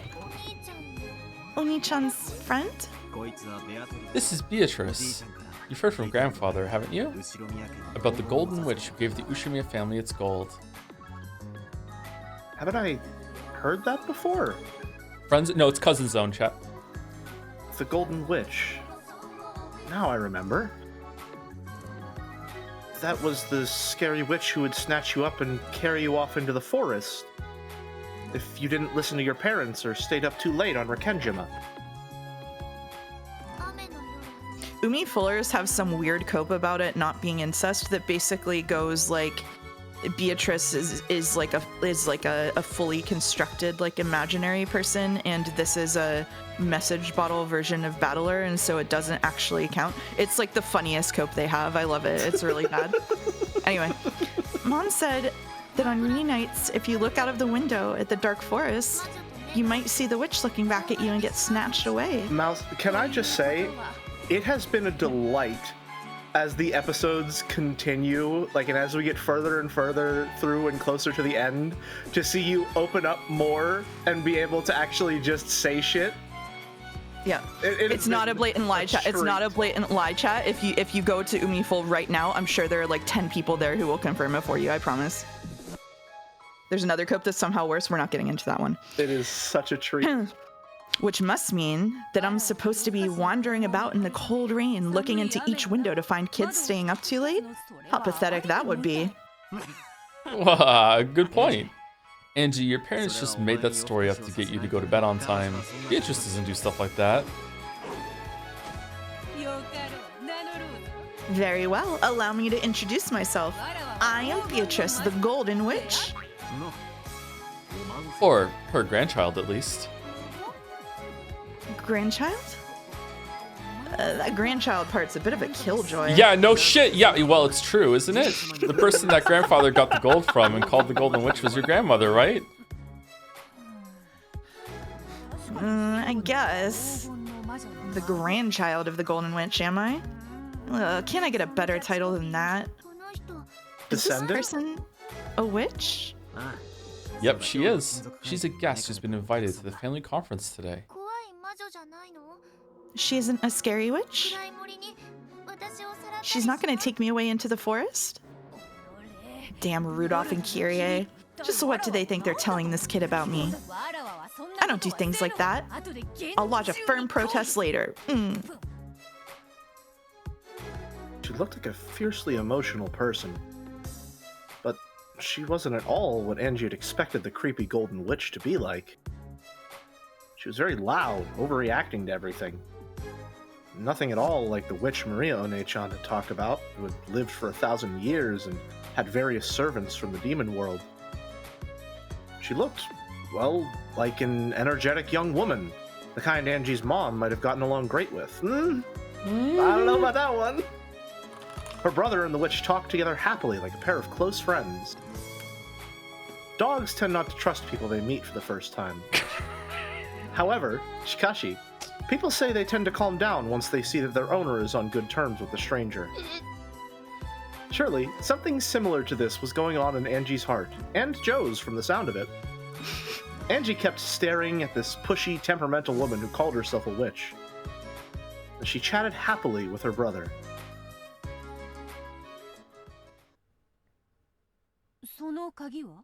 What's this key for? Beato noticed the gold key hanging from Angie's neck. Angie automatically and defensively grasped at it. This is Angie's precious key. After hearing those vague words, the witch stared blankly for a second.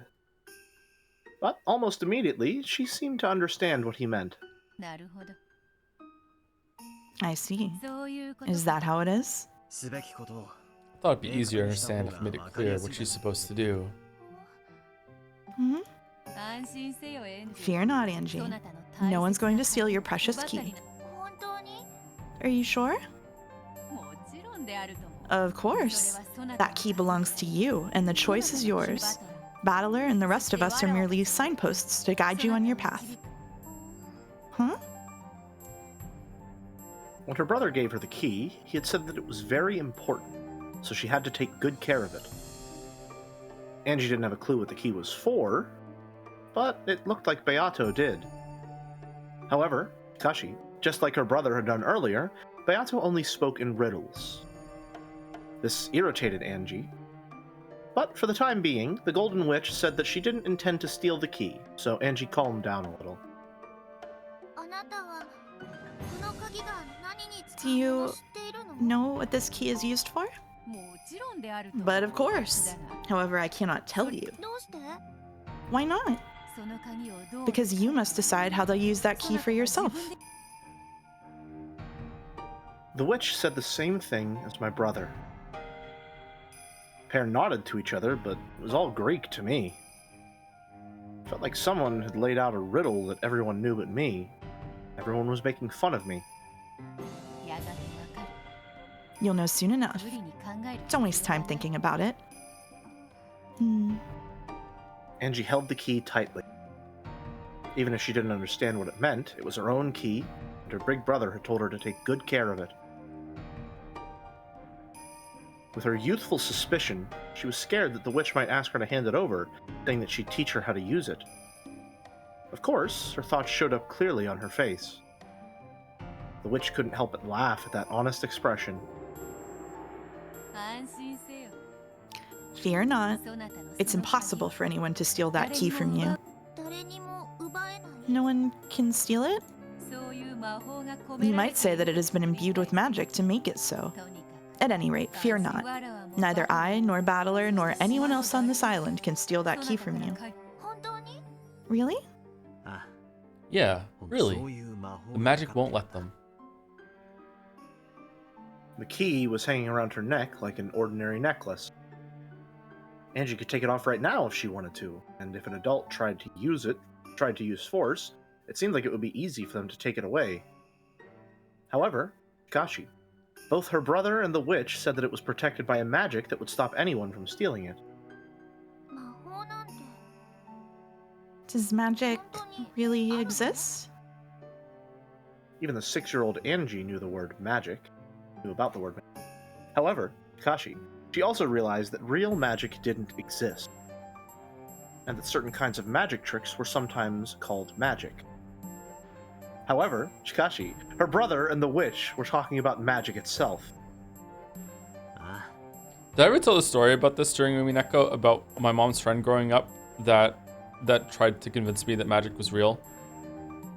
And she told me that she was walking through the forest one day, and she met a leprechaun. And she said that she met a leprechaun. She's like, she found this stump that she knew was magical, tree stump in the forest. And she's like, and I just knew there was someone there, so I crouched down and I said, I know you're here, so you're gonna have to come out and meet me.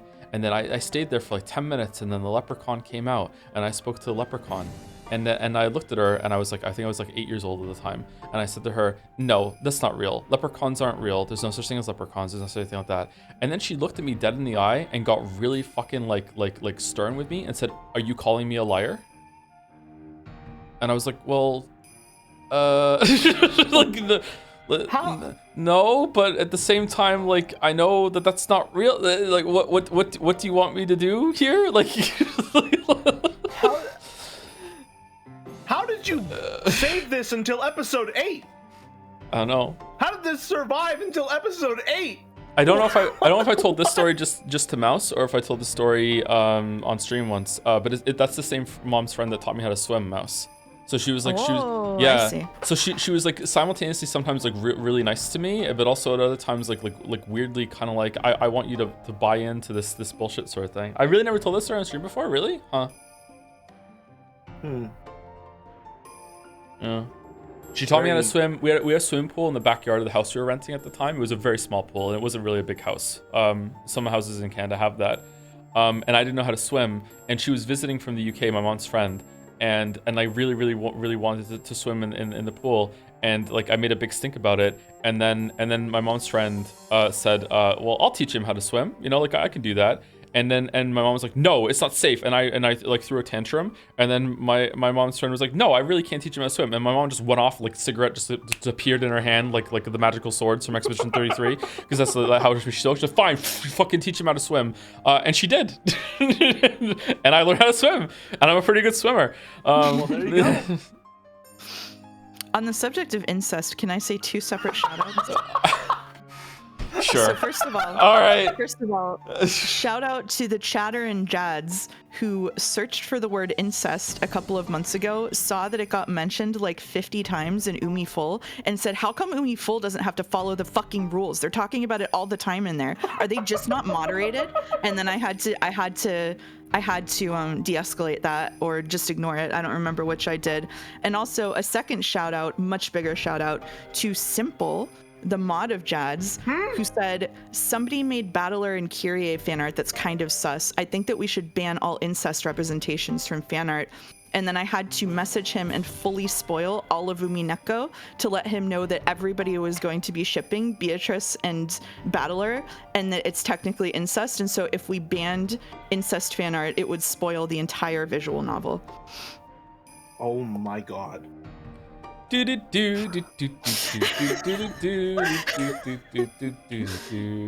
Mouse, I've been saying for a while that like this production that you and Joe have been running is something I am endlessly what's the word I'm looking for?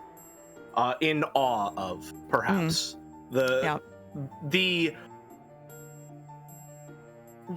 I can't find the words right now, but it is an honor to be a part of it, and to know that even more shit has been happening backstage the entire time is insane. The amount that you have had to manage here is it's spoiler crazy. Management whack-a-mole for 6 months is what I've been doing actually behind the scenes. It's actually wild. Like the scale of micromanagement required to pull this off as effectively as you have been is gargantuan. You have my endless respect for that. Yeah. Simple says the amount of times I had to avoid bringing up Umi incest in mod chat has been double digits. Yep. Yeah. Yep. Anyway, sorry. Just had to let that one out there because I've been sitting on it for 6 months. No, of course. Thank you, partner Twitch streamer Hello It's Mouse, for the incest interjection. Yeah. Yeah. Magic exists. Really? Maria spoke of me often, did she not? She says that witches exist, magic exists. She must have told you these things on many an occasion. Someone asked, are there any Umineko incest ships that are not allowed? Only Battler and Rosa, just to make people upset. There you go. True. Maria had talked about that many times. When they were just playing, Angie had believed her, more or less. However, Shikashi, Angie was, in some ways, sharp for her age. And when she heard Maria talking happily about magic, she sometimes thought that such a thing couldn't really exist. Then show me. Show me magic, or I won't believe you. Oh, hold up a sec. Yato just arrived on the island, and she hasn't even gone to say hi to everyone at the mansion yet. Battler spoke as though he was trying to smooth something over. When she heard that, Angie became sure that magic didn't exist after all. Magic is just a bunch of lies. I know. Hey, stop that. You'll hurt Yato's feelings. No, it's no problem. Anyone would say that upon meeting a witch. Normally, I would ignore provocation from such a small child, but she is your little sister after all. Why don't we give her a special showing? Oh, I see. So when Erica completely trounces a child for their belief in magic, we go, oh no, we hate Erica so much. She's so evil, how could she do this? But when beloved pillar of the community, Beatrice the Golden Witch, does it, we're all, oh, so cool and based. We're so happy to have you, Beatrice. Thank you. Yeah, but look what she's wearing. This is like the hottest version of Beatrice. So like, yeah, she has a huge buff right now. Are you sure? Nailed it. Of course I am. Watch carefully, Angie. Okay.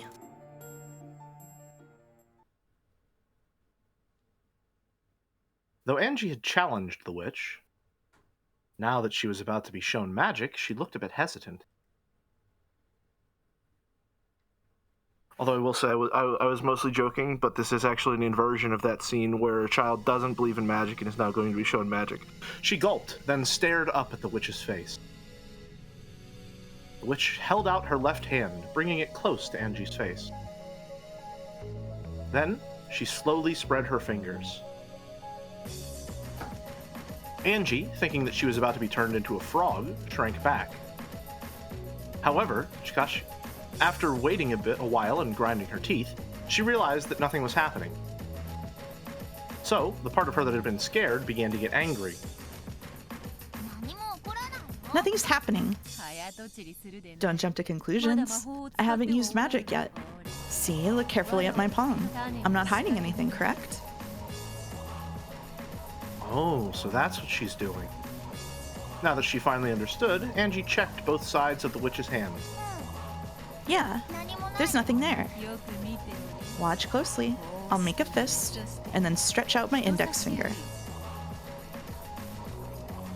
She stretched out her index finger and held it right in front of Angie's eyes. Angie, thinking that she'd lose the game if she took a step back, stood her ground and concentrated on the fingertip. Watch the tip of my finger closely. Ready? It'll be fast. The witch rapidly lifted her index finger high into the air, pointing it to the heavens. Just as Angie looked up to see the finger raised high, it swung down as though trying to dodge her gaze. In that manner, up, down, left, right, and left again, as though Angie was playing a game of Achi Mite Hoi, I think. Angie, feeling as though she'd lose if she couldn't keep up with the fingertip, swung her face this way and that, looking serious. Ever since she was very young, Angie had hated to lose. She would take even the most trivial games seriously, determined not to lose to the adults. The witch's hand moved faster and faster. Angie didn't lose track of it. Then, the high-pointing finger was swung down all of a sudden. The index finger curled up again, and the hand was held in a simple fist. Could it be something was going to come out of that hand? Angie, who had suspected that this might happen, had followed the finger very closely. There was no way that once empty hand could have grabbed anything. Ready? I'm gonna open my hand.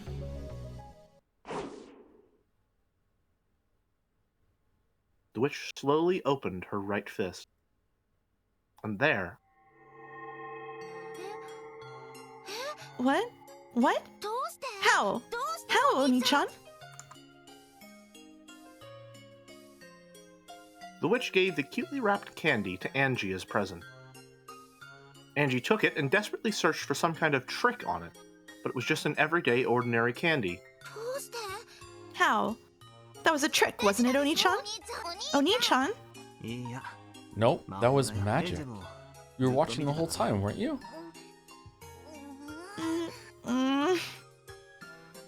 Since I was watching the whole time, how did it happen? Angie didn't like it, but she was unable to see how that could have been anything other than magic. As the little sister furrowed her brow and bit her lower lip, her brother gently told her again that it was magic. It's about time for me to head to the mansion to pay my respects. You should come along, Battler. I'll suffocate if I have to go alone. You sure? Then I'll join you. What about you, Angie? Will you go back to the guest house? I want to stay with you, Oni-chan. Still couldn't accept it. However, Chikashi, could it really be? She still looked grumpy, but it looked like she was getting interested in this witch. Then let us go. The Golden Witch returns. The Golden Witch's grandchild returns, you mean? We really need to do something about that name. The big brother and the witch really did seem close. And they were roommates. With kindred spirits like a pair of comedians, they started walking. Angie held onto the corner of her brother's sleeve, trying to make sure he didn't forget about her.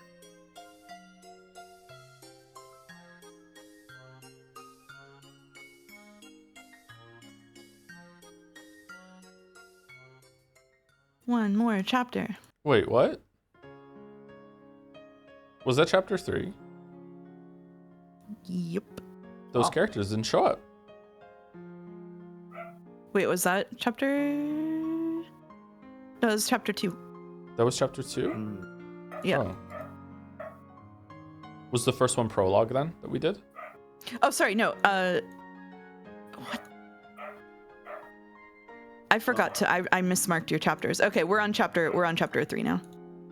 We're on chapter 3 now? Yeah, in the assignments that I gave you, we're in chapter 3. In the assignments, we're on it. Okay. Yeah, I somehow All right. fucked up what I sent you. Sorry about that. That's okay. Oh no. Yeah. Oh no, the VIP room was filled with the sweet smell of pumpkin tea. And packed with smiles and laughter. And also Ruby's yelling. Simply splendid. I'm glad to see you in such high spirits. I could say the same for you. What idiot said you're reaching your last years? I just borrow a bit of cheer from you. Once I return to my study, I will be little more than a withering, senile old man. Enough with your lies. Give it up and swear that you'll be living at large until you're 100. Same here. I haven't seen you for 6 years, so I was surprised to see how little you changed. You little brat. So, it seems you've learned flattery during these past 6 years. Sorry to disappoint you, but you're hardly a fair judge in the matter. I have grown quite old indeed. I'll bet 1,000 yen that Kinzo's still doing great when he turns 100. I wouldn't put it past him. Yeah, me too. Grandfather won't be any different when he's 100. Don't think you'll get any more presents for complimenting me. Kraus bursts into the room from hearing the bet, sensing a financial opportunity to make some money. Oh, I'll take the bet, I'll take the bet, yeah. I've got 200 on Kinzo. Kinzo laughed cheerily, knowing full well that he's already dead. He puts 200 on Kinzo. Free money. Beato, who sat next to Battler, was also laughing merrily. Angie stood all alone by the window without a single friend, staring at the others and trying to figure out what sort of relationship the Witch of the Portrait and her grandfather had. There was a knock at the door. Is that you, Genji? Come in! Pardon the intrusion. Kraus-sama and Natsuhi-sama are here. Father. Oh, and Battler-kun's here too. It has been some time, Beatrice-san. Has there been any news? I'm just the way I used to be. Come on, have a seat. And Angie, why are you standing by the window like that? Come over here and sit down. Angie, come over here. I'll just watch from here. Angie grasped the candy she had gotten from Beato tightly. And with a gaze that was still wary, she continued to stare. Genji offered her a chair, but Angie just shook her head. Let her do as she pleases. Come, Kraus, Natsuhi, and have a seat as well. Is it something important? I guess Angie and I should leave. Hey, if you leave, who's gonna back me up here? Kinzo, you don't mind if Battler stays, do you? I have nothing to hide. I care not. However, he had called Kraus and Natsuhi to the VIP room to meet Beatrice, the Golden Witch. It was hard to imagine that Kinzo wanted to have a casual conversation. After Kinzo said he didn't mind, Beato also asked Battler to stay, so he decided to do so.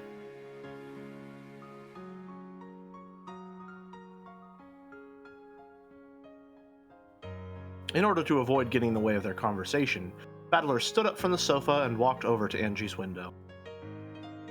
When the big brother finally came back to Angie, she clung to his waist, though determined to not let him go away again. Oh, I see. That must be why Angie doesn't like me. Huh? What do you mean? Angie doesn't dislike you, does she? You really don't understand women, Battler. Beato smiled at Angie, but the latter turned to look the other way. Even a young woman is a woman nonetheless. When Beato stopped laughing, the conversation switched gears. Why on earth did Kinzo summon Kraus and Natsuhi to the VIP room? And what was he going to talk about? Everyone fell automatically silent. Okay, I need a minute to beef with chat. Sorry, just a small beef with chat. Chat is getting really weird about this. It's super common whenever you have like a little sister, or like if you have a daughter and you start dating someone new or something, for like them to get like jealous and feel like somebody is taking their place. It's nothing to do with anything weird. Like it just happens really, really often. Like it's really common. Yeah. So don't be weird about it. It's an attention thing. It's not a romantic thing. Yeah. Yeah. Golden Witch Beatrice. Chad is just dumb. Sorry, Joe. I don't think Chad is dumb. I think some people in chat are just so anime pilled. Is the problem? Yeah. I don't think they're dumb. I think they just haven't had the right exposure. Don't take it as as an intelligence detriment or anything like that. It could also be the case that maybe they haven't had siblings of their own, and so they might not have experienced like even some part of this dynamic. Like even I, growing up as a younger brother, felt it slightly like if my brother was going to hang out with friends, I would always want to go hang out with him as well because I wanted to spend time with my brother. You know, there's that thing of like, you know, you're friends with someone, you care about someone, so you want to monopolize their attention at least a little bit. Yeah.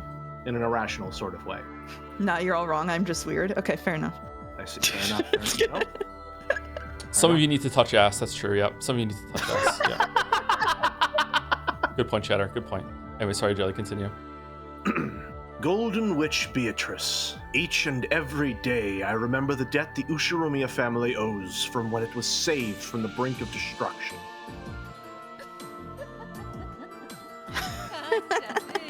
Yeah, you'd better thank me. Well, it's actually your grandmother he's thinking. Shut up, you. Just keeps bringing it up. No, it comes to the same thing. All of that gold has been lent to the Ushiromiya family for 3 generations, and without cost. We truly cannot be grateful enough. Gold bars are the same as bricks to me. I had nowhere else to put them, so it was a relief to have Kinzo hold on to them. Whoa.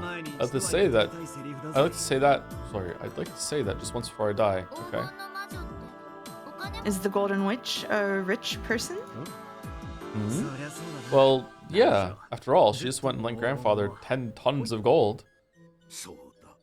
Precisely. I've been borrowing it for several decades, always promising to return it someday. It is a debt I will never be able to fully repay. The head family has never forgotten its gratitude. Isn't that right, dear? Of course. If the Beatrices hadn't kindly lent it to us for 3 generations, the Ushiromiya family would have fallen long ago. Even someone as shrewd as father couldn't have done anything without funds to start with. The Beatrices is so dire. By now, my money is making money, and the gold that made up my original funds can sleep in peace. Grouse, do you know what I am about to say? Since the moment Kraus had been summoned here, he had guessed what Kinzo was hinting at now. All things borrowed must be returned someday. The day had finally come. Yes, I understand. Father, double the moon investment. Beatrice, I do not have many years ahead of me. In fact, this may be the last family conference that we will attend together. How faint-hearted you sound. You must be joking. Beato alone laughed.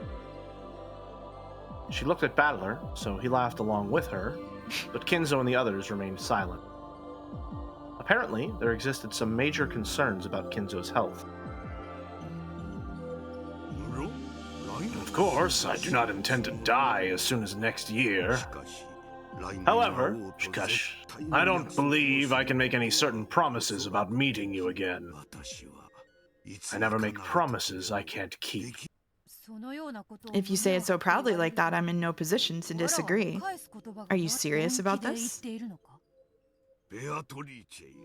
Beatrice, I want to make amends, and I must do it while I am still in high spirits. For that reason, I made a decision today. What's grandfather talking about? Quiet. Grandfather is about to talk about something very important. By now, even Battler understood what Kinzo was about to propose. Beato probably realized it too.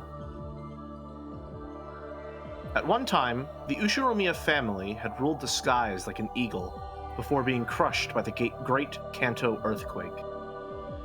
The eagle had one of its wings torn off, and it crawled in the mud on the point of death. Then, they were saved by the Golden Witch's golden miracle. Under the Golden Witch's protection, the eagle had nursed its wounds for many years.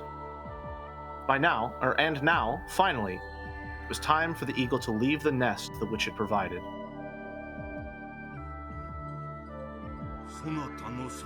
I will return all of the gold that your grandmother lent me.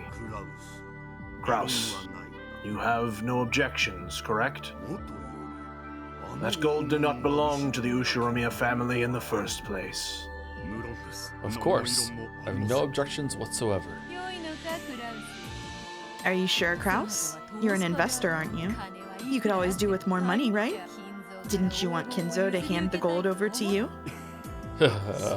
Yes, now that you mention it, it's hard to deny what you say. However, the contract was always between you and father, and the gold was yours to begin with.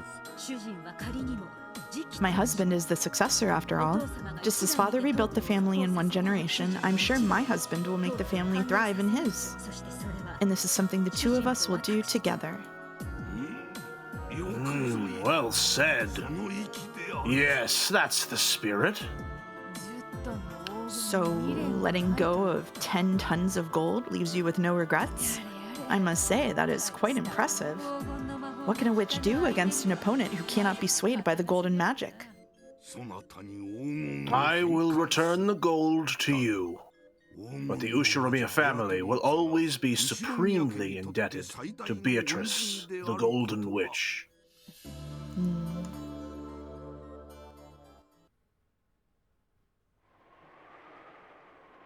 They would return the gold once lent by the Golden Witch. It was both simple and clear, which Mouse will become intimately familiar with coming December.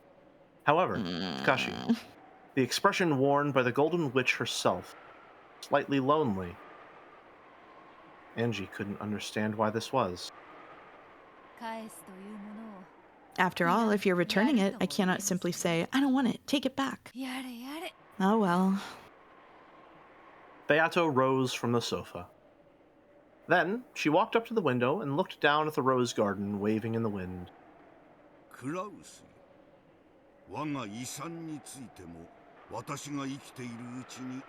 Kraus, I have also decided to present you and the others with my inheritance while I still live. Father. When I die, you will not only be busy with the funeral, but I imagine that you will have Ava and the others at your throats over the inheritance issue. If all is divided now, the funeral will be less trying for you. Kraus, write this down. And Genji, please be our secretary. I will now lay out the distribution of my assets. So different from the beginning. Wow. Wow. Kinzo immediately began explaining how the inheritance would be split up. Battler, realizing that he shouldn't be listening in on this conversation, walked over to where Beato was loitering by the window. Hey, rich person. If you've got too much gold in your hands, I'd be happy to lighten the load. Gold would be more useful if you turned it into firewood and used it to cook a stew. What's the matter? You're looking a bit bored.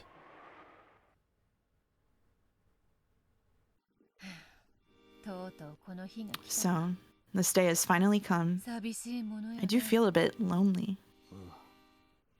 You do? My magic revived the Ushiromiya family and created Rikenjima. And now it seems the Ushiromiya family no longer has any need for the power of my gold. It has taken flight, leaving the nest of my magic behind. True. That's how it turned out. I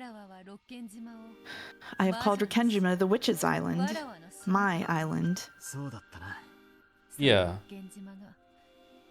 And now, Rikenjima is returning the gold to me. The day has come for Rikenjima to awaken from my magic. That's true. I knew that this would be the last game. However, now that we've reached this point, even in a manner such as this, it's surprisingly painful. When is Burn Castle gonna break through the glass and say, "Can't let you do that, Star Fox"? When's that gonna happen? Come on, come on. You're looking forward to it? Just, I'm bracing for it. I'm not necessarily looking forward to it, but I'm bracing for it. You're the type of person who looks totally carefree, but who's actually full of lingering attachments and regrets.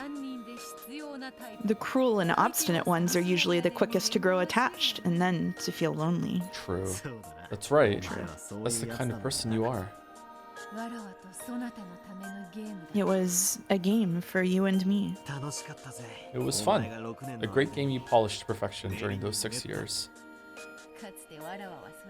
I once likened it to eternal torture for the both of us. Eternity is happiest when you can still believe that it's eternal. But all things must end, and we have to be aware of that. So we must not avert our eyes. Just as the sun always rises, there's no sun that doesn't set. Of course, Angie didn't have the slightest idea what her brother and the witch were talking about. However, Kashi, even as young as she was, she could feel that the pair had spent an incredibly long time together. And they understood each other so well that they might as well be a married couple. Posture check, chat. Change your posture. Thank you. Then, Beato noticed her reaction. Angie, at one point the two of us wove games for each other. However, that time is now over. This game has been made not for our sake, but for yours. I have a question for you, real quick. Mm-hmm.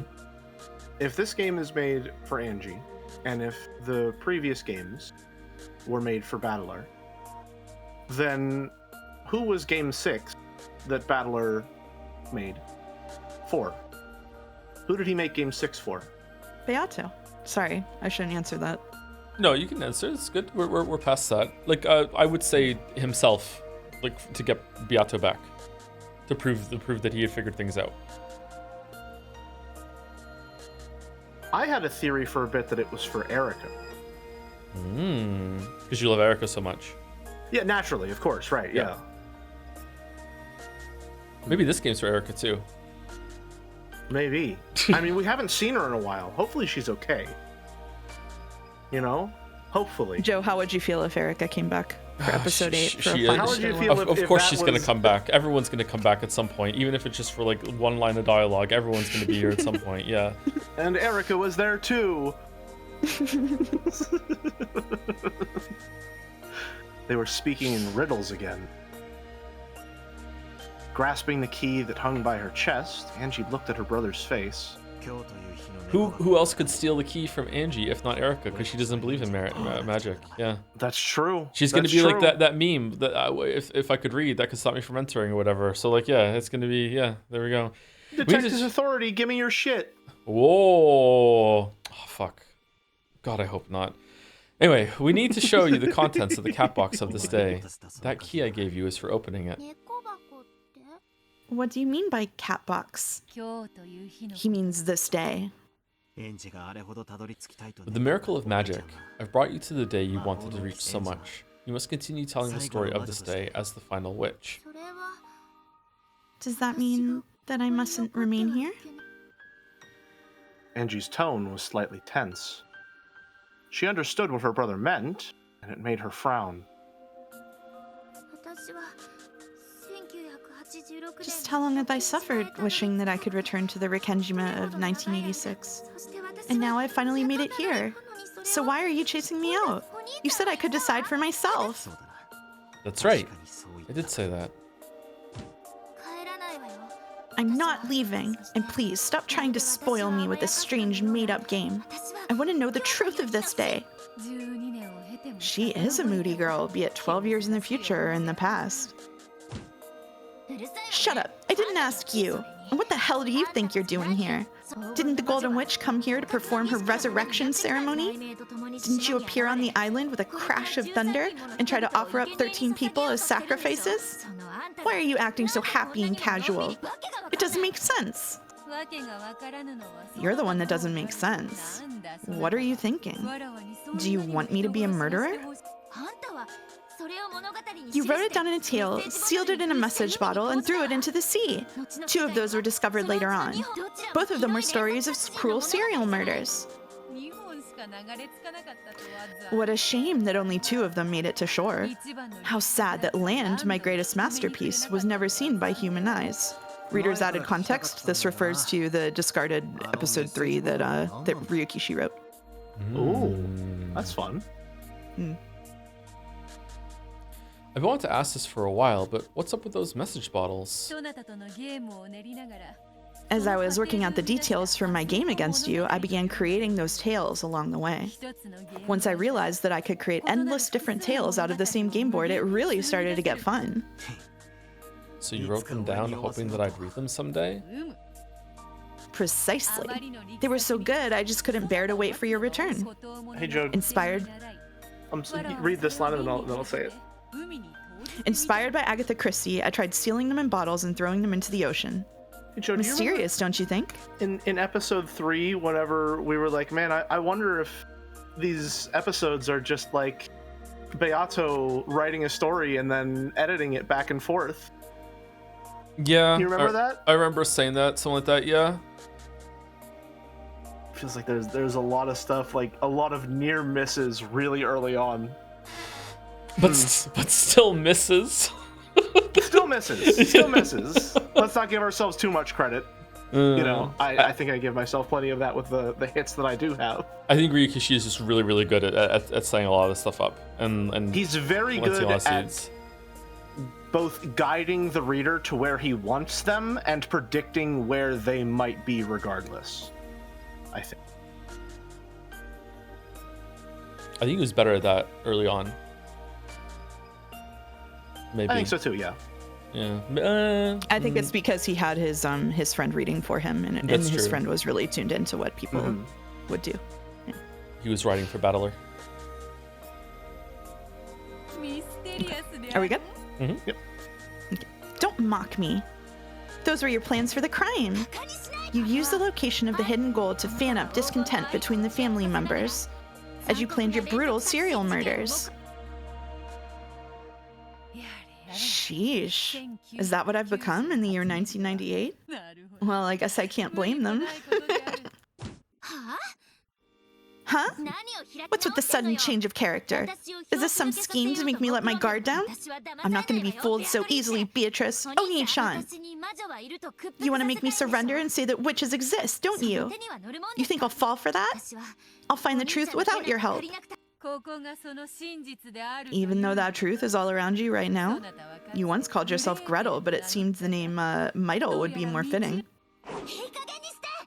Enough! Angie tried to slap Beato's cheek. However, Dashi, the difference between their heights was so great that Beato dodged before the hand could reach her. Stupid. Stupid. I won't accept it. I'll never acknowledge this farce as the truth. Should have parried. After Angie yelled those words, her eyes grew cloudy. They cleared up almost immediately.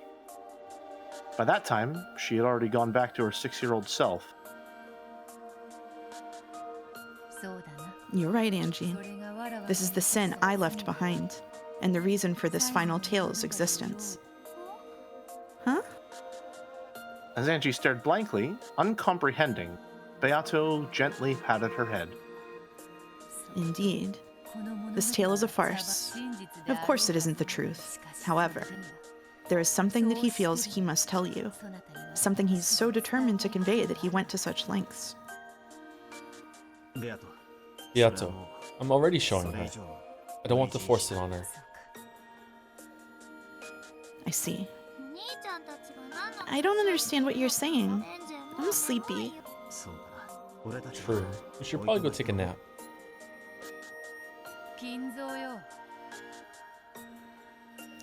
Kinzo, must I remain here longer? My apologies, but I must ask you to stay for just a bit. Moving on, Kraus. The continued support of the Fukuin house should be viewed as your responsibility as the Ushiromiya family head. What a pain. Forgive me, Battler. It seems I cannot go with you. Genji, would you mind taking these two to the guest house? As you wish. Battler-sama, Angie-sama, please, follow me. Thanks. See you later, Yato. Of course. I have a mountain of things I wish to discuss with you, and I'd like to have some time alone tonight. We must act the part of a married couple every now and then. What do you mean, act the part of a married couple?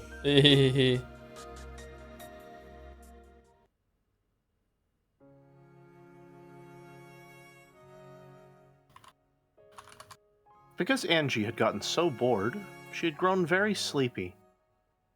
It would probably be best for her to take a quick nap. Battler walked through the windy rose garden, pulling her by the hand. When he questioned their guide, Genji, he learned the old servant had known beforehand of Kinzo's desire to return the gold to Beato, and settle the inheritance problem early. The master decided to start preparations early for his final task in this world, the ending of his life. Most people don't think much about what happens after they die. Guess grandfather just lives on a whole different scale. Today marks the start of a new flight, when the Ushiromiya family will depart from the Golden Witch's patronage. That's true. That's a pretty cool way to say it. Apparently, the Halloween party was to be held tonight. Or a grand Halloween party was to be held tonight, and Goda and the others had been ordered to start getting ready for it. However, Kashi, it wouldn't just be a party. It would be a ceremony to mark the return of Beatrice's gold. At the start of the dinner, Grandfather would make the announcement, and the 3 generations of Beatrices would be thanked for their gift to the family with a round of applause. I'm reminded of episode 2, with the Halloween party in the chapel, or Halloween killings in the chapel, rather. Yeah, I hope it doesn't go that way this time again. Apparently, this was what they had planned. Are we still keeping the secret from Dad and the others? Technically, it is a secret. However, the Master did not suddenly begin thinking in this way today. He has considered this day many times over many years, and has even discussed certain matters with his children. I doubt that any will be surprised to hear of tonight's announcement. Apparently, my old bastard's been running all over the place trying to get money for his company. I guess he'll be dancing around when he hears that grandfather's giving him his part of the inheritance early. A nice present for him. I rather think the great responsibility is what will spur him on. Ever since Rudolf-sama left the island, he has succeeded splendidly. However, his success so far has been supported by the Master's wealth. And now that he's suddenly getting his inheritance money, he'll have to keep going by his own strength alone in the future. That's some nice pressure for him. The siblings must have suffered for decades because of their father's excess of success and ability. Simply having a parent who is too successful can be a great burden to a child. I fucking hate rich people. And tonight, they'll be leaving the nest, truly becoming adults for the first time. It seems the Master plans to call this night a gold returning ceremony. However, he originally intended to call it a living funeral. Sounds pretty depressing, having a funeral while you're still alive. I'll admit that calling it a day to start a new journey and leave the nest fits the Ushiromiya family much better. Oni-chan, I'm sleepy. Look, we're almost to the guest house. Do you want to go to Mom's room? Or to the cousin's room? I don't care. I'll sleep until dinner. She's dead. Angie, still holding her brother's hand, crouched down and looked as though she was about to fall asleep. Battler lifted her up and carried her. As she felt the warmth and safety of her brother's back, Angie drifted off into sleep. Aww. Yeah, I get the strong feeling this is going to end up being my favorite episode. What happened that day? Just what on earth happened on October 4th and 5th, 1986? Because of the massive size of the Rekenjima explosion accident, the time of the explosion was known almost exactly, down to the minute. That time was October 5th, 24 hours, so midnight. The sheer improbability of that round number proved that the accident had been produced by artificial means. Later on, the following statements were collected from individuals who knew Ushiromiya Kinzo when he was alive. During his lifetime, Ushiromiya Kinzo built a clock rigged to blow up the island at exactly midnight. This clock was apparently inside his secret study. When he felt mentally cornered and wanted to think up a brilliant plan, he would activate that device and use the tension of the approaching midnight to bring some flash of inspiration to him. Fucking hell. You alright? This is insane. That's fucking crazy. He's just just a normal grandpa, While Ushiromiya Kinzo still lived, this was the only thought of as a tall tale about this eccentric man. But the fact that the Rekenjima explosion accident occurred at exactly midnight supported the story.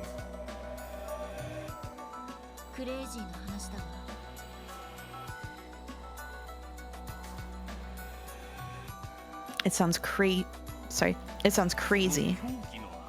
Oh shit, he's back? He must have hoped to gain some sort of mystical power from those short periods of madness. If we call this his source of high output mental power, the story isn't that difficult to swallow. Professor Otsuki spoke passionately. Witch hunters. Enthusiasts who treat the mad fantasy surrounding Rekenjima as their plaything. Angie had no reason to love these people, who embellished the death of her family just for the fun of it.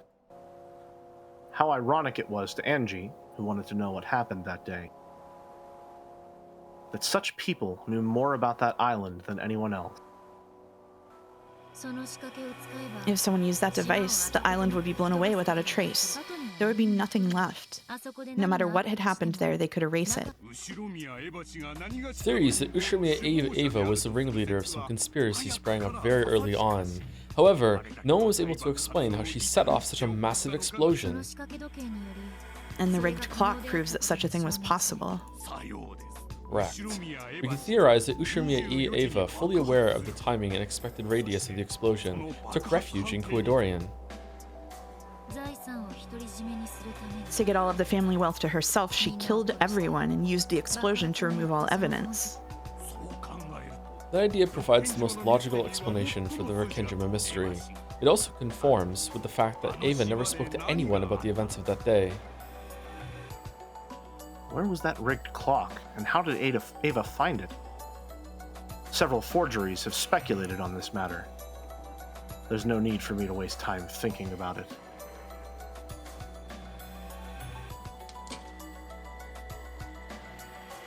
Eva activated the clock device, hid in Kuadorian to escape the blast, and was therefore the only one to survive. That was everything, the answer, which eloquently told the whole story. When Eva first adopted me, our relationship wasn't that bad at all. I asked her several times, what happened that day? Every single time she answered, it was to say that she didn't remember. But, well, she must have been flustered at that time. The very first time I asked, she answered like this. I can't tell you about it. It was a slip of the tongue. She knew what had happened that day. And she left this world without telling me even a bit of the truth. She sealed the truth in a cat box and left this world, taking the key with her. There can be only one answer. She was behind everything. She got to keep all the family wealth to herself and become super rich. And afterward, she lamented the fact that her beloved son would never inherit any of what she had created. And she cursed me. Did she always have the Fruit Loop bracelet? I don't think so. I'm not sure, actually. It would be a very weird thing to add in the 8th episode. Chat says but yes. Chat Yeah. says I'm yes. expecting... She did, yeah? Okay. Huh. Just remembering that old bitch makes me want to vomit. Wow. Why is Angie acting like she just didn't see episode 7? What happened that... I wonder. That's what I want to know. It's my only goal. The one reason I'm still alive. However, later on, I had to come to grips with the fact that my goal was an abstract one. After all, though I don't know what happened that day, if it's a question of who did the crime, that's already clear. Ushiromiya Eva. She's the culprit. That has never changed since the beginning. That's right. I'm not trying to find out what happened that day. I'm trying to find out what Ushiromiya Eva did that day. If I can reveal that, then I can expose Eva's evil, even though she's already dead. That is my true goal. The police also suspected the accident might be a crime, and they did investigate. However, no matter how much they inspected the crater that had once been Rekenjima, they didn't find anything at all. The public and the witch hunters cornered Eva with several bits of circumstantial evidence, but not a single bit of physical evidence was found. Though Eva was only the merest fraction of a shade away from guilty, they were unable to expose her crime. My goal isn't anything as vague as learning what happened that day. It's to expose the crime Ushiromiya Eva committed that day, and to have my revenge. I haven't been able to expose Ushiromiya Eva's crime, so people are acting as though the events on the island were all done by some bizarre golden witch. Defeating the golden witch means exposing Ushiromiya Eva's sin. I won't forgive Ushiromiya Eva. I'll certainly hate her and take revenge for my family. Interesting that this is an exact inversion of Battler in the beginning of episode 1, where he doesn't want to believe that it's one of his family members, but he doesn't want to believe that it's going to be a witch, so he has to prove that witches don't exist. In this case, she's explicitly trying to not prove, or rather trying to disprove the existence of witches so that one of her family members can be guilty. Mm-hmm. And the reason why she hates Eva so much is because Eva was protecting her from the truth. Again, very tragic. Yeah. Yep. Yeah. Very good. That is Ushiromiya Angie's one and only reason for living. Oh, fucking this guy! She knew you hated her that much. God. You don't like this guy? No, No? I have a sincere and thorough distaste for this train conductor-looking motherfucker. I Man. think he's hotter than Will. You think... Oh my god, I was gonna bring him up during the Will conversation, but I didn't want to because I don't want to think about this fucking guy. I hate this dude. He's hotter than Will? Really? Yeah, I think he's hotter than Will. Damn. I'm allowed to hate one character irrationally, and it's this guy. Mm-hmm. God, he looks so fucking dumb. If she knew you hated her that much, the president would probably be rolling around laughing in the next world. Shut up. I'll expose that old bitch's crime. I won't accept that it was a perfect crime with all traces blown away. I'll never do that. In other words, Sumari, this journey of yours is a journey to take revenge for your family. Got a problem with that? You must be joking. It's great to know that you have a purpose in life. Could you turn that off? Oh? You don't like M. Zaki? Amakusa turned the radio off. The dull sound of the engine became the BGM that filled the car. Is it really so strange? Fighting for revenge? Not really. Out on the front, I met people who live for that reason over and over. You've been on battlefields many times as a mercenary, right? Well, I've seen a few. So are people who fight to take revenge for their families strong? No doubt about it. Some people even strap bombs to themselves and commit suicide to take revenge for their families. Humans are more than capable of dying for vengeance. That's right. I could do it too. Have you heard of child soldiers? You mean kids who fight like soldiers? That's it. Kids who've lost their parents and have nowhere to go sometimes get picked up by groups of armed insurgents and become soldiers, and after the war is done, they go back to being regular kids. They get a gun thrust in their hands, and they're taught how to take revenge. But in the end, children are expendable. Anyone can be a soldier in a battlefield if they can pull a trigger. Are you trying to say that I'm like that? Revenge can be a reason for living. It can also give you the strength to become a soldier. Like a miracle, it can turn a girl who could do nothing but sob over her parents' corpses into a soldier, almost overnight. Nothing gives you more power than revenge. I guess so. And that's what I'm like. Do you know about the child soldier problem? No. Hi, Uchikoshi. Yeah, I know. Did you know? Child soldiers who are given guns and taught how to take revenge make that their reason for living. Well, that's not exactly right. It becomes their reason for firing their guns, but revenge is something that never ends. At some point, they no longer have any reason to keep shooting. What do you mean? They once shot for revenge, but eventually they keep on shooting for no reason at all. You mean they forget about taking revenge? When revenge is impossible, they eventually get tired of it and forget their original goals. When that happens, they have nothing except their guns. Eventually, they'll keep shooting just so they can eat. You're saying that child soldiers who started using guns for revenge end up as bandits or something.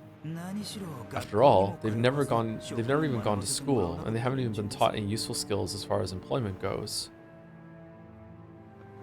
They only learned how to shoot guns. And they were only ever praised when they killed the enemy. Eventually, your reason for living stops being revenge and becomes the means you once used to take revenge. It's sad, really. Are you saying that I'll eventually get tired of revenge and what would it be in my case? You'll get tired of exposing the truth, and you'll eventually become a person who can do nothing but hate Ushirmiya Eva. Well, that's true already. Got a problem with it? Yeah, couldn't think of it, that's right. I'm not sure what Amakusa is trying to say. Probably something annoying. So I'm not interested. Revenge is pointless. Is that what you're trying to say? You still have a long life ahead of you, lady. With your youth, you could do anything. I get the feeling that this journey might be a waste of that precious youth. It's none of your business. I've already jumped once, remember? Off that huge skyscraper. You only barely made it out of that alive. Back then, I died. So I'm already a ghost. And my only purpose is to expose the truth of that day, to take revenge on my family's enemy. Sheesh. That's an iron will you got there, lady. There's no way a flippant man like you could understand how I feel. After that, Amakusa was forced to shut his mouth. He shrugged, but Angie didn't see. Even so, Amakusa spoke once more. Beep, beep. On the first day we started this journey, you said something. You said you wanted to know what happened on that island that day. It's the same now. What's changed? Now you're saying that you want to know what happened on that island that day, so you can expose Ushirmiya Eva's crime. And isn't that exactly the same? Well, that's true, but... I'm tired, so I'll sleep now. Would you mind staying quiet for a bit? Tell me when we get there. Roger that.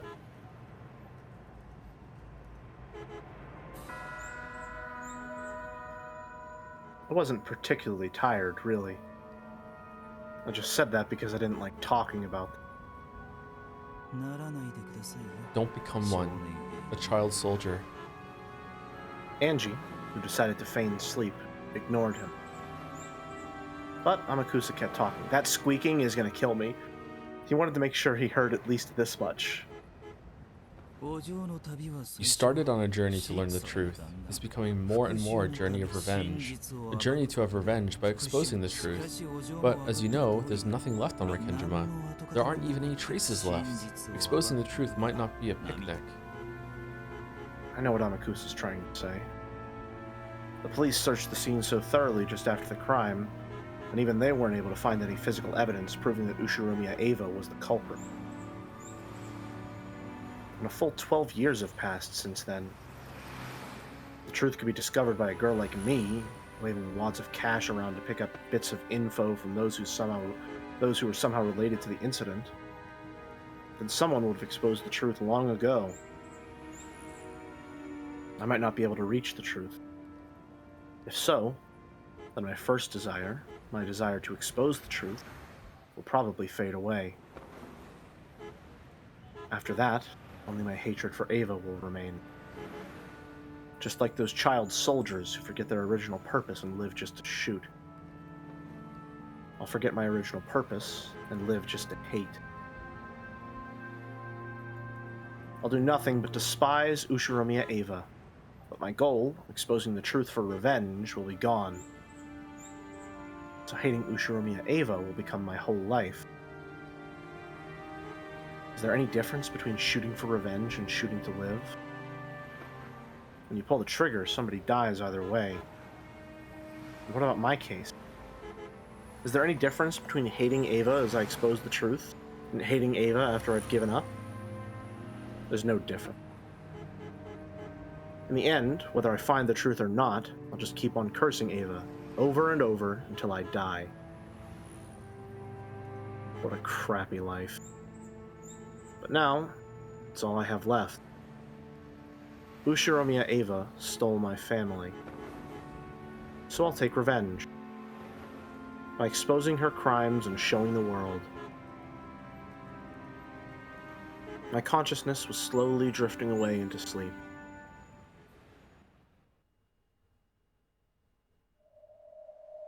Why is Oni-chan showing me such a bizarre Rekenjima? Is this supposed to be the truth? Enough with this farce. Why is even Oni-chan trying to hide the truth from me? I'm trying to find it out so that I can avenge him and the others. Or would Oni-chan say the same thing as Amakusa? That revenge is meaningless, so I should stop. Is that why he's speaking in riddles, trying to make everything more confusing? That's none of his business. I'm not trying to take revenge for their sakes. I'm doing it for my sake, too. After all, it's the only reason I'm still alive. Taking revenge is my reason to live. I don't have a clue what Oni-chan is thinking. We have time for one more chapter, and it Do we would really? delight the Umineko readers. We do. Let's go! We do. Short We chapter. locked in. Yep. Was anyone else very If you're charmed feeling by up for the... I'm absolutely up for it, yeah. Was anyone else charmed by the very tiny, crunchy-looking car in the rear view window? I didn't notice it. No. Yes, very I'm cute. gonna send an Umiden real quick. Okay. Well, you do that. Thank you to Rethulian for the resub at 43 months. Popping in to see how far you are, since I'm reading episode 8 right now too. Hope you end up liking it. I think it's pretty interesting so far. It is interesting, but I am understanding what the chatter meant about some of the pacing stuff. A couple times I feel like just a couple of the scenes I've been like, yeah, I get it. We don't have to go over it over and over and over again. That last one was one of them actually at the end. But I guess she's just dwelling on it. Also, shout out to the last 3 polls that were run. Do you trust Beatrice? Is Mouse wrong? Hottest Umineko dude. Why does that feel like the headliners on an Umineko magazine that you'd find at the checkout aisle in a grocery store? Ninja one. That's true. All right. That's Umi News. It is Umi News. All right. Voice assignments. I'll stay the same for this chapter. Okay. Okay. I do have to ask, that painting thing on the wall, isn't that what the book looked like? Oh yeah, it does. Oh, a bit, yeah. Yeah. Yeah. Interesting. Well, the backgrounds aren't canon anyway, so I don't know what I'm talking about. Outside, the rain had started to pour down hard. However, inside the cousin room, it was loud and cheery. Could have been raining spears. No one would have paid any attention. All right. Nice. That's what truly happened on Fuck Kenji. you. Come Nice. on. Full house. Take that. Whoa. You weren't bluffing. Cousins were all bursting with energy, sitting in a circle on the bed. And I thought Battler always had crap in his hands every time he acted tough. Of course, I've been losing all this time just to make you think that. Ushimiya Battler, the man who loses strategically to win in the end. Yeah, strategically. Ooh, Battler is incredible. All my coins have disappeared again. I'll give you some of mine. Let's crush Battler together, okay? With just a deck of cards, the cousins could enjoy themselves for hours and hours. They were so engrossed that the occasional thunderbolt hardly even registered as static in the background. I'm starting to get hungry. I wonder if dinner's ready yet. Who knows? It should be ready soon. Goto-san and the others really went all out for tonight. Yeah, which means we've got a lot to look forward to. Is this to celebrate my long-awaited return? I heard from Shannon just now it's going to be a Halloween party. They'll set up a buffet in the hall. Sounds incredible. A Halloween party? Incredible, incredible. Ooh, ooh, ooh. Huh? Yeah, who is it? There was a knock. The door opened, and Angie was there. She'd been sleeping in her parents' room. Hey, Angie. So you woke up. They said it's time for dinner, so we have to go to the mansion. They said to get ready. Ooh, ooh, ooh. Food, food, food. I'm hungry. I am hungry. Shit. Perhaps because she was the hungriest, Maria celebrated more vigorously than anyone else. Why does Maria Umineko... She has a last name, I'm boarding the bit. She jumped up happily and hopped off the bed. As the others all clambered off the bed and started putting their shoes on, Kyrie and Rudolph came into view. Hey, brats. Stick 'em up. Time for food, so get ready. Looks like today will be extra special. Can't wait to see it. Ooh, I know. It's a Halloween party. A Halloween party? I know, and Angie doesn't. Mom, what's a Halloween party? Who knows? We'll have to go see her for ourselves. Ready, everyone ready? It's about time to go. Is everyone here? Please, follow me. Maria, over here. Your collar's crooked. Nah, I'm starving. The food is the best part of these family conferences. Are you starving too, Angie-chan? Ava smiled at Angie. Yeah, I'm starving. Angie? That's I'm hungry, right? Don't worry about it. Yeah, I'll bet you're starving. My stomach's rumbling too. Okay, let's get out of here. Looks like the wind's blowing hard outside. Make sure you don't lose your umbrellas. Everyone, please take an umbrella. Here's your umbrella, Angie-chan. Thank you, Aunt Eva. Oh, girls really are so cute. Come over to play at your aunt's house one of these days. It's a promise, okay? It looks like Aunt Ava's taking a liking to Angie. Yep. Apparently, Mother really wanted a daughter. Oh, I've heard that too. I think she adored me too when I was little. My mama said she really wanted a son. Ooh.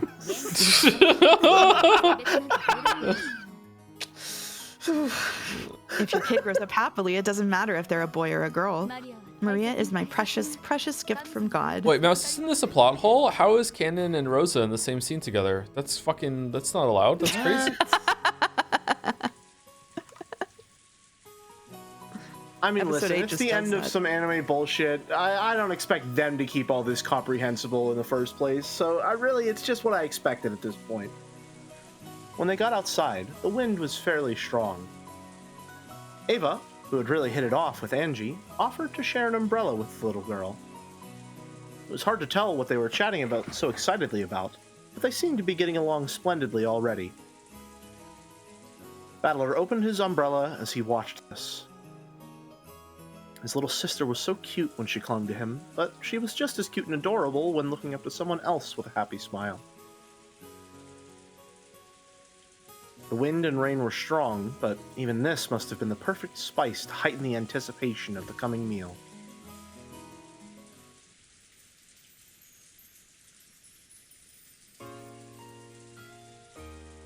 Far.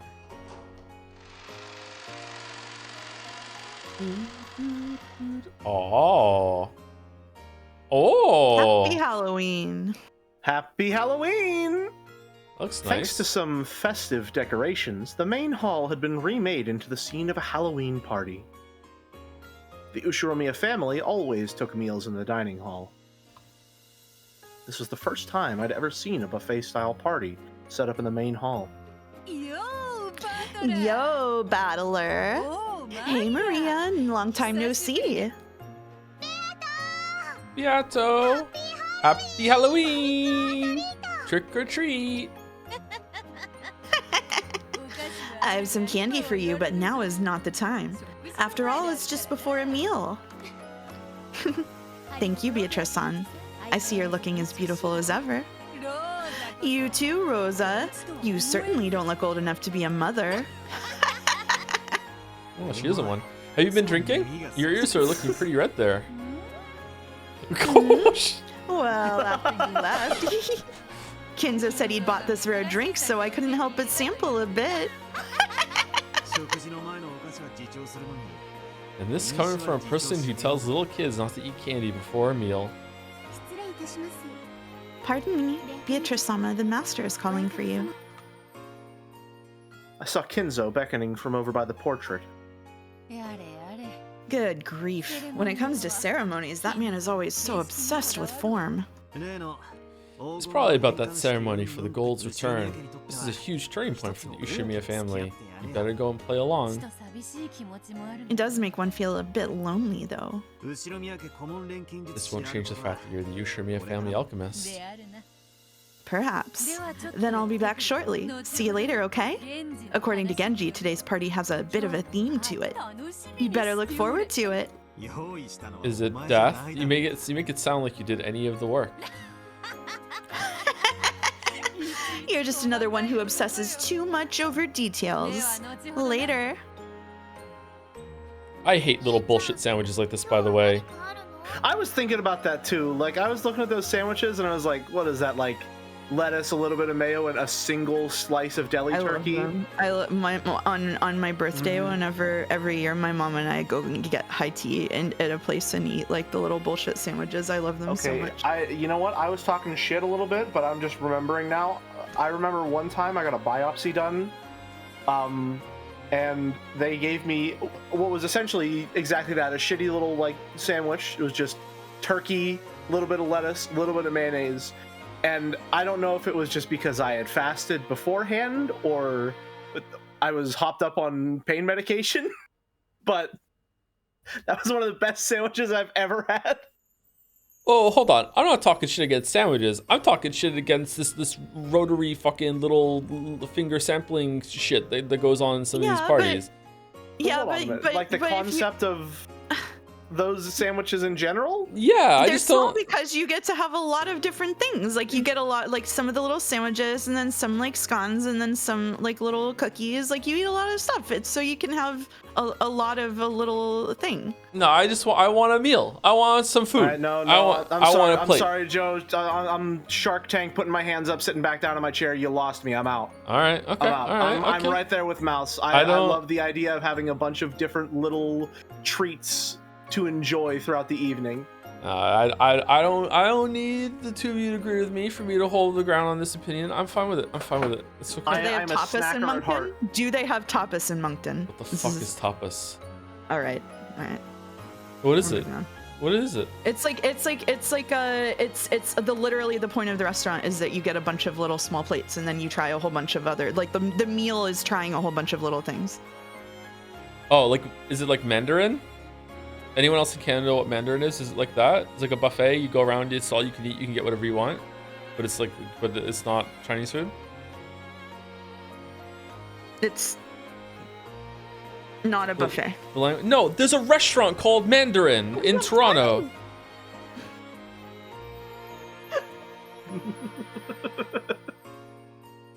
Yeah, so with tapas you order shared plates and everybody shares like the food.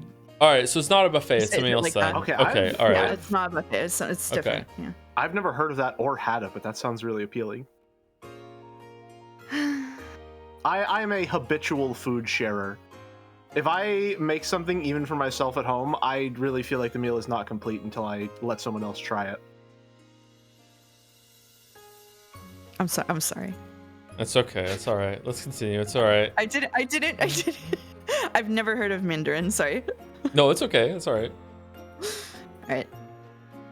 Wait, the pin. I love the idea there's a single buffet in all of Canada called Mandarin, and that's the only cultural touchstone when it comes to buffets you have. No, it's not that. It's not, I don't know. Like for some people, buffet is just like you go somewhere you get to eat a lot of food. But it's specifically at this restaurant, you go around and you pick out what you want from like a huge like kind of like outdoor kitchen, not outdoor kitchen, like exterior kitchen where they lay all out for you. That's what I mean. Like, I get what you're saying. Yeah. I get what you're Isn't that saying. a buffet? No, it's not. It's not the same as like Golden Corral, where there's like one fucking row of things on the buffet. Okay, and you pile gotcha. up as many mashed potatoes as you can. It's dedicated to variety. I understand what he's saying. Gotcha. Okay. It's a bit like that, except that people at the table share plates, and you order it, and it comes out, and it's normally like you order like 7 or 8 things, and like split it with everybody there, basically. Cool. So Yeah, everybody sounds gets a very lot of appealing. meals instead of everybody getting one meal. That sounds very appealing. Don't mention Golden Corral. Sorry. Okay, we can continue. Sorry. I think Beatrice would like Golden Corral. Oh my god. Oni-chan is something. Maybe when she's wasted. Which is she is right now. So yeah. I went to a. You know what? Never mind. Oni-chan is something. No. You started it. You have to complete it. That's the streamer pack. The number of strip clubs with buffets is way higher than you think. Huh. I've never been to a strip club. I'd never considered that a strip club would have a buffet, so I guess you're right. They by often have default. breakfast buffets, actually. To give you a reason to be there in the morning. Yeah, maybe I should go to a strip club. I could go down with a breakfast buffet. It could be nice. Oni-chan, is something going to happen today? Is it a special day? It looked as though Angie had picked up on that much. She seemed to be getting tense for no reason. This is a special day for the Ushimiya family. But it doesn't have anything to do with you personally, so you should just relax. Okay. Oh, that's right. Hey, did you know? I just heard a huge secret from Aunt Ava. Even Maria One-chan doesn't know, but I'll tell you. Oh? So what's the secret? Okay. I heard that if you get an almond in yours, you win. Win? Is this like a lottery or something? Anyway, if you get an almond, you win. Angie puffed out her cheeks. Apparently, she wanted to be praised for sharing this exciting secret. But just knowing that almonds win doesn't really explain much. Okay, got it. Thanks for letting me in on that major secret. You're mean, Oni-chan. And I even told you my secret. Angie, her cheeks still puffed out, headed back to where Aunt Ava was. They really are getting along well. Well, I guess I have no problem with her aunt. If it was some guy from her class, I don't care if they're in elementary school, it's not happening. No playing with the opposite sex without Oni-chan's approval. At that moment, Genji-san's voice rang out. The chatter gradually subsided, and the rain outside once again became apparent.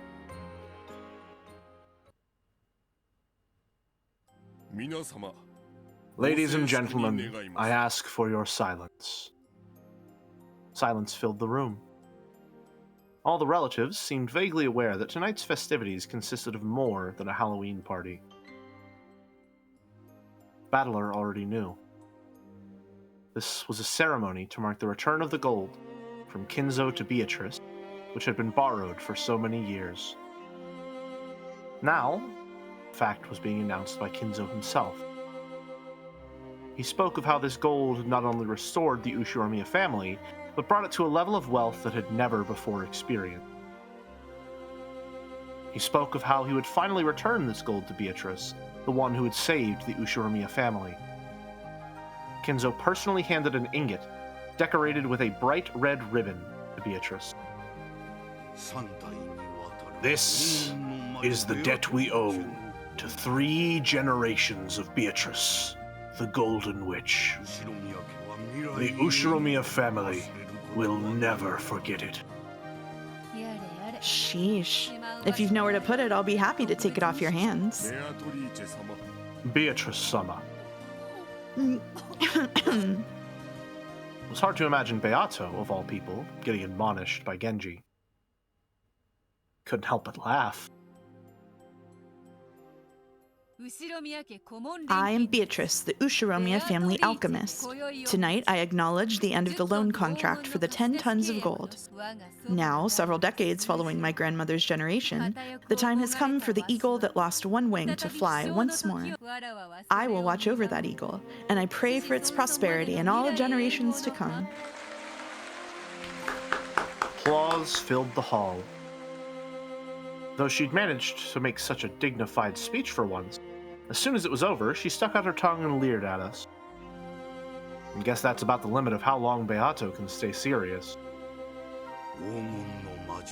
By passing her name on through the generations, Beatrice, the Golden Witch, may live for thousands of years. Therefore, even her descendants shall be Beatrice, and all shall be alchemists to this family. The descendants of the Ushiromiya family will praise Beatrice for her gratitude forevermore, and this will be passed on through the generations. This family will always be indebted to Beatrice, and she will always be our family, tied by a noble bond. Let those who acknowledge this show their recognition with their applause. Yay, yippee! Woohoo! Yeah, we love Beatrice! Yeah! Yeah, 10 tons of gold! Woo! After Genji's words, the relatives all looked at each other, then started applauding at once.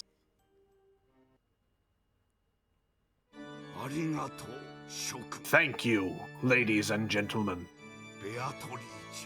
Beatrice, you are a member of the Ushiromiya family. Oh, he's just saying it. Wow. And that is a bond more sacred than one of blood. Of course, lending money is more important than being a blood relation. Beatrice-sama. After that, Kinzo's long-winded speech continued. Tonight, Kinzo would retire as the Ushiromiya family head. Then, he announced that he would reveal the distribution of his inheritance.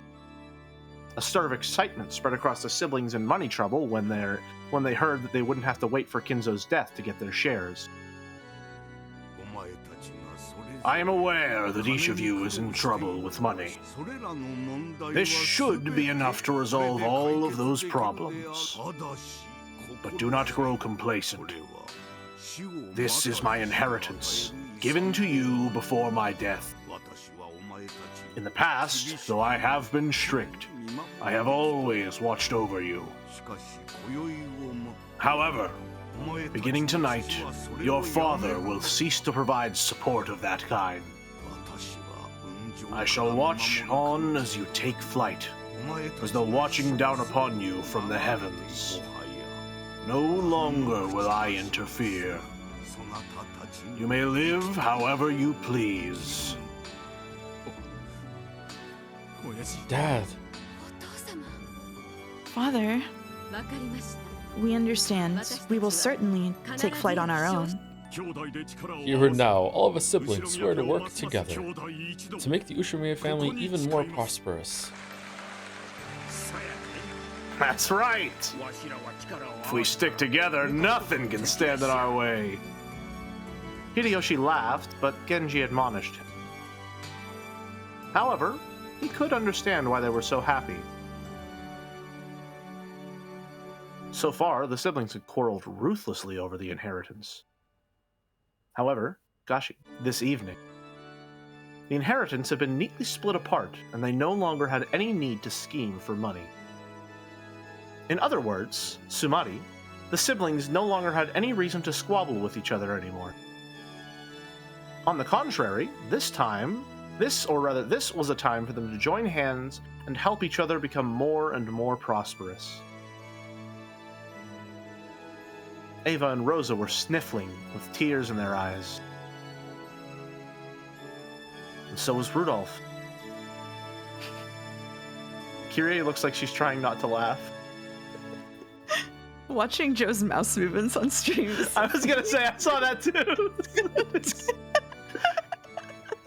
Perhaps now, despite their ages, they had finally left the nest for real. Tonight, the eagles of the Ushiromiya family would leave Rikkenjima. Oh god. The nest weaved from the witch's magic and go their separate ways. Was that the chinchillas? Yeah, I'm muting. Their own power and determination. It made Kinzo think. If only I had done this from the start. If I had settled the inheritance problem himself, there would have been no need for his children to quarrel at all. Instead, he had acted in a sullen manner and left the problem to them, which had resulted in their strained relationships. Yes, it was all his responsibility. And now, the intertwining bonds had been released. It was as though an invisible rope had been wrapped around Kinzo's body. The rope was now gone. He felt a sense of release he hadn't experienced for many years. And then he died, right then and there. Right on the spot. The four siblings stepped forward, and before Kinzo, they swore to all support Kraus, the new head, and lead the family to greater prosperity. Their faces sparkled with an unexpected youthfulness. It was only natural. After all, none of the four had made such a natural-feeling promise since the time they were kids. As the vibrancy of their youth returned to them, the siblings made a promise once again. When Kraus finished his announcement, a friendly applause filled the hall. The cousins, and the servants too, joined in on the applause that continued on and on. Even the Stakes were there, and the Chiesters as well. Angie watched this, dumbfounded. The four siblings were supposed to have quarreled with each other constantly since they were kids. And they were supposed to have pointlessly locked swords with Kinzo's inheritance as their goal, their worries over money spurring them on. Thanks to this ceremony, even the world of truth, the world I acknowledge, has been rewritten. Were they actually friendly towards each other, or did they quarrel all the time like I believe? It doesn't matter. Either way, right here, right now, all of those problems have been resolved. I mustn't believe. This is just Oni-chan's farce. Even though I knew that fact. When I watched Dad and the others hugging each other... Shit. Oh. She really didn't want to believe. I watched Dad and the others hugging each other, teary smiles on their faces. I couldn't help but feel something warm welling up in my eyes. This is a really interesting inversion of episode 1. I won't believe. This is all Oni-chan's farce. What you have to see, what you have to hear, before you'll let yourself believe. Red. Sorry about the chinchillas. If you say it with the red truth. Is everything that can't be said in red a lie? I won't believe. This is just... Angie looked at the floor and fell silent. As the game master, Battler was able to use the red truth. However, Shikashi, that rule only exists on a witch's game board. In the world of humans, red truth doesn't exist. People see things, hear things, and when they believe that something is worth believing, they accept it as a red truth. Unless Angie accepts it, no kind of truth can become truth. Battler wanted her to realize this. There was no point in using the red truth, a rule of this game, to force the truth on her. Angie would have to use her own power, her own heart, to accept the truth as truth. The decision was Angie's. No one could force her to decide either way. So, there was nothing wrong with Angie declaring this scene to be a farce. But if so, then what about the hot tears dripping down Angie's face? Angie would have to think that through herself, without anyone telling her. After one sniffle and a rub of the eyes, Angie let the 6-year-old version of herself take control of her piece. There's another giant stretch of narration here that we should maybe let Joe read because it's his stream. Sounds good to me. It's my stream? Okay. It's your... What followed was a harmonious, fun stretch of time. Who's going to move the mouse for me, though? Beautifully adorned dishes were brought in one after another, and champagne corks were loosened with pleasant sounds. Oh. Several small tables were set here and there, each with its own theme. That was where the fun lay in this stand-up buffet party, as the guests wandered from table to table, pondering what they should eat first. This sort of performance was where Goda's genius shone through. The hotel that let him go should have regretted ever having done so. Of course, a stand-up buffet would probably be a tiring affair for the middle-aged, so chairs had been set up as well. However, each time a new dish was brought into the hall, they could get up to look, wandering through the tables however they pleased. This way, they could each bump into a new group of people, then mingle elsewhere when that group melted apart. People are interesting. As the members in each group changed, so did the topic of conversation. The bustling Halloween party played out like a colorful kaleidoscope. The origami chains decorating the walls brought back youthful memories. Origami. Those would help anyone enjoy themselves like they were kids again. Even to Angie, it was like a dream. She chatted happily with her cousins. She also chatted with her aunts and uncles. Beato showed her several tricks that she called magic. Maria said that they were magic, Angie said that they were tricks, and the night grew even more lively. The 2 young girls were so fired up that the adults decided to show some tricks they knew, shocking both of the kids utterly. Eventually, they each started showing tricks to the others, asking if they'd ever seen this one or that one before, and it became a party of magic, just perfect for Halloween. In addition to magic tricks, several quizzes, riddles, and games popped up, reminding everyone of their childhood days. Even the servants who were serving food got dragged into the groups, and the whole hall was filled with chatter. To Angie, young as she was, every single magic trick, quiz, and riddle was an entirely new experience. They stimulated her intellectual curiosity, and she couldn't contain her excitement. Add in the wide variety of delicious foods and drinks she could choose from, and it was like being in a dream. Angie felt a floaty sensation as though she was walking on a cloud. Angie, did you drink some of this? This is Daddy's drink. I wanted to try some adult grape juice too, so it's okay. Your face is looking a little red there. Are you feeling all right? She only had a bit, so I think she'll be fine. I'll be fine. I'm not a kid.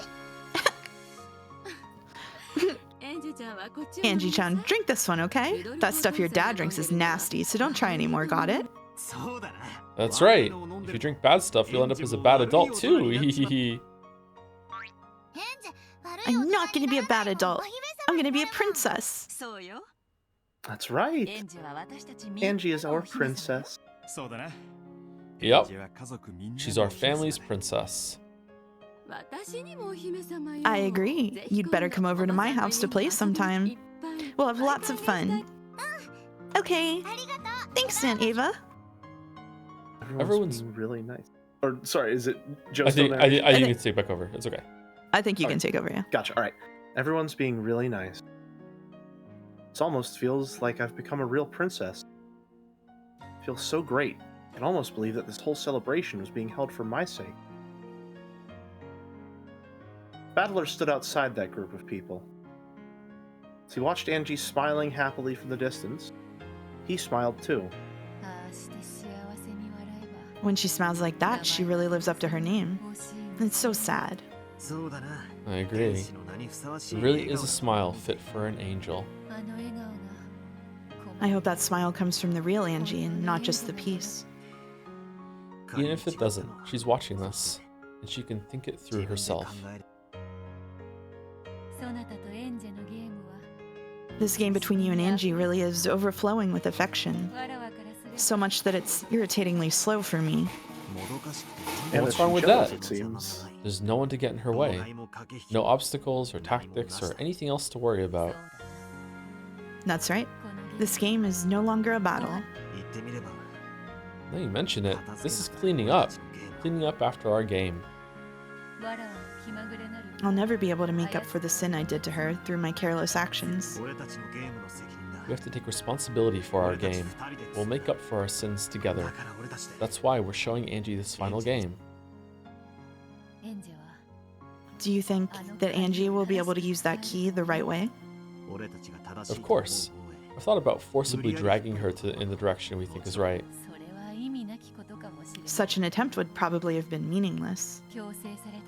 When you're forced to make a decision, it's hard to accept that it was truly a correct one, no matter how much time passes. Exactly. Angie has to think and choose for herself. Even if she doesn't make the decision we view as the correct one, I think we should respect it. You are the game master. I cannot argue with you anymore. I will simply watch on and enjoy this night. This game is really significant for Angie, but for us it's kind of like a party after the show. It's almost time.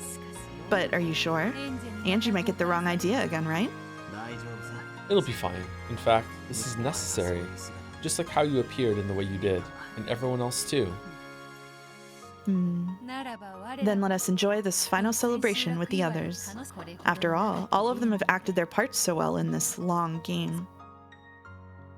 You might even call this an all-cast review. That instant, the sound of someone clapping for attention rang out. I helped. Your attention, everyone. Please gather for today's special event. Goda had been the one clapping. Everyone gathered together, wondering what was going on. On the serving cart in front of him was a large sliced chocolate cake. As the highlight of tonight's Halloween party, I've prepared this... Oh, fuck. Soccer tort for you all. Oh, I love that guy's books. As you can see, it was made especially for the Ushimiya family and bears the crest of the one-winged eagle in chocolate. The stupendous cake drew a gasp of admiration from all present. What a splendid cake! A perfect highlight for the party! Oh no, it's not just the cake.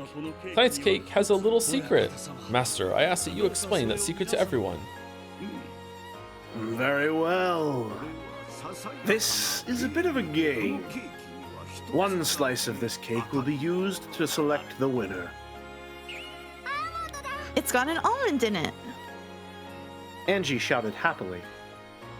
Kinzo looked at her and nodded. In just one slice of this cake, there is a single almond. The one who chooses that piece shall become tonight's king. Ooh, it's been a long time since I played the king game. I'm guessing the subject matter was a bit different when you played it. So, what happens to the person who becomes the king? The king gets to name one wish. Then we shall all try to grant it together. Oh, sounds interesting. Ew. Kings are boys. Girls can't be kings. If a girl wins, they get to become the princess, not the queen. Not for George. The almond! The one with the almond wins, right? Right? god, fucking hell. Aha, that's right. You're incredible, Angie. Times like this, luck can tell you something about a man. Can't let myself lose now. Hold up there. Let's let the smallest kids choose first. Good idea. Angie-chan, you can go first. Hey, you're the big cousin now, Maria. Let Angie-chan go first. Ooh, ooh, ooh. What if Angie wins? Ooh. I am gonna win. The almond wins. The almond wins. It seems we old fogies must hope that leftovers are lucky today. If we're going by age, I guess that means Kinzo's last. But weren't you 1,000 years old? I was thinking the same thing. No. I was thinking the same thing. No! Everyone burst out laughing. Her real age was unknown, but she claimed to be 19 years old. In front of Angie lay a large cake, split into several pieces. Just one of those pieces was the winner. Well then, Angie-sama, which piece would you like? Whichever you choose, it will be ever so delicious. No way. I only want the winning one. Well then, you'll have to try and guess right on the first shot. Go ahead, pick one. The battler pushed Angie's small back towards the table with the cake. Which one should I take? The chocolate cake was cut into 15 pieces. I want to pick the one with the almond to become the princess. One of them has an almond. Which will it be? I get to choose first, but it sort of feels unfair. I mean, it is, isn't it?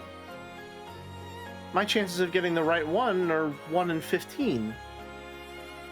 There's no way I'll get it. And then, when Maria One-chan goes after me, she has a 1 in 14 chance of picking the winner. The next person has a 1 in 13 chance, then a 1 in 12 chance, and the last person will win for sure. Oni-chan, this isn't fair. It's harder for the person who goes first. Everyone laughed. Apparently, there was something wrong with my calculations, but I still didn't like it. Let us start this contest of luck with Angie-sama. Please, feel free to make your selection. Okay. Okay. I have to pick one out of so many, there's no way I'll win. But for some reason, tonight, it feels like I might actually win after all.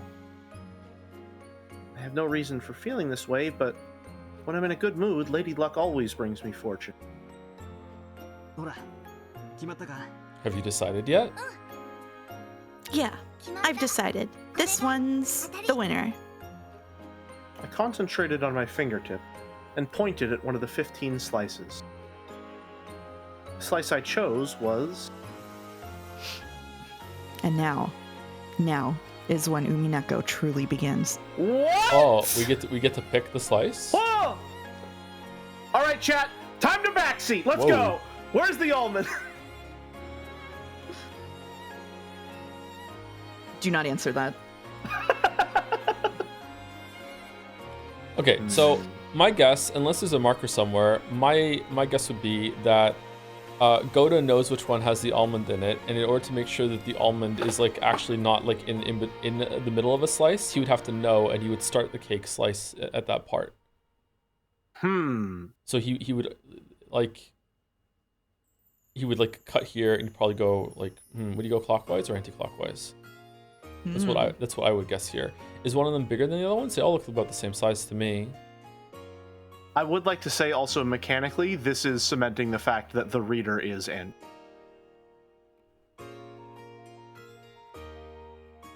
It looks like all the winged eagles are the same. Yeah, I'm not seeing any marker or anything like that. That's different. What do you think, Jelly? Good backseat from chat. Hey Joe, FYI, I think I would really like to eat the piece on the far right.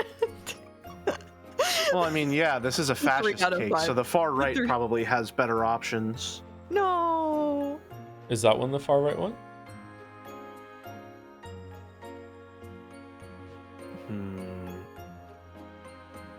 I'm thinking one down from the rightmost. This one? That one. Why that one? I don't know. I don't know. I think it's either, it doesn't matter, or it's one of these two. I think because this one is not in the middle, right? Mm-hmm. Oh, maybe it's that one because don't you cut slices of cake like straight down, like you cut, like you don't cut each slice, you cut like straight across, don't you? Well, So maybe he it's that has one? it's an odd number of slices, so he wouldn't be able to cut straight across for any of these. Are any of them like that, or no? Are they all? All of them are going to be like each one is going to have 2 on the other side of it because it's an odd number of slices. Yeah, you're right. You're right.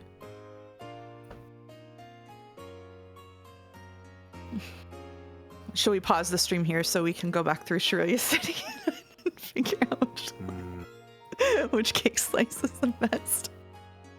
It's your stream, Joe.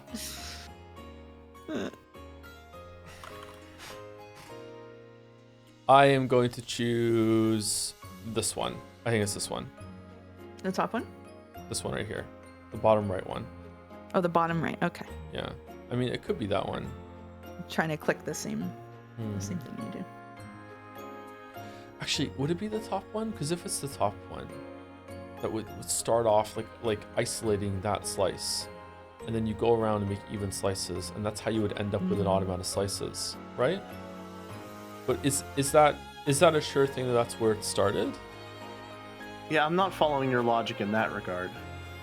The reason why is just because down here I can see an even slice on the bottom, but I don't see an even slice on the top. That's the only reason why. That's the way it's presented to me is making me think it's that one. That's why.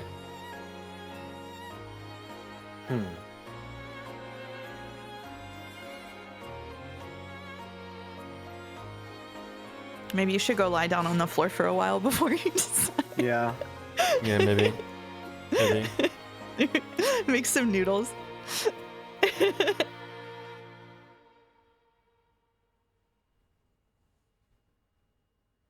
What do you think, Joe? You think that one, right? That's the one that I think. That's one that you think? Okay. Mouse, which one do you think? Well, Mouse knows the answer if there is an answer. I agree with the person in Umiful who said, Joe better pick the slice I picked. I couldn't enjoy it if he doesn't make the same choices as me.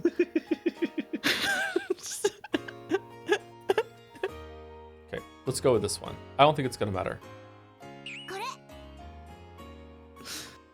Okay. I chose Yo and Jelly.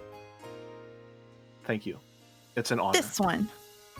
I can't believe I got to backseat the one gameplay decision in all of Umineko. This one? Are you sure? I've made up my mind. I want this one. When he asked me whether I was sure, I felt a little uneasy. Still, at times like this, it's better to stick with your instincts. It was one of those few bits of philosophy that this young girl had learned from her few life experiences. Goda took the chosen slice, put it on a plate with a fork, and handed it to Angie. I go next. Ooh, what should I take? It was Maria's turn next. She was excited, determined to be the winner. I walked away from that group, all by myself.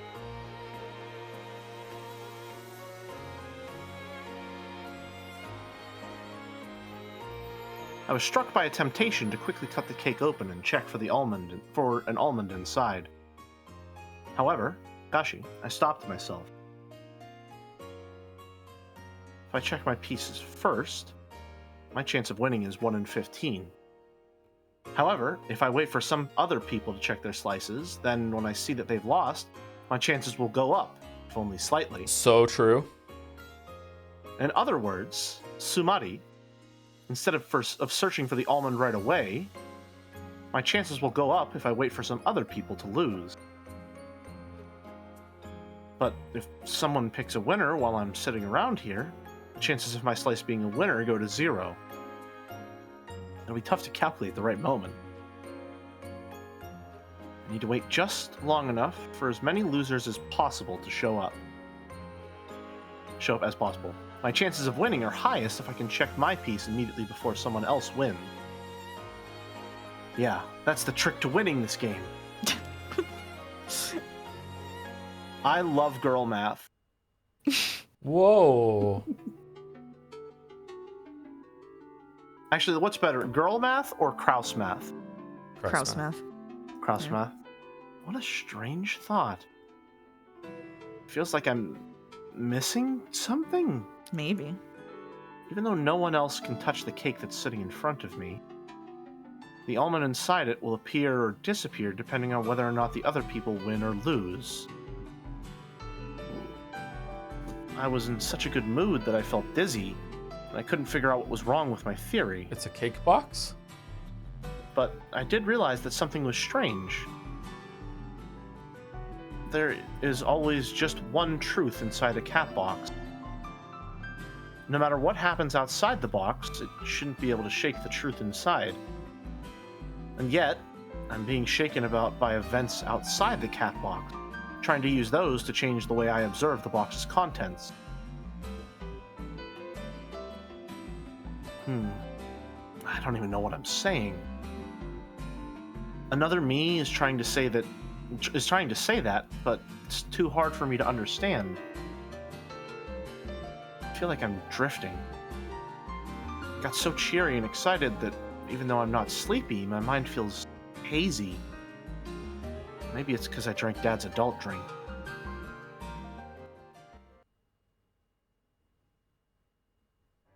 In the end, even though I chose the first piece, I decided to check it last.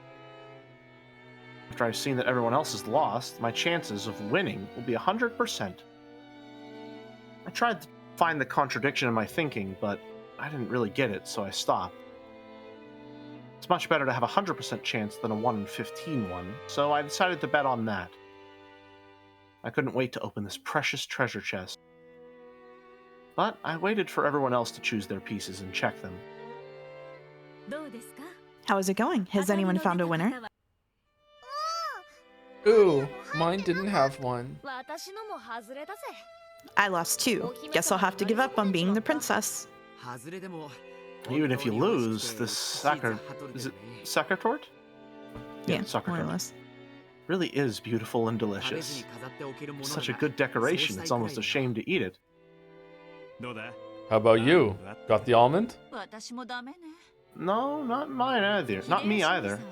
What about you, Hideyoshi Nissan? Mine's a loser too. Looks like I used up all my luck with my company and my wife. What exactly do you mean by that? What about you, Dr. Nenjo? I'm checking it now.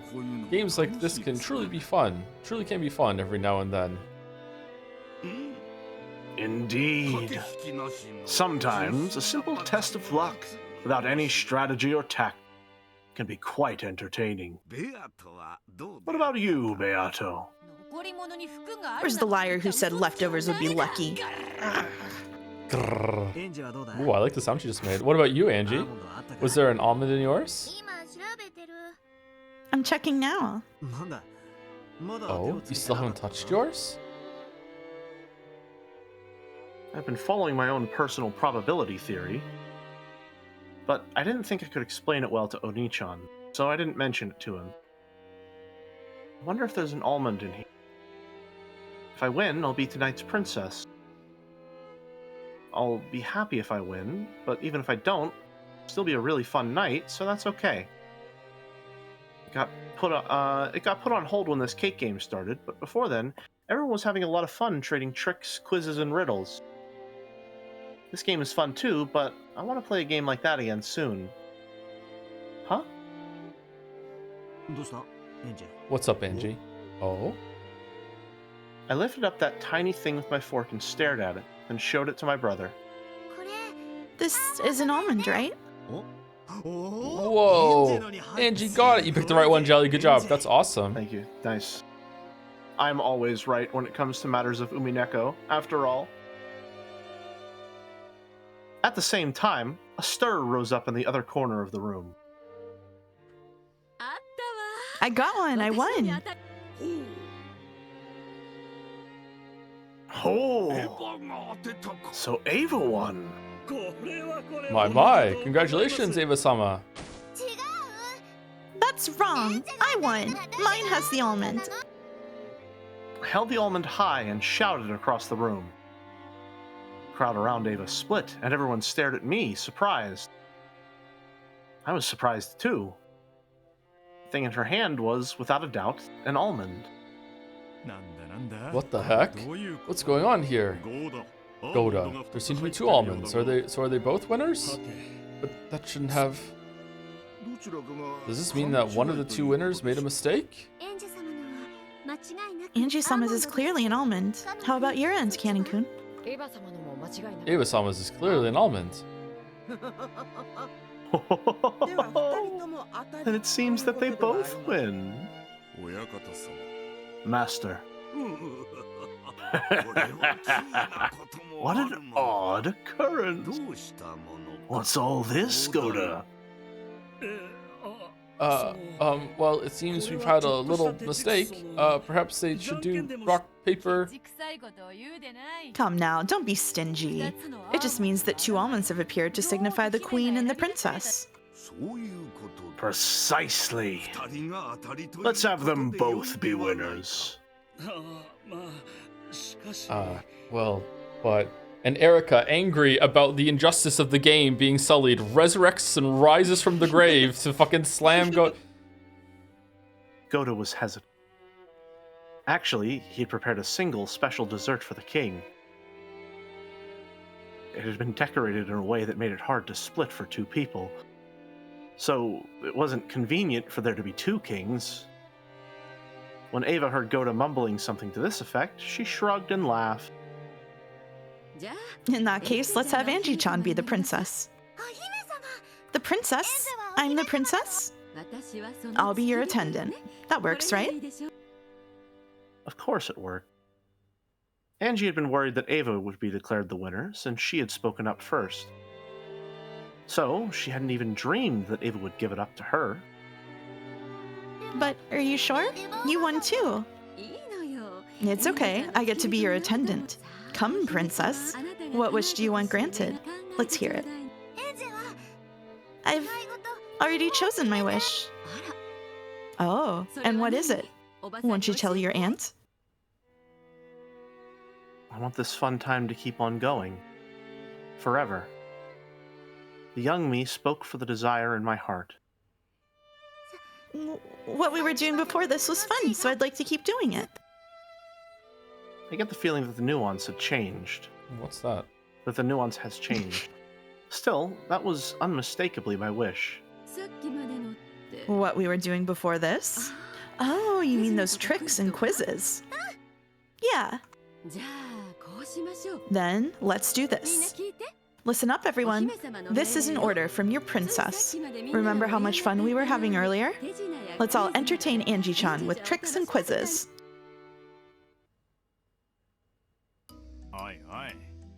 Hold up there. I've already used up all my magic tricks. Then let's do quizzes and riddles. So we just need to entertain Angie-chan with quizzes, Sumari? We can all present quizzes for our princess to enjoy. I see. Understood. Yes, how intriguing! Then, Angie, let us do it this way. Everyone will give you a quiz or a riddle, and you can try to solve them. Each time you succeed, I will give you a medal. A medal? You probably mean some sort of commemorative medallion. If you get a lot of puzzles right, you'll get a lot of medals. Just gathering medals is a tad boring, don't you think? Oh, fuck. Yes. Depending on the number of medals you collect, I shall give you a fantastic present. Well, do you suddenly feel fired up? It sounds amazing. So there's even a prize. Isn't that great, Angie? Yeah. Everyone gathered around me, smiling. They thought about what sort of puzzle they'd give. They're all thinking about me so that they can play with me.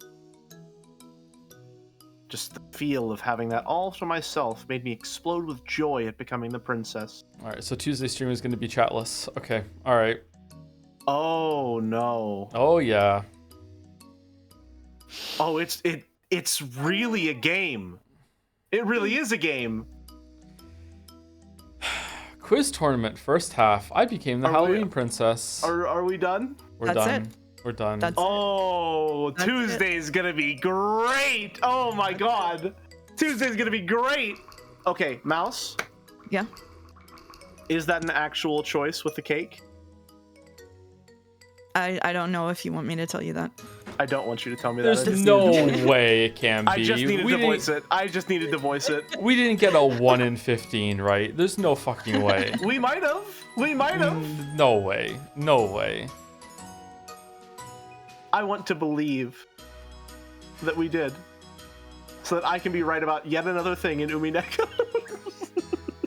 I do think you should go without chat. I think you should minimize chat for Tuesday. Fucking hell. They could not contain themselves today to tell you that it was a game. I don't trust them. Oh, Chad is right. It's 2 in 15, actually, not 1 in 15. It's 2 in 15. True, yeah. That's true.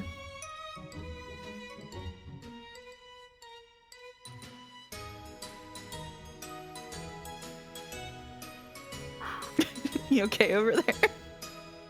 I'm doing fantastic. So you did remember to do the Umineko AP exam, right? To practice, So much. right? So much. Oh man. Anyway, thank you. One step for the reset. Any thoughts on the implication at the end of episode 7 that Kinzo's backstory might not be completely reliable? And what is your interpretation of what gold truth is? The end of Kinzo's version of that might not be reliable. I remember saying that it was thinking that he was going to be the one that caused the fight at the time, right? I'm not sure how much I should believe what Kinzo said in that part. What comes after, though, I feel is like more reliable. What do you mean what the gold truth is? The gold truth is just like it's just a better version of the red truth, isn't it? I don't really understand why there is a distinction. The gold truth is coming from the game master, right? Mm-hmm. Hold on, I have a theory for this. One moment, Gold truth might be something that just overrides all like conflicting truths, no matter what you might believe or anything like that. It doesn't matter. Like you must take the gold truth, whereas you might look at a red truth and be able to kind of like wiggle your way around it or something. I'm not sure. So the way I looked at it was red truth is objective truth. It's measurable information that cannot be refuted unless the truth itself changes. Blue truth is hypothetical truth, theories which can be disproven but are accepted as true if not. And then I said gold truth was subjective truth, beliefs which are grounded in consensus and perception, neither provable nor objective. I like that change between them, but I don't think that's how that was used when Battler used the gold truth at least. Have there been more than one gold truth? I think there have been exactly 2. What was the other one? The other one was Elder Beato talking to younger Beato, something about magic. I can't remember what it was exactly.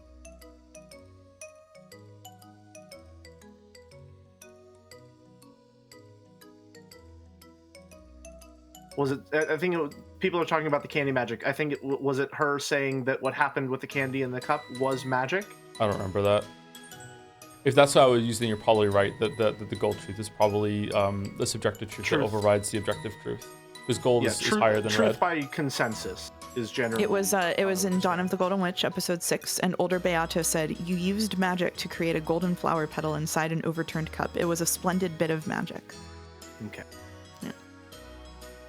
Yeah, I that's generally what I think. Yeah. What did I say in response to that? Was it that is because they both believed it, or what? I can't remember what I said in response to that. I don't remember getting caught up in that at all. I know that I said something in response that was like, I was trying to cook in an empty yard, which is to say that it was absolutely nothing at all. Someone says, "I think you grumbled and moved on." You said you were surprised that Beato can use Golden Truth. Was she the game master, like the territory lord? I can't remember. Maybe we checked out a time. I don't remember you checked out in the that Rose scene. Garden.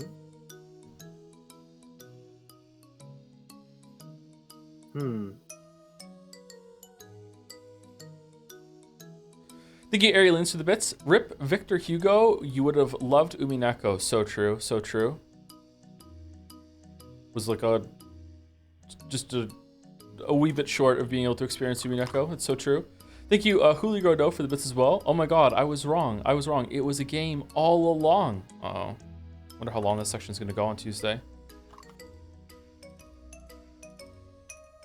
I have the distinct feeling that episode 8 is probably going to end up being my favorite. Anything to do with Angie is really, really going to get me. I'm very attached to her story and the stuff that it's exploring. So I'm very excited to see where it goes. Oh, we are like significantly over time. I'm sorry. Yeah, I gotta go. I really gotta go. Okay, ready to run Hyperlife Walrus is out? I don't know if Walrus is Walrus streaming. Is Walrus live? Walrus is taking I a don't day think off. Walrus is live. All right, Yeah. who are we raiding? The offline Walrus raid. I have a friend doing a marathon stream for charity that you could raid if you wanted. I don't Sure, think what's her anyone from the community is Perfect. on. It is like this. I'll type it in chat. Yeah, Ardpuff. Nice. Yeah, August and I had the same idea. Cool. How are you liking the episode so far, Joe? I'm enjoying it. It has been a bit slow in a couple places. I'm like feeling very daunted about having to do quizzes and puzzles on Tuesday. So, yeah, it's soured my mood a little bit. But yeah, apart from that, it's been pretty good. I think with the inclusion of actual player choice, what I thought was going to be an open-ended question might end up being just a straight-up choice that the player makes. It might be, yeah. And I'm really excited to see what that means, because if that's the case, that would imply that there are 2 different endings to Umineko. Maybe more than that. Dozens of endings. 100 even. 100 endings, yeah. I wonder if we're gonna have to like reload, if we're gonna save and load or Surely- something. We have to draw the line somewhere. Yeah. Are you ready for Seki though? I'm very ready for Seki, yeah. We're so Anyway, ready. read's going out. Thank you very much for reading, Jelly Mouse. Thank you very much. Of course, Yeah, thank thanks you for very much having for us. having me. A pleasure as always. Thank you, chat. I'll see you tomorrow on Mouse's stream for Seki Mea. I may do Expedition 33 tomorrow. I might not. Don't count on it. But, you know, if I'm feeling up to it, I'm awake, then we'll do it. Anyway, read's going through. See you later. He said, coughing. See ya. Oh, God. And goodbye to anyone who stuck around or is watching the VOD. See you later.